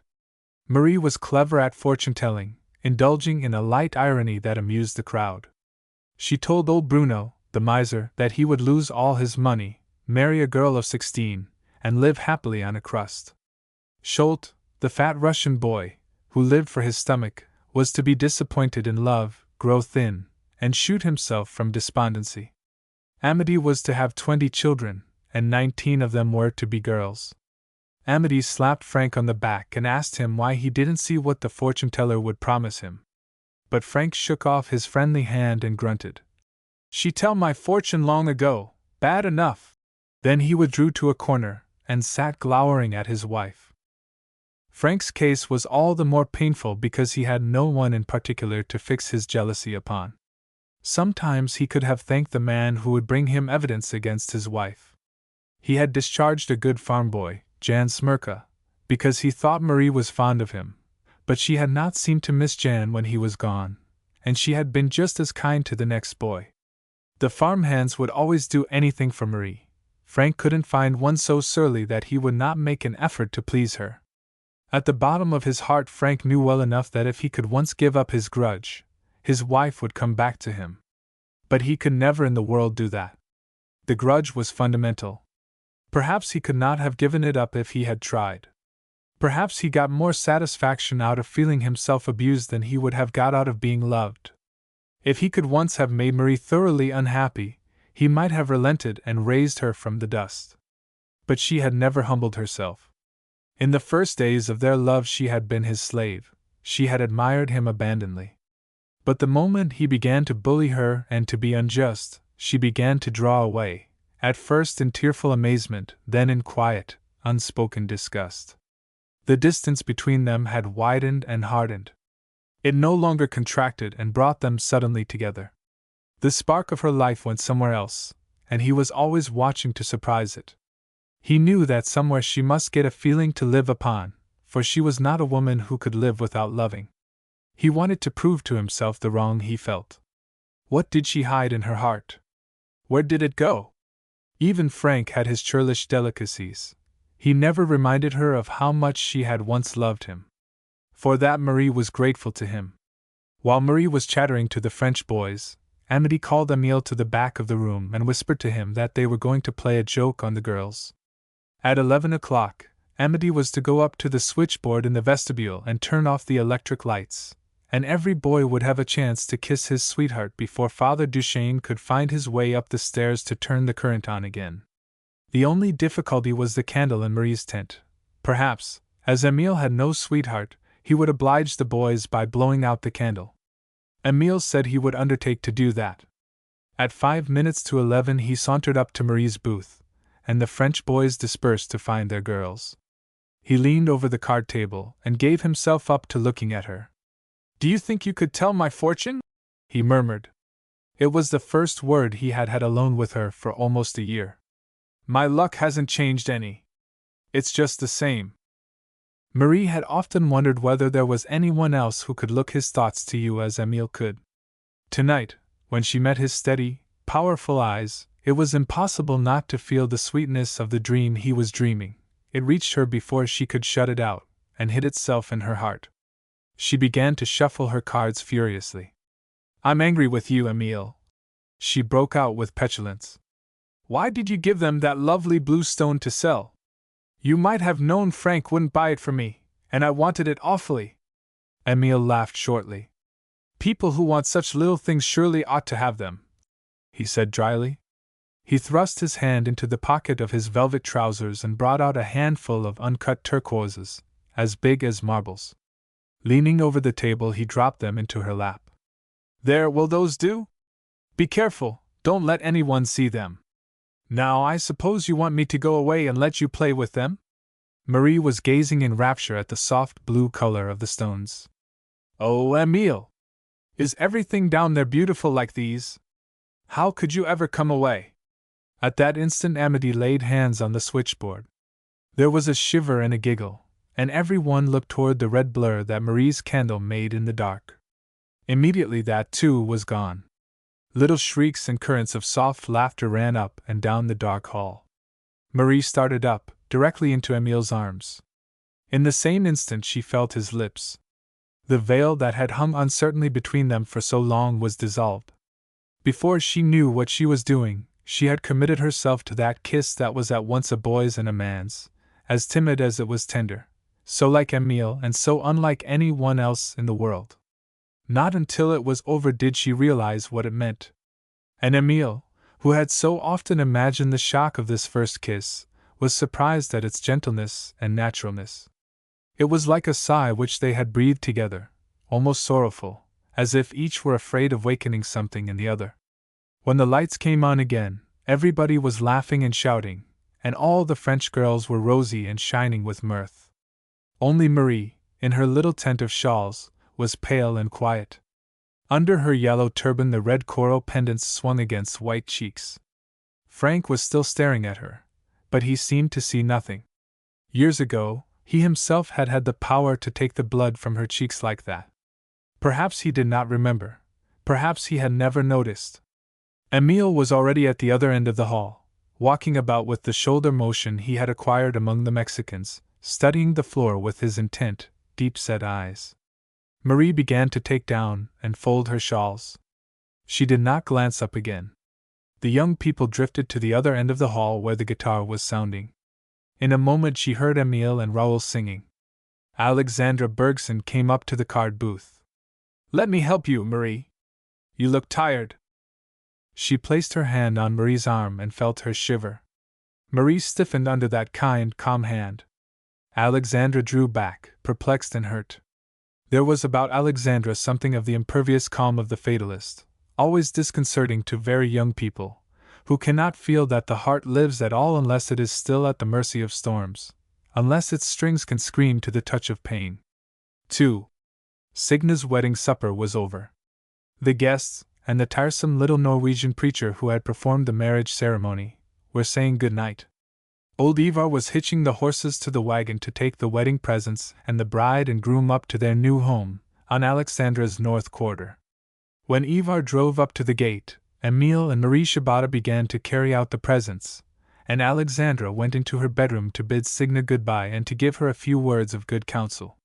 She was surprised to find that the bride had changed her slippers for heavy shoes and was pinning up her skirts.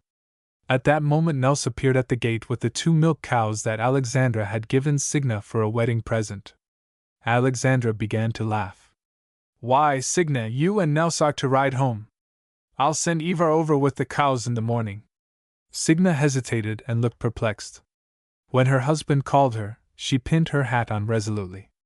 "I think I better do just like he say," she murmured in confusion. Alexandra and Marie accompanied Signa to the gate and saw the party set off, old Ivar driving ahead in the wagon and the bride and groom following on foot, each leading a cow. Emil burst into a laugh before they were out of hearing. "Those 2 will get on," said Alexandra as they turned back to the house. "They are not going to take any chances. They will feel safer with those cows in their own stable. Marie, I am going to send for an old woman next. As soon as I get the girls broken in, I marry them off. I've no patience with Signa, marrying that grumpy fellow," Marie declared. "I wanted her to marry that nice Smirka boy who worked for us last winter. I think she liked him, too." "Yes, I think she did," Alexandra assented. "But I suppose she was too much afraid of Nels to marry anyone else. Now that I think of it, most of my girls have married men they were afraid of. I believe there is a good deal of the cow in most Swedish girls.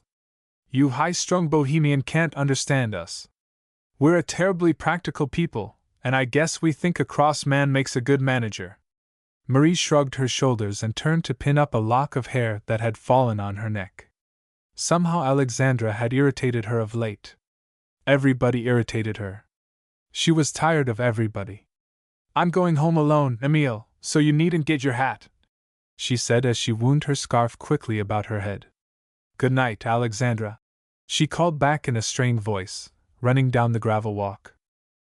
Emil followed with long strides until he overtook her. Then she began to walk slowly. It was a night of warm wind and faint starlight, and the fireflies were glimmering over the wheat. "Marie," said Emil after they had walked for a while, "I wonder if you know how unhappy I am?" Marie did not answer him. Her head, in its white scarf, drooped forward a little. Emil kicked a clod from the path and went on. "I wonder whether you are really shallow-hearted, like you seem? Sometimes I think one boy does just as well as another for you. It never seems to make much difference whether it is me or Raoul Marcel or Jan Smirka. Are you really like that? Perhaps I am. What do you want me to do? Sit round and cry all day? When I've cried until I can't cry any more, then I must do something else. Are you sorry for me?" he persisted. "No, I'm not. If I were big and free like you, I wouldn't let anything make me unhappy. As old Napoleon Bruno said at the fair, I wouldn't go lovering after no woman. I'd take the first train and go off and have all the fun there is. I tried that, but it didn't do any good. Everything reminded me. The nicer the place was, the more I wanted you." They had come to the stile, and Emil pointed to it persuasively. "Sit down a moment, I want to ask you something." Marie sat down on the top step and Emil drew nearer. "Would you tell me something that's none of my business if you thought it would help me out? Well then, tell me, please tell me, why you ran away with Frank Shibata." Marie drew back. "Because I was in love with him," she said firmly. "Really?" he asked incredulously. "Yes, indeed. Very much in love with him. I think I was the one who suggested our running away. From the first it was more my fault than his." Emil turned away his face. "And now," Marie went on, "I've got to remember that. Frank is just the same now as he was then, only then I would see him as I wanted him to be. I would have my own way. And now I pay for it. You don't do all the paying. That's it. When one makes a mistake, there's no telling where it will stop. But you can go away, you can leave all this behind you. Not everything. I can't leave you behind. Will you go away with me, Marie?" Marie started up and stepped across the stile. "Emil! How wickedly you talk! I am not that kind of a girl, and you know it. But what am I going to do if you keep tormenting me like this? She added plaintively. Marie, I won't bother you any more if you will tell me just one thing. Stop a minute and look at me. No, nobody can see us. Everybody's asleep. That was only a firefly. Marie, stop and tell me. Emile overtook her and, catching her by the shoulders, shook her gently, as if he were trying to awaken a sleepwalker. Marie hid her face on his arm. Don't ask me anything more. I don't know anything except how miserable I am. And I thought it would be all right when you came back. Oh, Emile. She clutched his sleeve and began to cry. What am I to do if you don't go away? I can't go, and one of us must. Can't you see? Emile stood looking down at her, holding his shoulders stiff and stiffening the arm to which she clung. Her white dress looked gray in the darkness. She seemed like a troubled spirit, like some shadow out of the earth, clinging to him and entreating him to give her peace. Behind her the fireflies were weaving in and out over the wheat. He put his hand on her bent head. On my honor, Marie, if you will say you love me, I will go away. She lifted her face to his. How could I help it? Didn't you know? Emile was the one who trembled through all his frame. After he left Marie at her gate, he wandered about the fields all night, till morning put out the fireflies and the stars. 3. One evening, a week after Signa's wedding, Emile was kneeling before a box in the sitting room, packing his books. From time to time he rose and wandered about the house, picking up stray volumes and bringing them listlessly back to his box. He was packing without enthusiasm. He was not very sanguine about his future. Alexandra sat sewing by the table. She had helped him pack his trunk in the afternoon. As Emile came and went by her chair with his books, he thought to himself that it had not been so hard to leave his sister since he first went away to school. He was going directly to Omaha, to read law in the office of a Swedish lawyer until October, when he would enter the law school at Ann Arbor.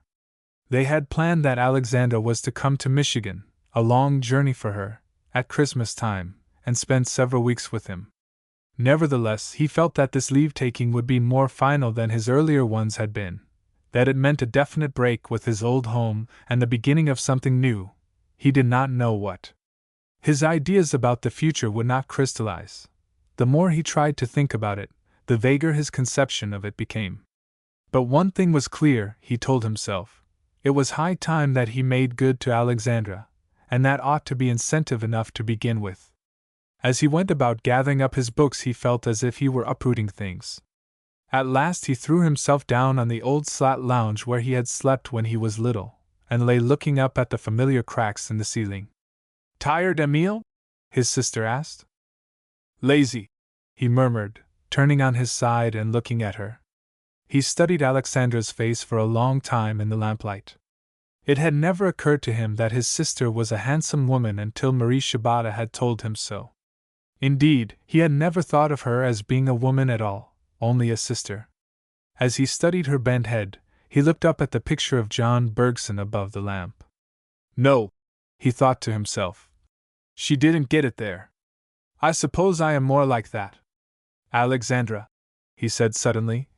That old walnut secretary you used for a desk was father's, wasn't it? Alexandra went on stitching. Yes. It was one of the first things he bought for the old log house. It was a great extravagance in those days. But he wrote a great many letters back to the old country. He had many friends there, and they wrote to him up to the time he died. No one ever blamed him for grandfather's disgrace. I can see him now, sitting there on Sundays, in his white shirt, writing pages and pages, so carefully. He wrote a fine, regular hand, almost like engraving. Yours is something like his, when you take pains. Grandfather was really crooked, was he? He married an unscrupulous woman, and then I'm afraid he was really crooked. When we first came here, father used to have dreams about making a great fortune and going back to Sweden to pay back to the poor sailors the money grandfather had lost. Emile stirred on the lounge. I say, that would have been worthwhile, wouldn't it? Father wasn't a bit like Lou or Oscar, was he? I can't remember much about him before he got sick. Oh, not at all. Alexandra dropped her sewing on her knee. He had better opportunities. Not to make money, but to make something of himself. He was a quiet man, but he was very intelligent. You would have been proud of him, Emile. Alexandra felt that he would like to know there had been a man of his kin whom he could admire. She knew that Emile was ashamed of Lou and Oscar, because they were bigoted and self-satisfied. He never said much about them, but she could feel his disgust. His brothers had shown their disapproval of him ever since he first went away to school. The only thing that would have satisfied them would have been his failure at the university. As it was, they resented every change in his speech, in his dress, in his point of view, though the latter they had to conjecture, for Emile avoided talking to them about any but family matters. All his interests they treated as affectations. Alexandra took up her sewing again. I can remember father when he was quite a young man. He belonged to some kind of a musical society, a male chorus, in Stockholm. I can remember going with mother to hear them sing. There must have been 100 of them, and they all wore long black coats and white neckties. I was used to seeing father in a blue coat, a sort of jacket, and when I recognized him on the platform, I was very proud. Do you remember that Swedish song he taught you about the ship boy? Yes. I used to sing it to the Mexicans. They like anything different. Emile paused. Father had a hard fight here, didn't he? He added thoughtfully. Yes, and he died in a dark time. Still, he had hope. He believed in the land. And in you, I guess, Emile said to himself. There was another period of silence, that warm, friendly silence, full of perfect understanding, in which Emile and Alexandra had spent many of their happiest half-hours. At last Emile said abruptly, Lou and Oscar would be better off if they were poor, wouldn't they? Alexandra smiled. Maybe. But their children wouldn't. I have great hopes of Millie. Emile shivered. I don't know. Seems to me it gets worse as it goes on. The worst of the Swedes is that they're never willing to find out how much they don't know. It was like that at the university. Always so pleased with themselves. There's no getting behind that conceited Swedish grin. The Bohemians and Germans were so different. Come, Emile, don't go back on your own people. Father wasn't conceited, Uncle Otto wasn't. Even Lou and Oscar weren't when they were boys. Emile looked incredulous, but he did not dispute the point. He turned on his back and lay still for a long time, his hands locked under his head, looking up at the ceiling. Alexandra knew that he was thinking of many things. She felt no anxiety about Emile. She had always believed in him, as she had believed in the land. He had been more like himself since he got back from Mexico, seemed glad to be at home, and talked to her as he used to do.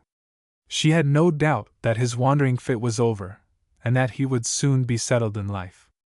Alexandra, said Emile suddenly, do you remember the wild duck we saw down on the river that time? His sister looked up. I often think of her.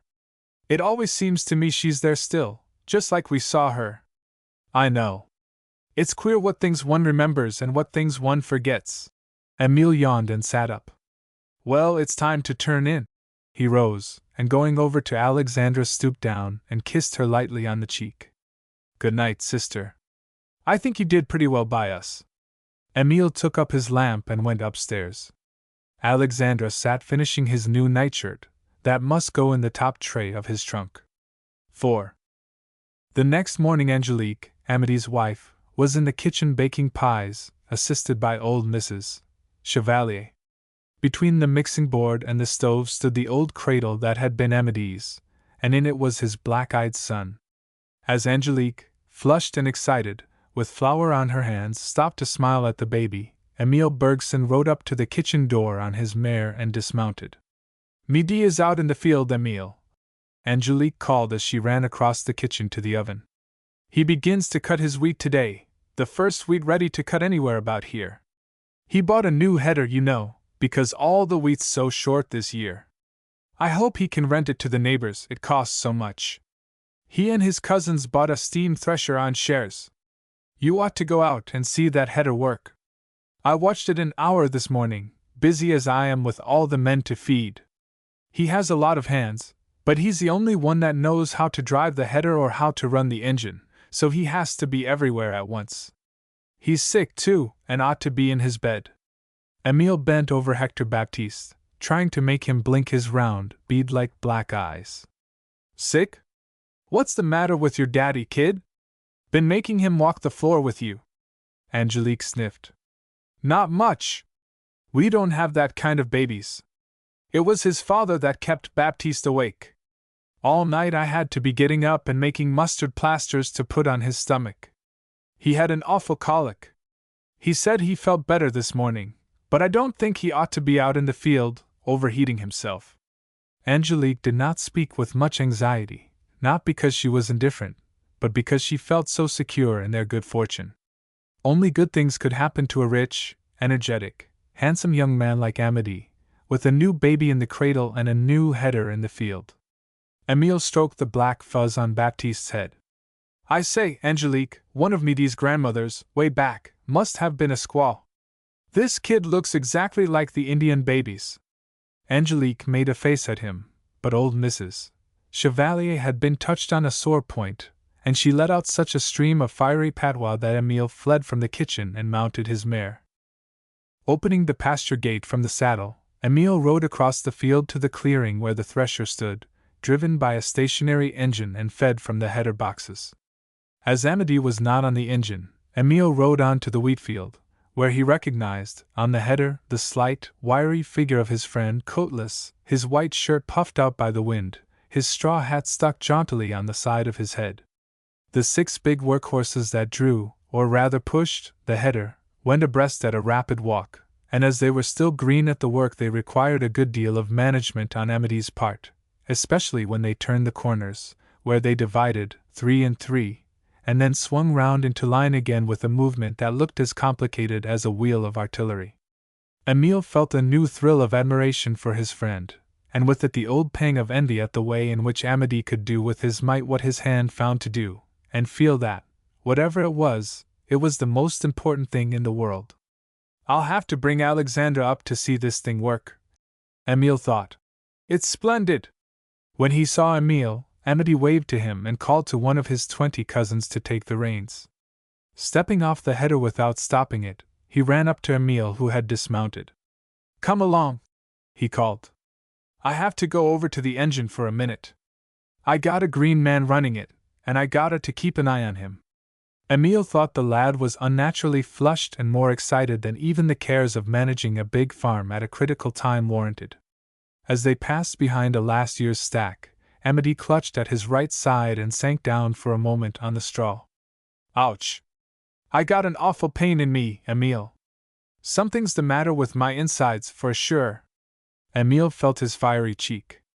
You ought to go straight to bed, Médée, and telephone for the doctor. That's what you ought to do. Amédée staggered up with a gesture of despair. How can I? I got no time to be sick.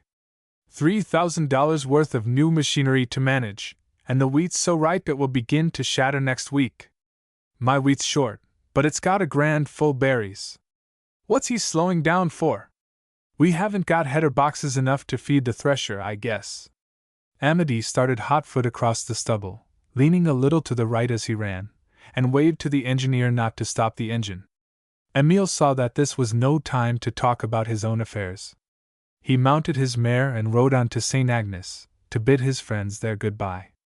He went first to see Raoul Marcel, and found him innocently practicing the Gloria for the big confirmation service on Sunday while he polished the mirrors of his father's saloon. As Emile rode homewards at 3 o'clock in the afternoon, he saw Amédée staggering out of the wheat field, supported by 2 of his cousins.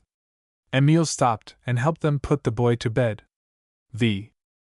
When Frank Shabata came in from work at 5 o'clock that evening, old Moses Marcel, Raoul's father, telephoned him that Amédée had had a seizure in the wheat field, and that Dr. Paradis was going to operate on him as soon as the Hanover doctor got there to help.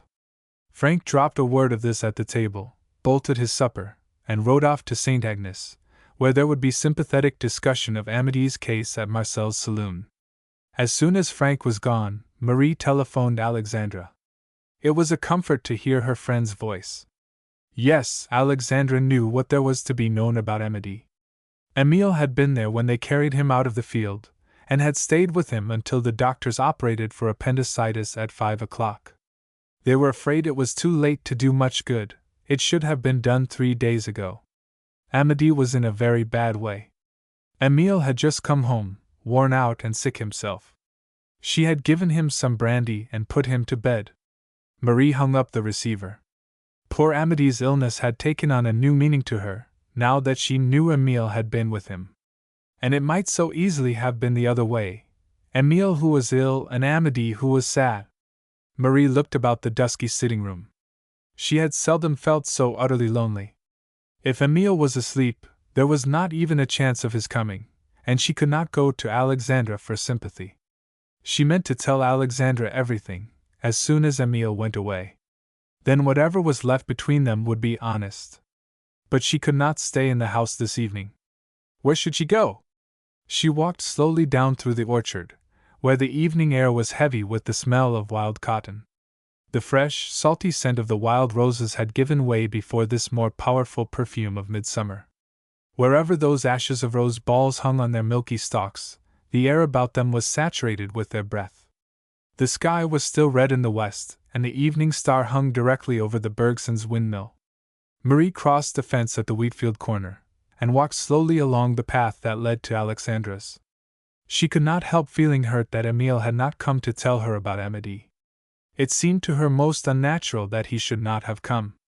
If she were in trouble, certainly he was the one person in the world she would want to see. Perhaps he wished her to understand that for her he was as good as gone already. Marie stole slowly, flutteringly, along the path, like a white night moth out of the fields. The years seemed to stretch before her like the land: spring, summer, autumn, winter, spring. Always the same patient fields, the patient little trees, the patient lives. Always the same yearning, the same pulling at the chain, until the instinct to live had torn itself and bled and weakened for the last time, until the chain secured a dead woman, who might cautiously be released. Marie walked on, her face lifted toward the remote, inaccessible evening star. When she reached the stile, she sat down and waited. How terrible it was to love people when you could not really share their lives. Yes, in so far as she was concerned, Émile was already gone. They couldn't meet any more. There was nothing for them to say. They had spent the last penny of their small change. There was nothing left but gold. The day of love tokens was past. They had now only their hearts to give each other. And Émile being gone, what was her life to be like? In some ways, it would be easier. She would not, at least, live in perpetual fear.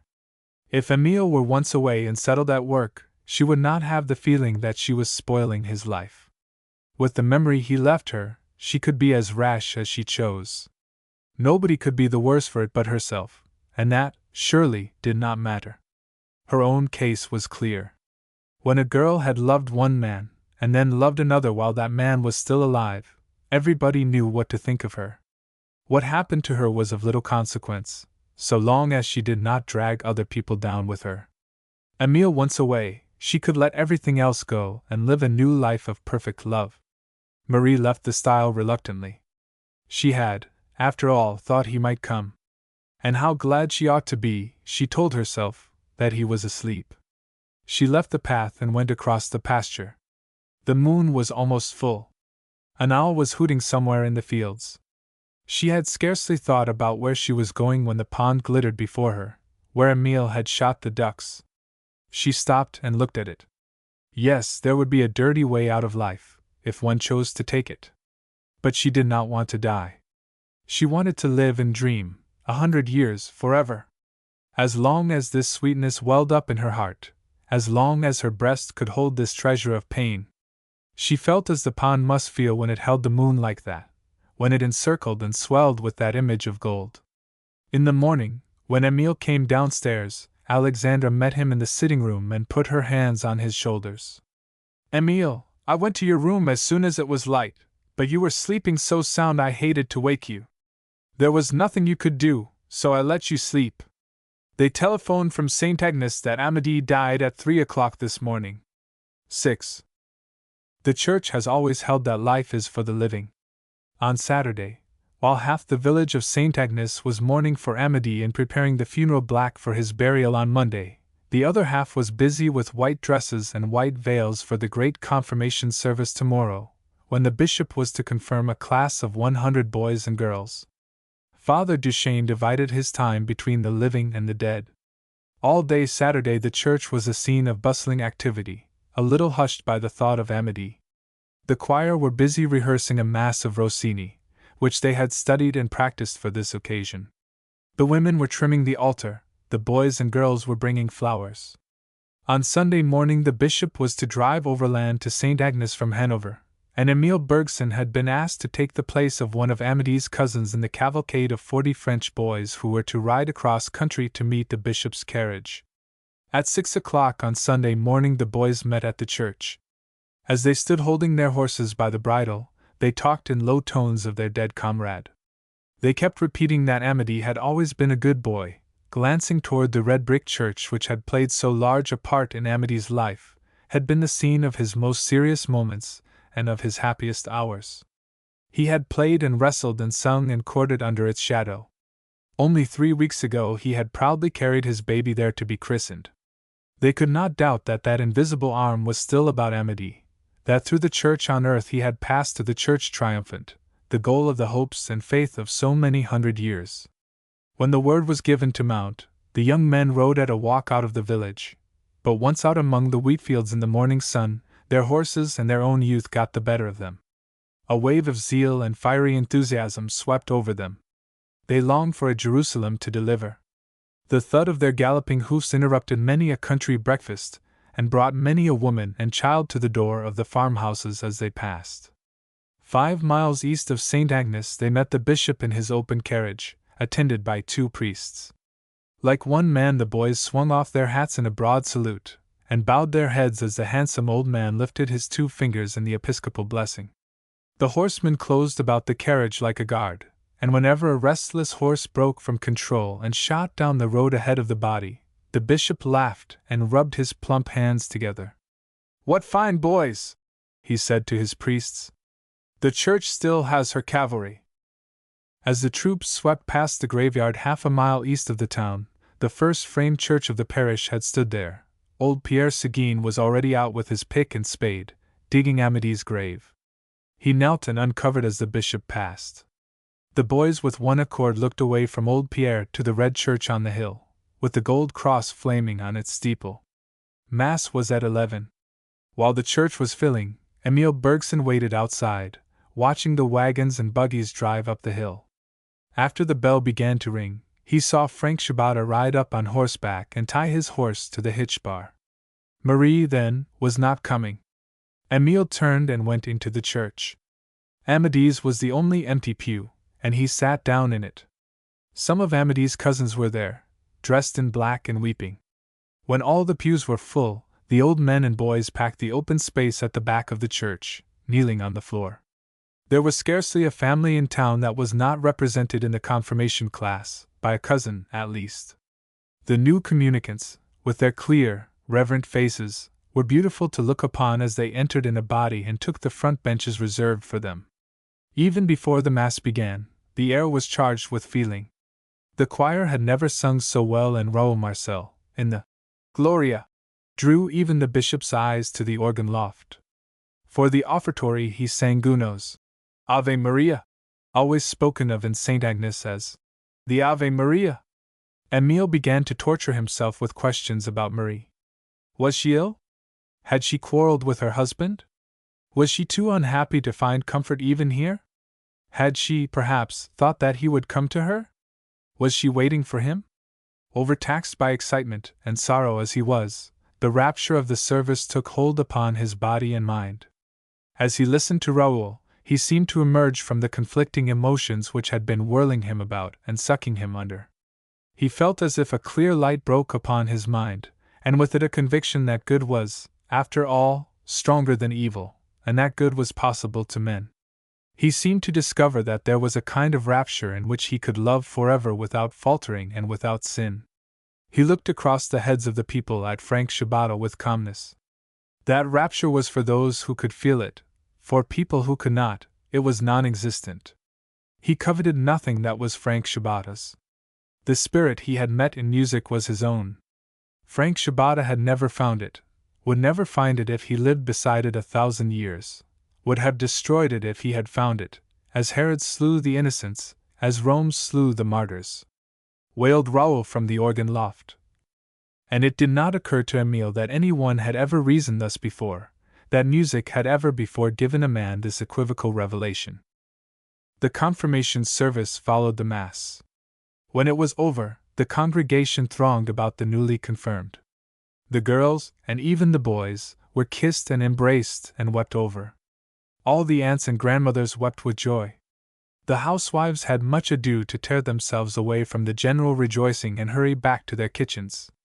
The country parishioners were staying in town for dinner, and nearly every house in St. Agnes entertained visitors that day. Father Duchesne, the bishop, and the visiting priests dined with Fabien Savage, the banker. Emile and Frank Shabata were both guests of old Moise Marcel. After dinner, Frank and old Moise retired to the rear room of the saloon to play California Jack and drink their cognac, and Emile went over to the banker's with Raoul, who had been asked to sing for the bishop. At 3 o'clock, Emile felt that he could stand it no longer. He slipped out under cover of the Holy City, followed by Malvina's wistful eye, and went to the stable for his mare. He was at that height of excitement from which everything is foreshortened, from which life seems short and simple, death very near, and the soul seems to soar like an eagle. As he rode past the graveyard, he looked at the brown hole in the earth where Amity was to lie, and felt no horror. That, too, was beautiful, that simple doorway into forgetfulness. The heart, when it is too much alive, aches for that brown earth, and ecstasy has no fear of death. It is the old and the poor and the maimed who shrink from that brown hole. Its wooers are found among the young, the passionate, the gallant-hearted. It was not until he had passed the graveyard that Emile realized where he was going. It was the hour for saying goodbye. It might be the last time that he would see her alone, and today he could leave her without rancor, without bitterness. Everywhere the grain stood ripe, and the hot afternoon was full of the smell of the ripe wheat, like the smell of bread baking in an oven. The breath of the wheat and the sweet clover passed him like pleasant things in a dream. He could feel nothing but the sense of diminishing distance. It seemed to him that his mare was flying, or running on wheels, like a railway train.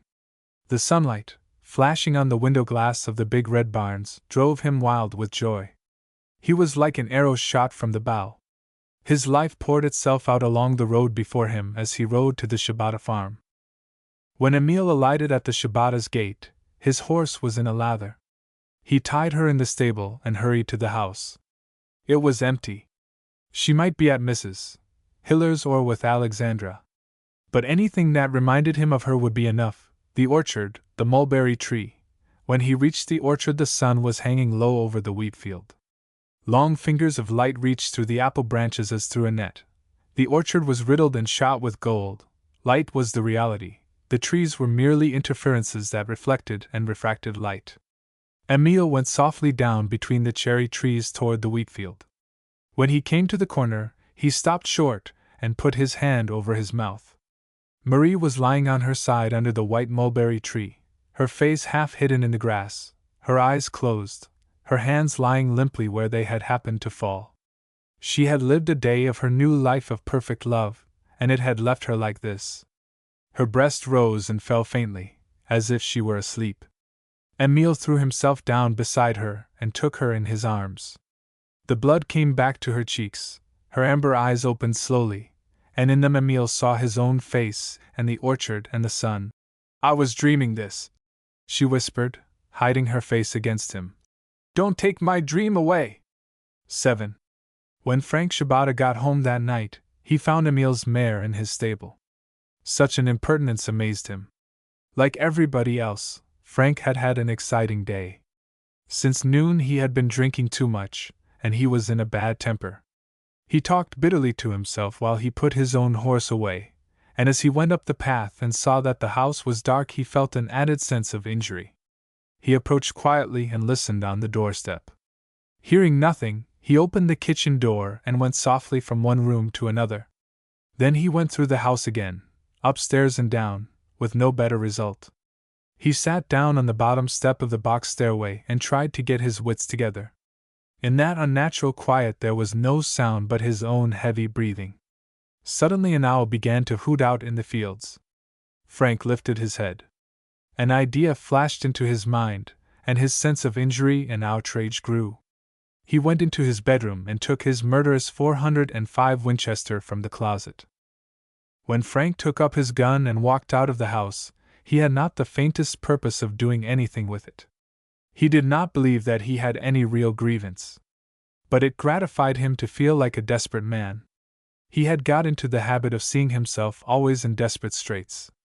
His unhappy temperament was like a cage. He could never get out of it, and he felt that other people, his wife in particular, must have put him there. It had never more than dimly occurred to Frank that he made his own unhappiness. Though he took up his gun with dark projects in his mind, he would have been paralyzed with fright had he known that there was the slightest probability of his ever carrying any of them out. Frank went slowly down to the orchard gate, stopped, and stood for a moment lost in thought. He retraced his steps and looked through the barn and the hayloft. Then he went out to the road, where he took the footpath along the outside of the orchard hedge. The hedge was twice as tall as Frank himself, and so dense that one could see through it only by peering closely between the leaves. He could see the empty path a long way in the moonlight. His mind traveled ahead to the stile, which he always thought of as haunted by Emil Bergson. But why had he left his horse? At the wheatfield corner, where the orchard hedge ended and the path led across the pasture to the Bergsons, Frank stopped.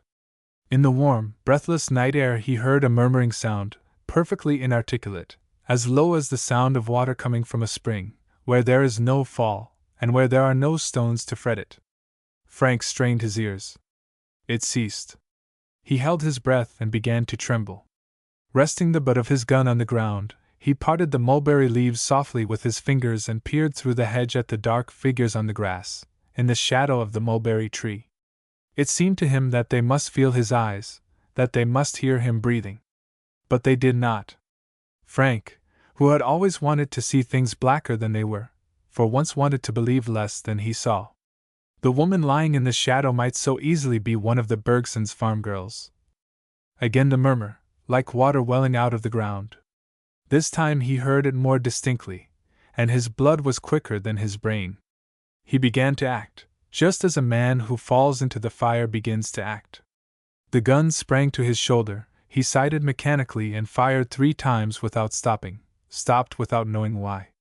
Either he shut his eyes or he had vertigo. He did not see anything while he was firing. He thought he heard a cry simultaneous with the second report, but he was not sure.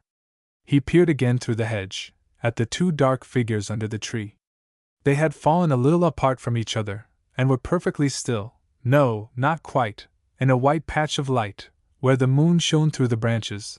A man's hand was plucking spasmodically at the grass. Suddenly the woman stirred and uttered a cry, then another, and another. She was living! She was dragging herself toward the hedge. Frank dropped his gun and ran back along the path, shaking, stumbling, gasping.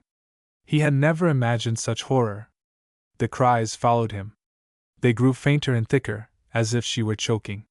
He dropped on his knees beside the hedge and crouched like a rabbit, listening. Fainter, fainter, a sound like a whine, again, a moan, another, silence. Frank scrambled to his feet and ran on, groaning and praying. From habit he went toward the house, where he was used to being soothed when he had worked himself into a frenzy. But at the sight of the black, open door, he started back.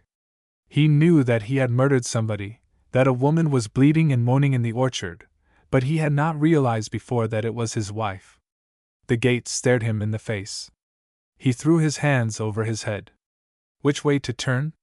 He lifted his tormented face and looked at the sky. Holy Mother of God, not to suffer! She was a good girl, not to suffer! Frank had been wont to see himself in dramatic situations, but now, when he stood by the windmill, in the bright space between the barn and the house, facing his own black doorway, he did not see himself at all. He stood like the hare when the dogs are approaching from all sides. And he ran like a hare, back and forth about that moonlit space, before he could make up his mind to go into the dark stable for a horse. The thought of going into a doorway was terrible to him. He caught Emil's horse by the bit and led it out. He could not have buckled the bridle on his own. After 2 or 3 attempts, he lifted himself into the saddle and started for Hanover. If he could catch the 1 o'clock train, he had money enough to get as far as Omaha. While he was thinking dully of this in some less sensitized part of his brain, his acuter faculties were going over and over the cries he had heard in the orchard. Terror was the only thing that kept him from going back to her, terror that she might still be she, that she might still be suffering. A woman, mutilated and bleeding in his orchard. It was because it was a woman that he was so afraid. It was inconceivable that he should have hurt a woman. He would rather be eaten by wild beasts than see her move on the ground as she had moved in the orchard. Why had she been so careless? She knew he was like a crazy man when he was angry. She had more than once taken that gun away from him and held it, when he was angry with other people. Once it had gone off while they were struggling over it. She was never afraid. But when she knew him, why hadn't she been more careful? Didn't she have all summer before her to love Emil Bergson in, without taking such chances? Probably she had met the Smirka boy, too, down there in the orchard. He didn't care. She could have met all the men on the divide there, and welcome, if only she hadn't brought this horror on him. There was a wrench in Frank's mind. He did not honestly believe that of her. He knew that he was doing her wrong. He stopped his horse to admit this to himself the more directly, to think it out the more clearly. He knew that he was to blame. For 3 years he had been trying to break her spirit. She had a way of making the best of things that seemed to him a sentimental affectation. He wanted his wife to resent that he was wasting his best years among these stupid and unappreciative people, but she had seemed to find the people quite good enough. If he ever got rich, he meant to buy her pretty clothes and take her to California in a Pullman car, and treat her like a lady. But in the meantime he wanted her to feel that life was as ugly and as unjust as he felt it. He had tried to make her life ugly. He had refused to share any of the little pleasures she was so plucky about making for herself. She could be gay about the least thing in the world, but she must be gay. When she first came to him, her faith in him, her adoration, Frank struck the mare with his fist. Why had Marie made him do this thing? Why had she brought this upon him? He was overwhelmed by sickening misfortune. All at once he heard her cries again. He had forgotten for a moment. "Maria!" he sobbed aloud. "Maria!" When Frank was halfway to Hanover, the motion of his horse brought on a violent attack of nausea.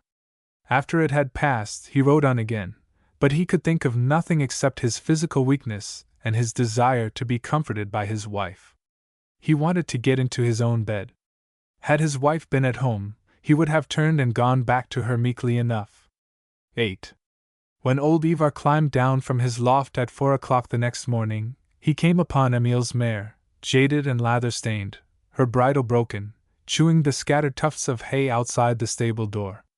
The old man was thrown into a fright at once. He put the mare in her stall, threw her a measure of oats, and then set out as fast as his bow legs could carry him on the path to the nearest neighbor. "Something is wrong with that boy. Some misfortune has come upon us.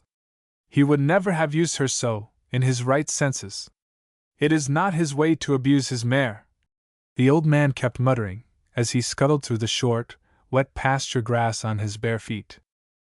While Ivar was hurrying across the fields, the first long rays of the sun were reaching down between the orchard boughs to those 2 dew-drenched figures. The story of what had happened was written plainly on the orchard grass, and on the white mulberries that had fallen in the night and were covered with dark stain. For Emil the chapter had been short. He was shot in the heart, and had rolled over on his back and died. His face was turned up to the sky and his brows were drawn in a frown, as if he had realized that something had befallen him. But for Marie Shabata it had not been so easy. One ball had torn through her right lung, another had shattered the carotid artery. She must have started up and gone toward the hedge, leaving a trail of blood. There she had fallen and bled. From that spot there was another trail, heavier than the first, where she must have dragged herself back to Emil's body. Once there, she seemed not to have struggled any more. She had lifted her head to her lover's breast, taken his hand in both her own, and bled quietly to death. She was lying on her right side in an easy and natural position, her cheek on Emil's shoulder. On her face there was a look of ineffable content. Her lips were parted a little, her eyes were lightly closed, as if in a daydream or a light slumber. After she lay down there, she seemed not to have moved an eyelash. The hand she held was covered with dark stains, where she had kissed it. But the stained, slippery grass, the darkened mulberries, told only half the story. Above Marie and Emile, 2 white butterflies from Frank's alfalfa field were fluttering in and out among the interlacing shadows, diving and soaring, now close together, now far apart, and in the long grass by the fence the last wild roses of the year opened their pink hearts to die. When Ivar reached the path by the hedge, he saw Shabata's rifle lying in the way. He turned and peered through the branches, falling upon his knees as if his legs had been mowed from under him. "Merciful God!" he groaned. Alexandra, too, had risen early that morning, because of her anxiety about Emile. She was in Emile's room upstairs when, from the window, she saw Ivar coming along the path that led from the Shabatas. He was running like a spent man, tottering and lurching from side to side. Ivar never drank, and Alexandra thought at once that one of his spells had come upon him, and that he must be in a very bad way indeed. She ran downstairs and hurried out to meet him, to hide his infirmity from the eyes of her household. The old man fell in the road at her feet and caught her hand, over which he bowed his shaggy head. "Mistress, mistress," he sobbed, "it has fallen! Sin and death for the young ones! God have mercy upon us!" Part 5. Alexandra. Ivar was sitting at a cobbler's bench in the barn, mending harness by the light of a lantern, and repeating to himself the 101st Psalm. It was only 5 o'clock of a mid-October day, but a storm had come up in the afternoon, bringing black clouds, a cold wind, and torrents of rain. The old man wore his buffalo skin coat, and occasionally stopped to warm his fingers at the lantern. Suddenly a woman burst into the shed, as if she had been blown in, accompanied by a shower of raindrops. It was Signa, wrapped in a man's overcoat, and wearing a pair of boots over her shoes. In time of trouble Signa had come back to stay with her mistress, for she was the only one of the maids from whom Alexandra would accept much personal service. It was 3 months now since the news of the terrible thing that had happened in Frank Shabata's orchard had first run like a fire over the divide. Signa and Nels were staying on with Alexandra until winter. "Ivar!" Signa exclaimed as she wiped the rain from her face.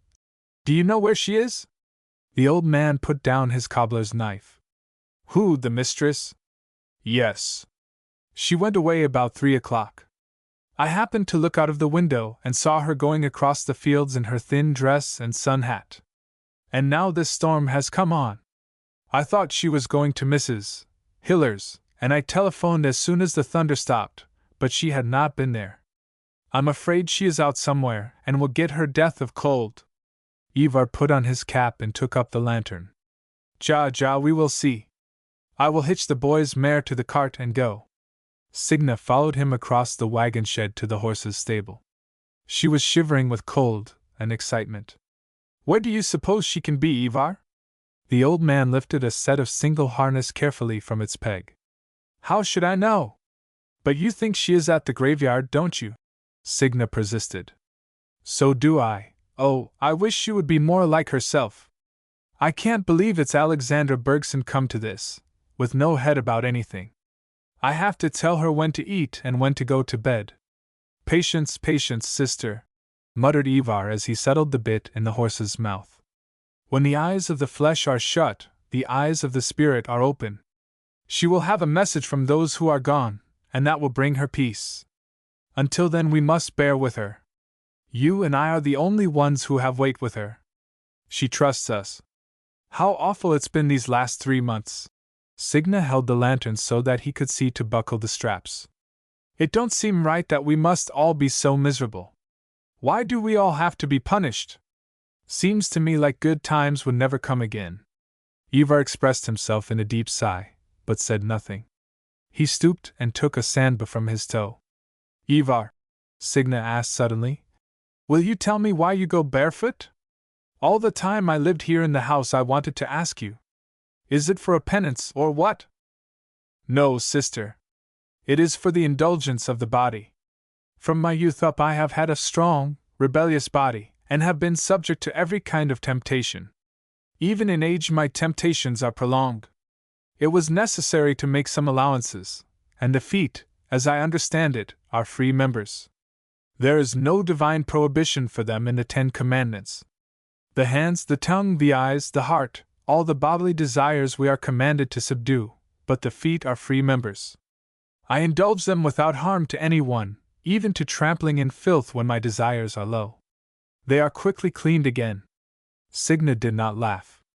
She looked thoughtful as she followed Ivar out to the wagon shed and held the shafts up for him, while he backed in the mare and buckled the holdbacks. You have been a good friend to the mistress, Ivar, she murmured.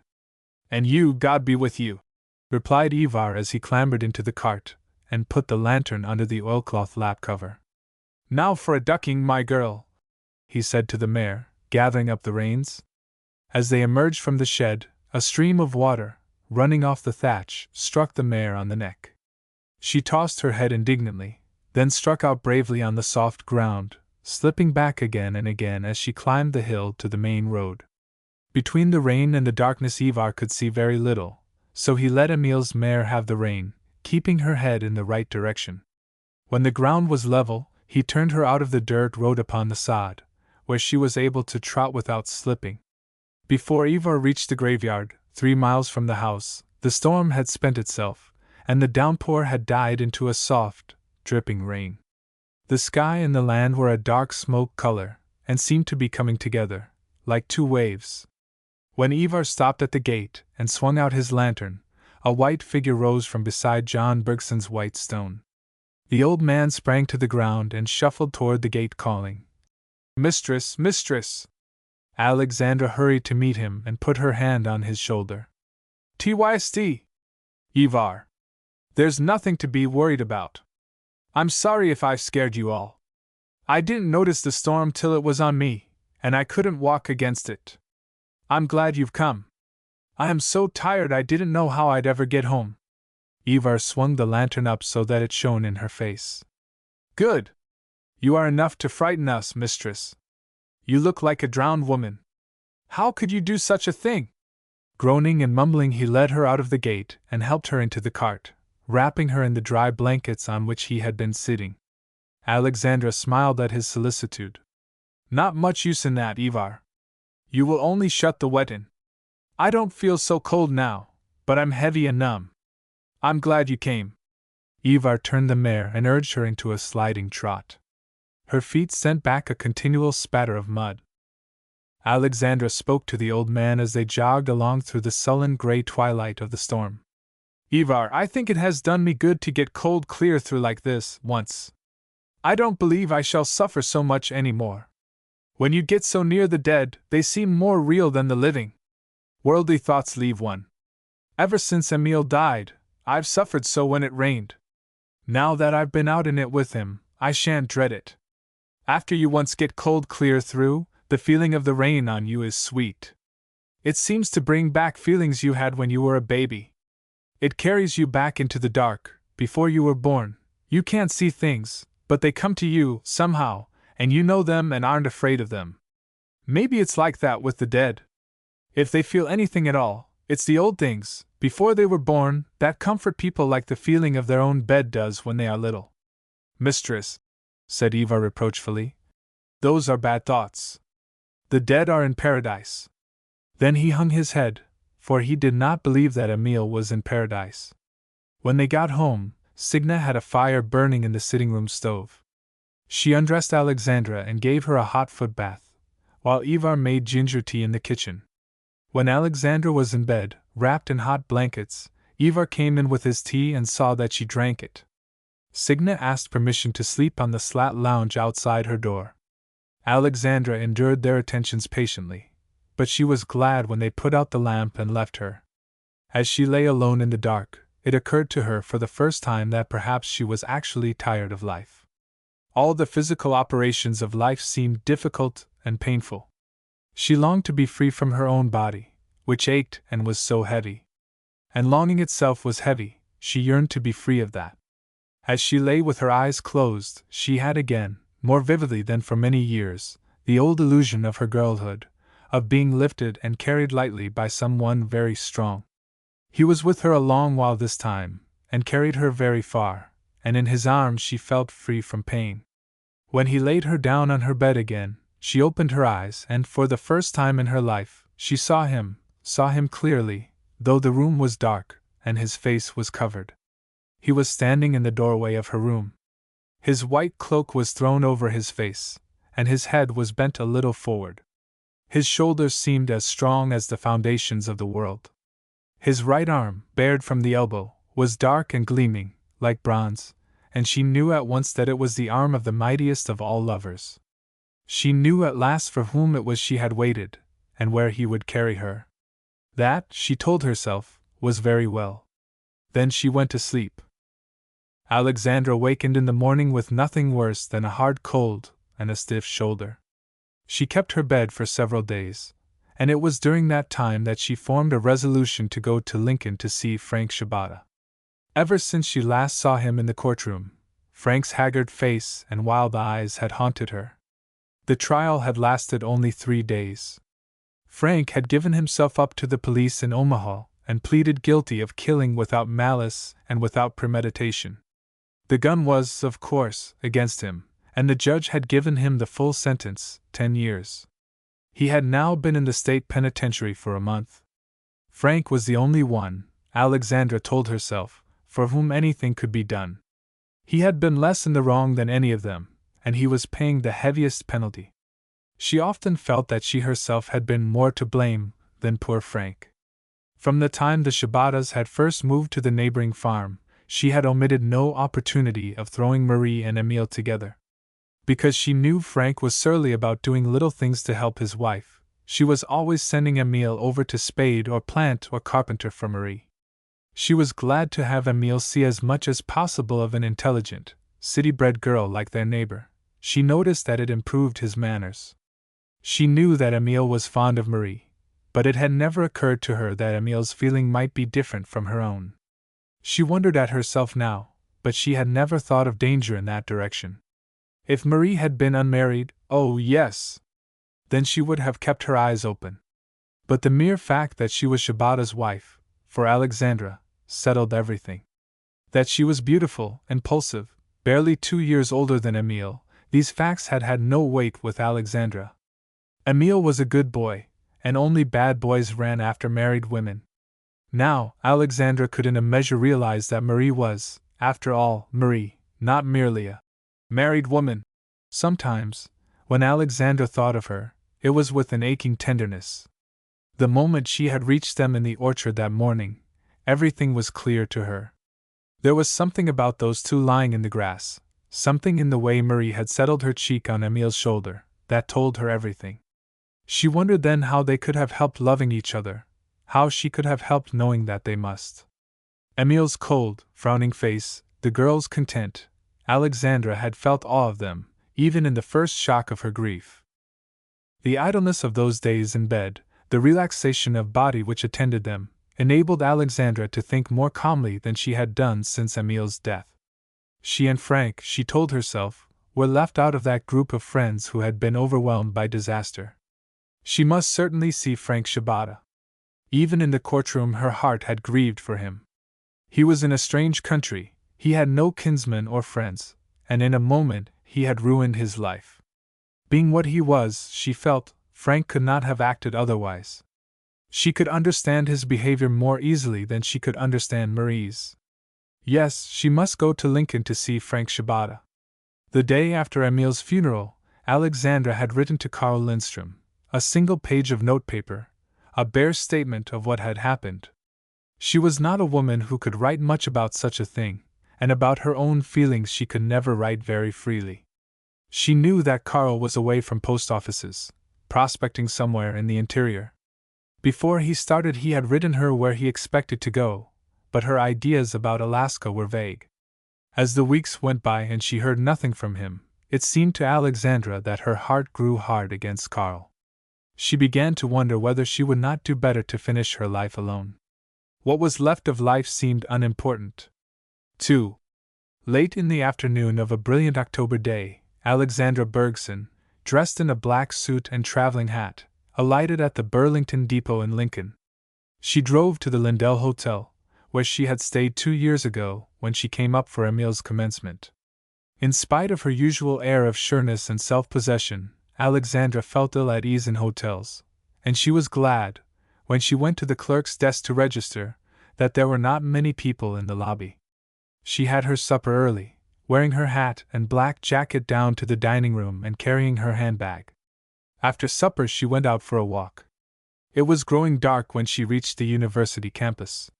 She did not go into the grounds, but walked slowly up and down the stone walk outside the long iron fence, looking through at the young men who were running from one building to another, at the lights shining from the armory and the library. A squad of cadets were going through their drill behind the armory, and the commands of their young officer rang out at regular intervals, so sharp and quick that Alexandra could not understand them. 2 stalwart girls came down the library steps and out through one of the iron gates. As they passed her, Alexandra was pleased to hear them speaking Bohemian to each other. Every few moments a boy would come running down the flagged walk and dash out into the street as if he were rushing to announce some wonder to the world. Alexandra felt a great tenderness for them all. She wished one of them would stop and speak to her. She wished she could ask them whether they had known Emile. As she lingered by the south gate she actually did encounter one of the boys. He had on his drill cap and was swinging his books at the end of a long strap. It was dark by this time. He did not see her and ran against her. He snatched off his cap and stood bareheaded and panting. "I'm awfully sorry," he said in a bright, clear voice, with a rising inflection, as if he expected her to say something. "Oh, it was my fault," said Alexandra eagerly. "Are you an old student here, may I ask?" "No, ma'am. I'm a freshie, just off the farm. Cherry County. Were you hunting somebody?" "No, thank you. That is," Alexandra wanted to detain him. "That is, I would like to find some of my brother's friends. He graduated 2 years ago."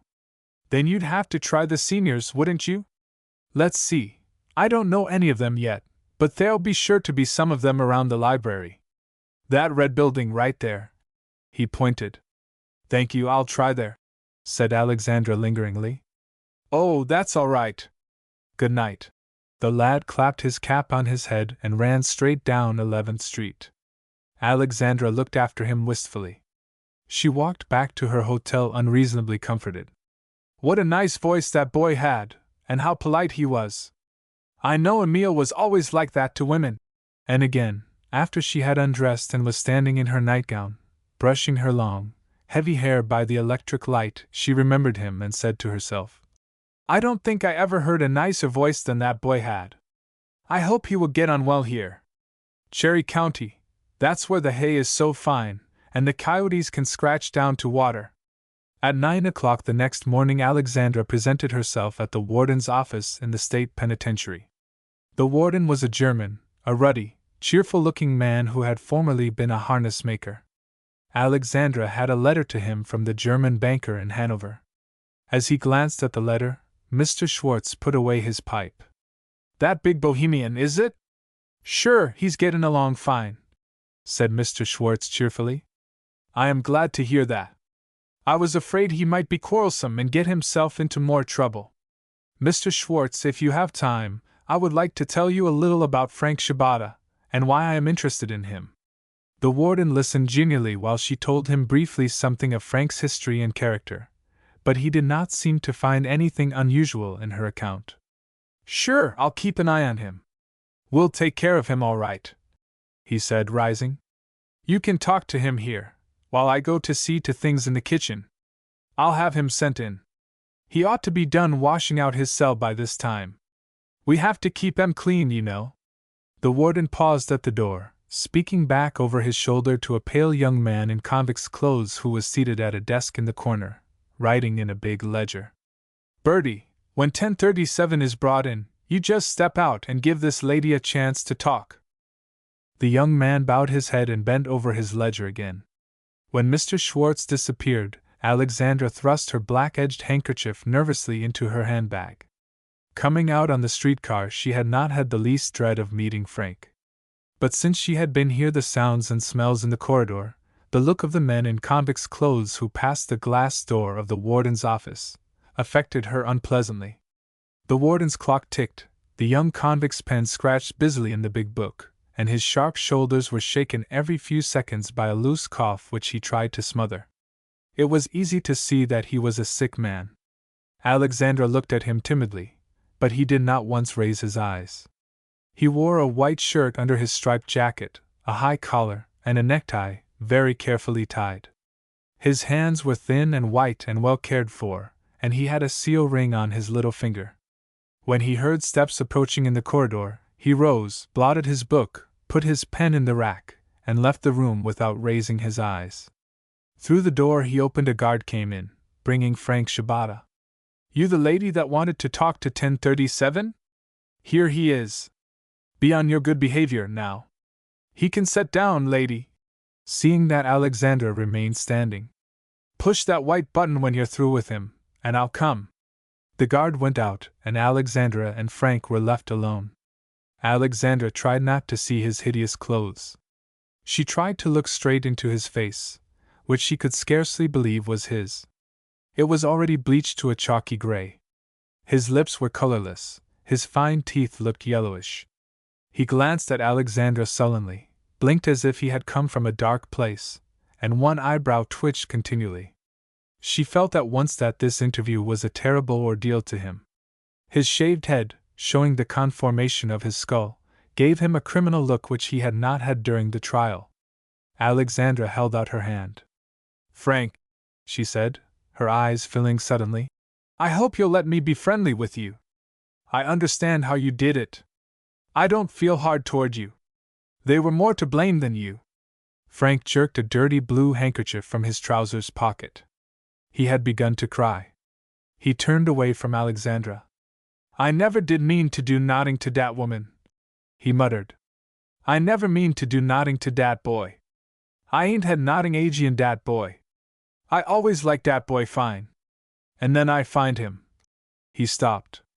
The feeling went out of his face and eyes.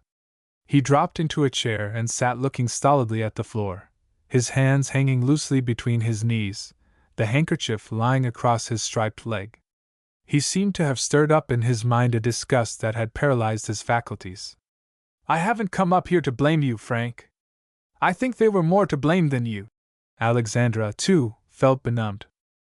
Frank looked up suddenly and stared out of the office window.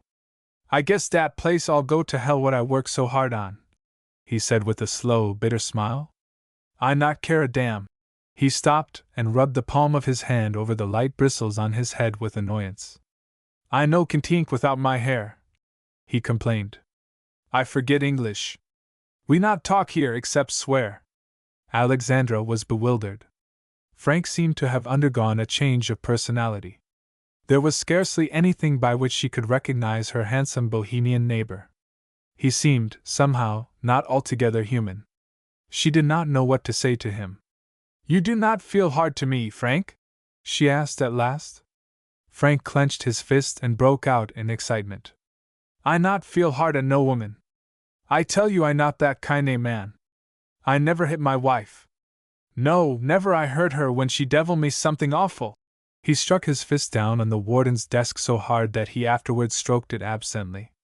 A pale pink crept over his neck and face. 2 years I know dat woman don care no more about me, Alexandra Bergson. I knows she after some other man. I know her, oh! And I ain't never hurt her. I never would a done dat, if I ain't had dat gun along. I don't know what in hell make me take dat gun. She always say I ain't no man to carry gun. If she been in dat house, where she ought a been, but das a foolish talk." Frank rubbed his head and stopped suddenly, as he had stopped before. Alexandra felt that there was something strange in the way he chilled off, as if something came up in him that extinguished his power of feeling or thinking. "Yes, Frank," she said kindly. "I know you never meant to hurt Marie." Frank smiled at her queerly. His eyes filled slowly with tears. "You know, I most forget dat woman's name. She ain't got no name for me no more. I never hate my wife, but dat woman what make me do dat, honest to God, but I hate her. I no man to fight. I don't want to kill no boy and no woman. I not care how many men she take under dat tree. I no care for nothing but dat fine boy I kill, Alexandra Bergson. I guess I go crazy sure enough. Alexandra remembered the little yellow cane she had found in Frank's clothes closet. She thought of how he had come to this country a gay young fellow, so attractive that the prettiest Bohemian girl in Omaha had run away with him. It seemed unreasonable that life should have landed him in such a place as this. She blamed Marie bitterly. And why, with her happy, affectionate nature, should she have brought destruction and sorrow to all who had loved her, even to poor old Joe Tavesky, the uncle who used to carry her about so proudly when she was a little girl?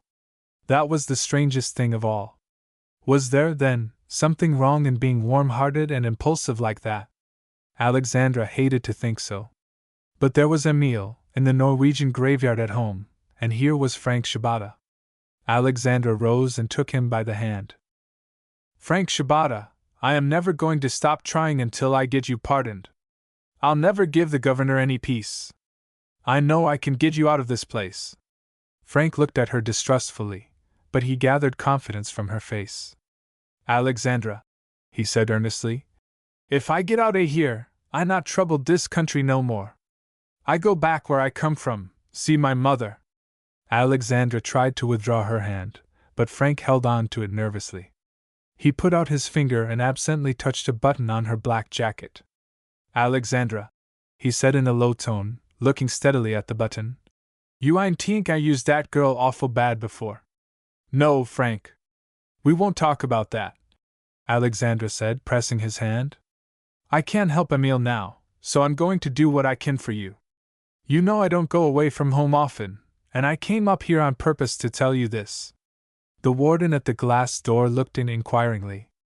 Alexandra nodded, and he came in and touched the white button on his desk.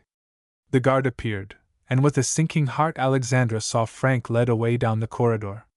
After a few words with Mr. Schwartz, she left the prison and made her way to the streetcar. She had refused with horror the warden's cordial invitation to go through the institution. As the car lurched over its uneven roadbed, back toward Lincoln, Alexandra thought of how she and Frank had been wrecked by the same storm and of how, although she could come out into the sunlight, she had not much more left in her life than he. She remembered some lines from a poem she had liked in her schooldays, and sighed. A disgust of life weighed upon her heart, some such feeling as had twice frozen Frank Shibata's features while they talked together. She wished she were back on the Divide. When Alexandra entered her hotel, the clerk held up one finger and beckoned to her. As she approached his desk, he handed her a telegram. Alexandra took the yellow envelope and looked at it in perplexity, then stepped into the elevator without opening it. As she walked down the corridor toward her room, she reflected that she was, in a manner, immune from evil tidings. On reaching her room, she locked the door, and sitting down on a chair by the dresser, opened the telegram. It was from Hanover, and it read, Arrived Hanover last night. Shall wait here until you come. Please hurry. C. R. Lindstrom. Alexandra put her head down on the dresser and burst into tears. 3. The next afternoon Carl and Alexandra were walking across the fields from Mrs. Hiller's. Alexandra had left Lincoln after midnight, and Carl had met her at the Hanover station early in the morning. After they reached home, Alexandra had gone over to Mrs. Hiller's to leave a little present she had bought for her in the city. They stayed at the old lady's door but a moment, and then came out to spend the rest of the afternoon in the sunny fields.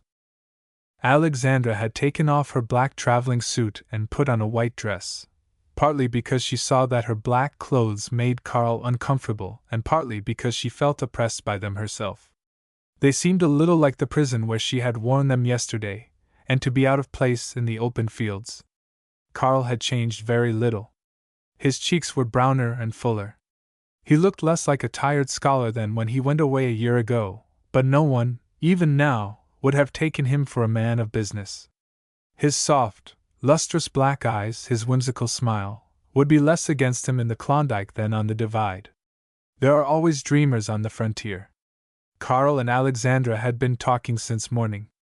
Her letter had never reached him.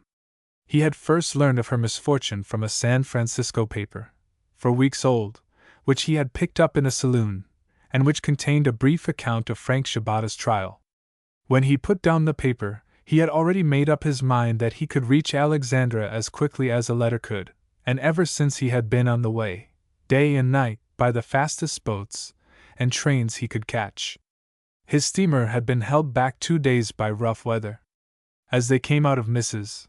Hiller's garden, they took up their talk again where they had left it. "But could you come away like that, Carl, without arranging things? Could you just walk off and leave your business?" Alexandra asked. Carl laughed. "Prudent Alexandra! You see, my dear, I happen to have an honest partner. I trust him with everything. In fact, it's been his enterprise from the beginning, you know. I'm in it only because he took me in. I'll have to go back in the spring. Perhaps you will want to go with me then. We haven't turned up millions yet, but we've got a start that's worth following. But this winter I'd like to spend with you. You won't feel that we ought to wait longer on Emil's account, will you, Alexandra?" Alexandra shook her head. "No, Carl, I don't feel that way about it. And surely you needn't mind anything Lou and Oscar say now.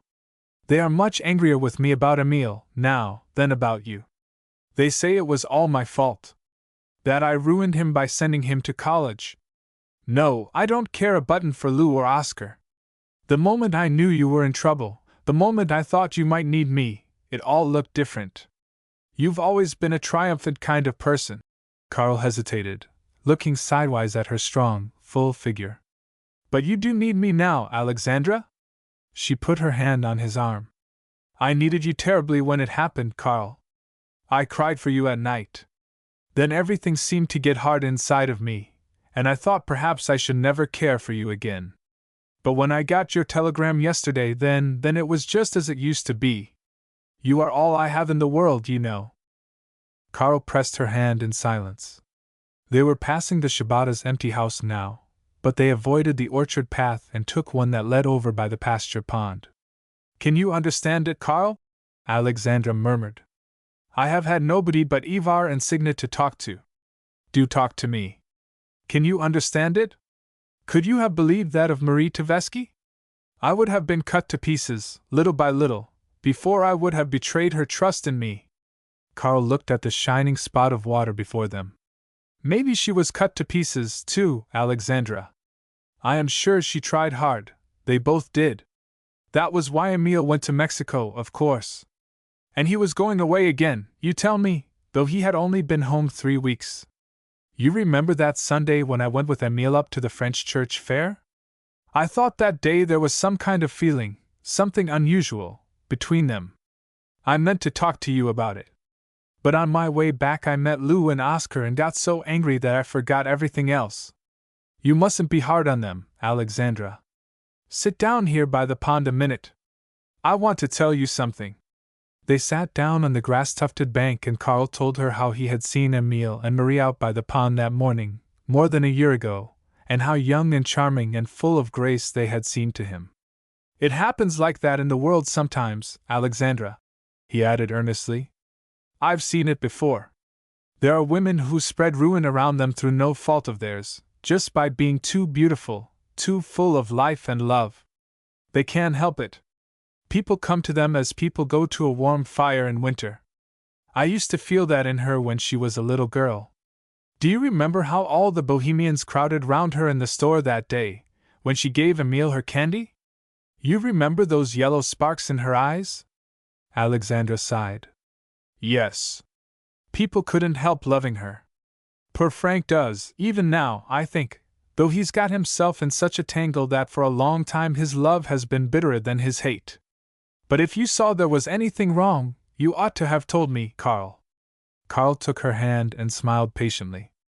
"My dear, it was something one felt in the air, as you feel the spring coming, or a storm in summer.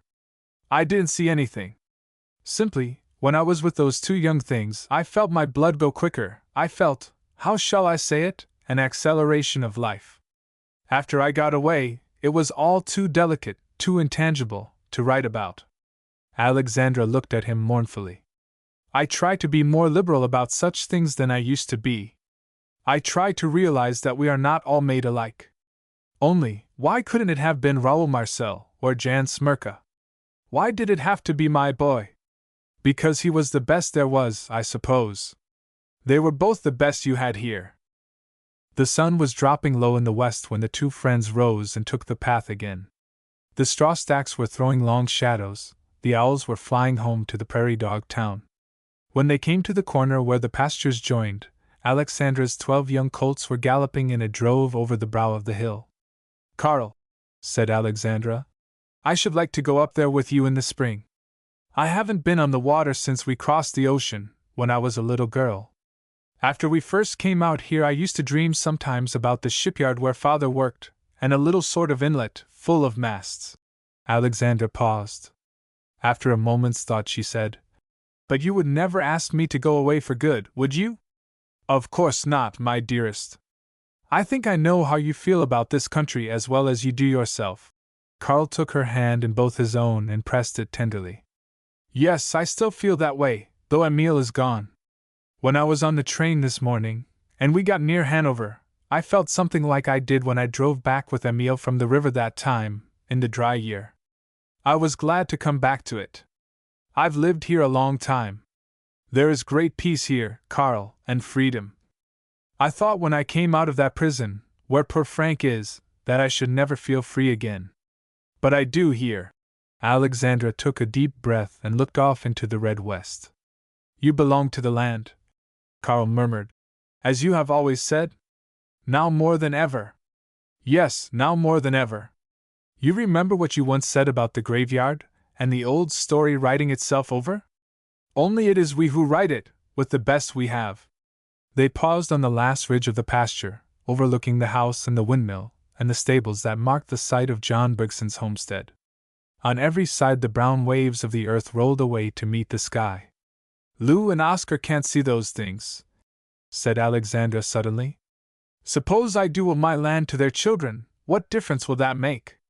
The land belongs to the future, Carl, that's the way it seems to me. How many of the names on the county clerk's plat will be there in 50 years? I might as well try to will the sunset over there to my brother's children. We come and go, but the land is always here. And the people who love it and understand it are the people who own it, for a little while. Carl looked at her wonderingly. She was still gazing into the west, and in her face there was that exalted serenity that sometimes came to her at moments of deep feeling. The level rays of the sinking sun shone in her clear eyes. Why are you thinking of such things now, Alexandra? I had a dream before I went to Lincoln, but I will tell you about that afterward, after we are married. It will never come true now, in the way I thought it might. She took Carl's arm and they walked toward the gate. How many times we have walked this path together, Carl? How many times we will walk it again? Does it seem to you like coming back to your own place? Do you feel at peace with the world here? I think we shall be very happy. I haven't any fears. I think when friends marry, they are safe. We don't suffer like those young ones. Alexandra ended with a sigh. They had reached the gate. Before Carl opened it, he drew Alexandra to him and kissed her softly, on her lips and on her eyes. She leaned heavily on his shoulder. I am tired, she murmured. I have been very lonely, Carl. They went into the house together, leaving the divide behind them, under the evening star. Fortunate country, that is one day to receive hearts like Alexandra's into its bosom, to give them out again in the yellow wheat, in the rustling corn, in the shining eyes of youth.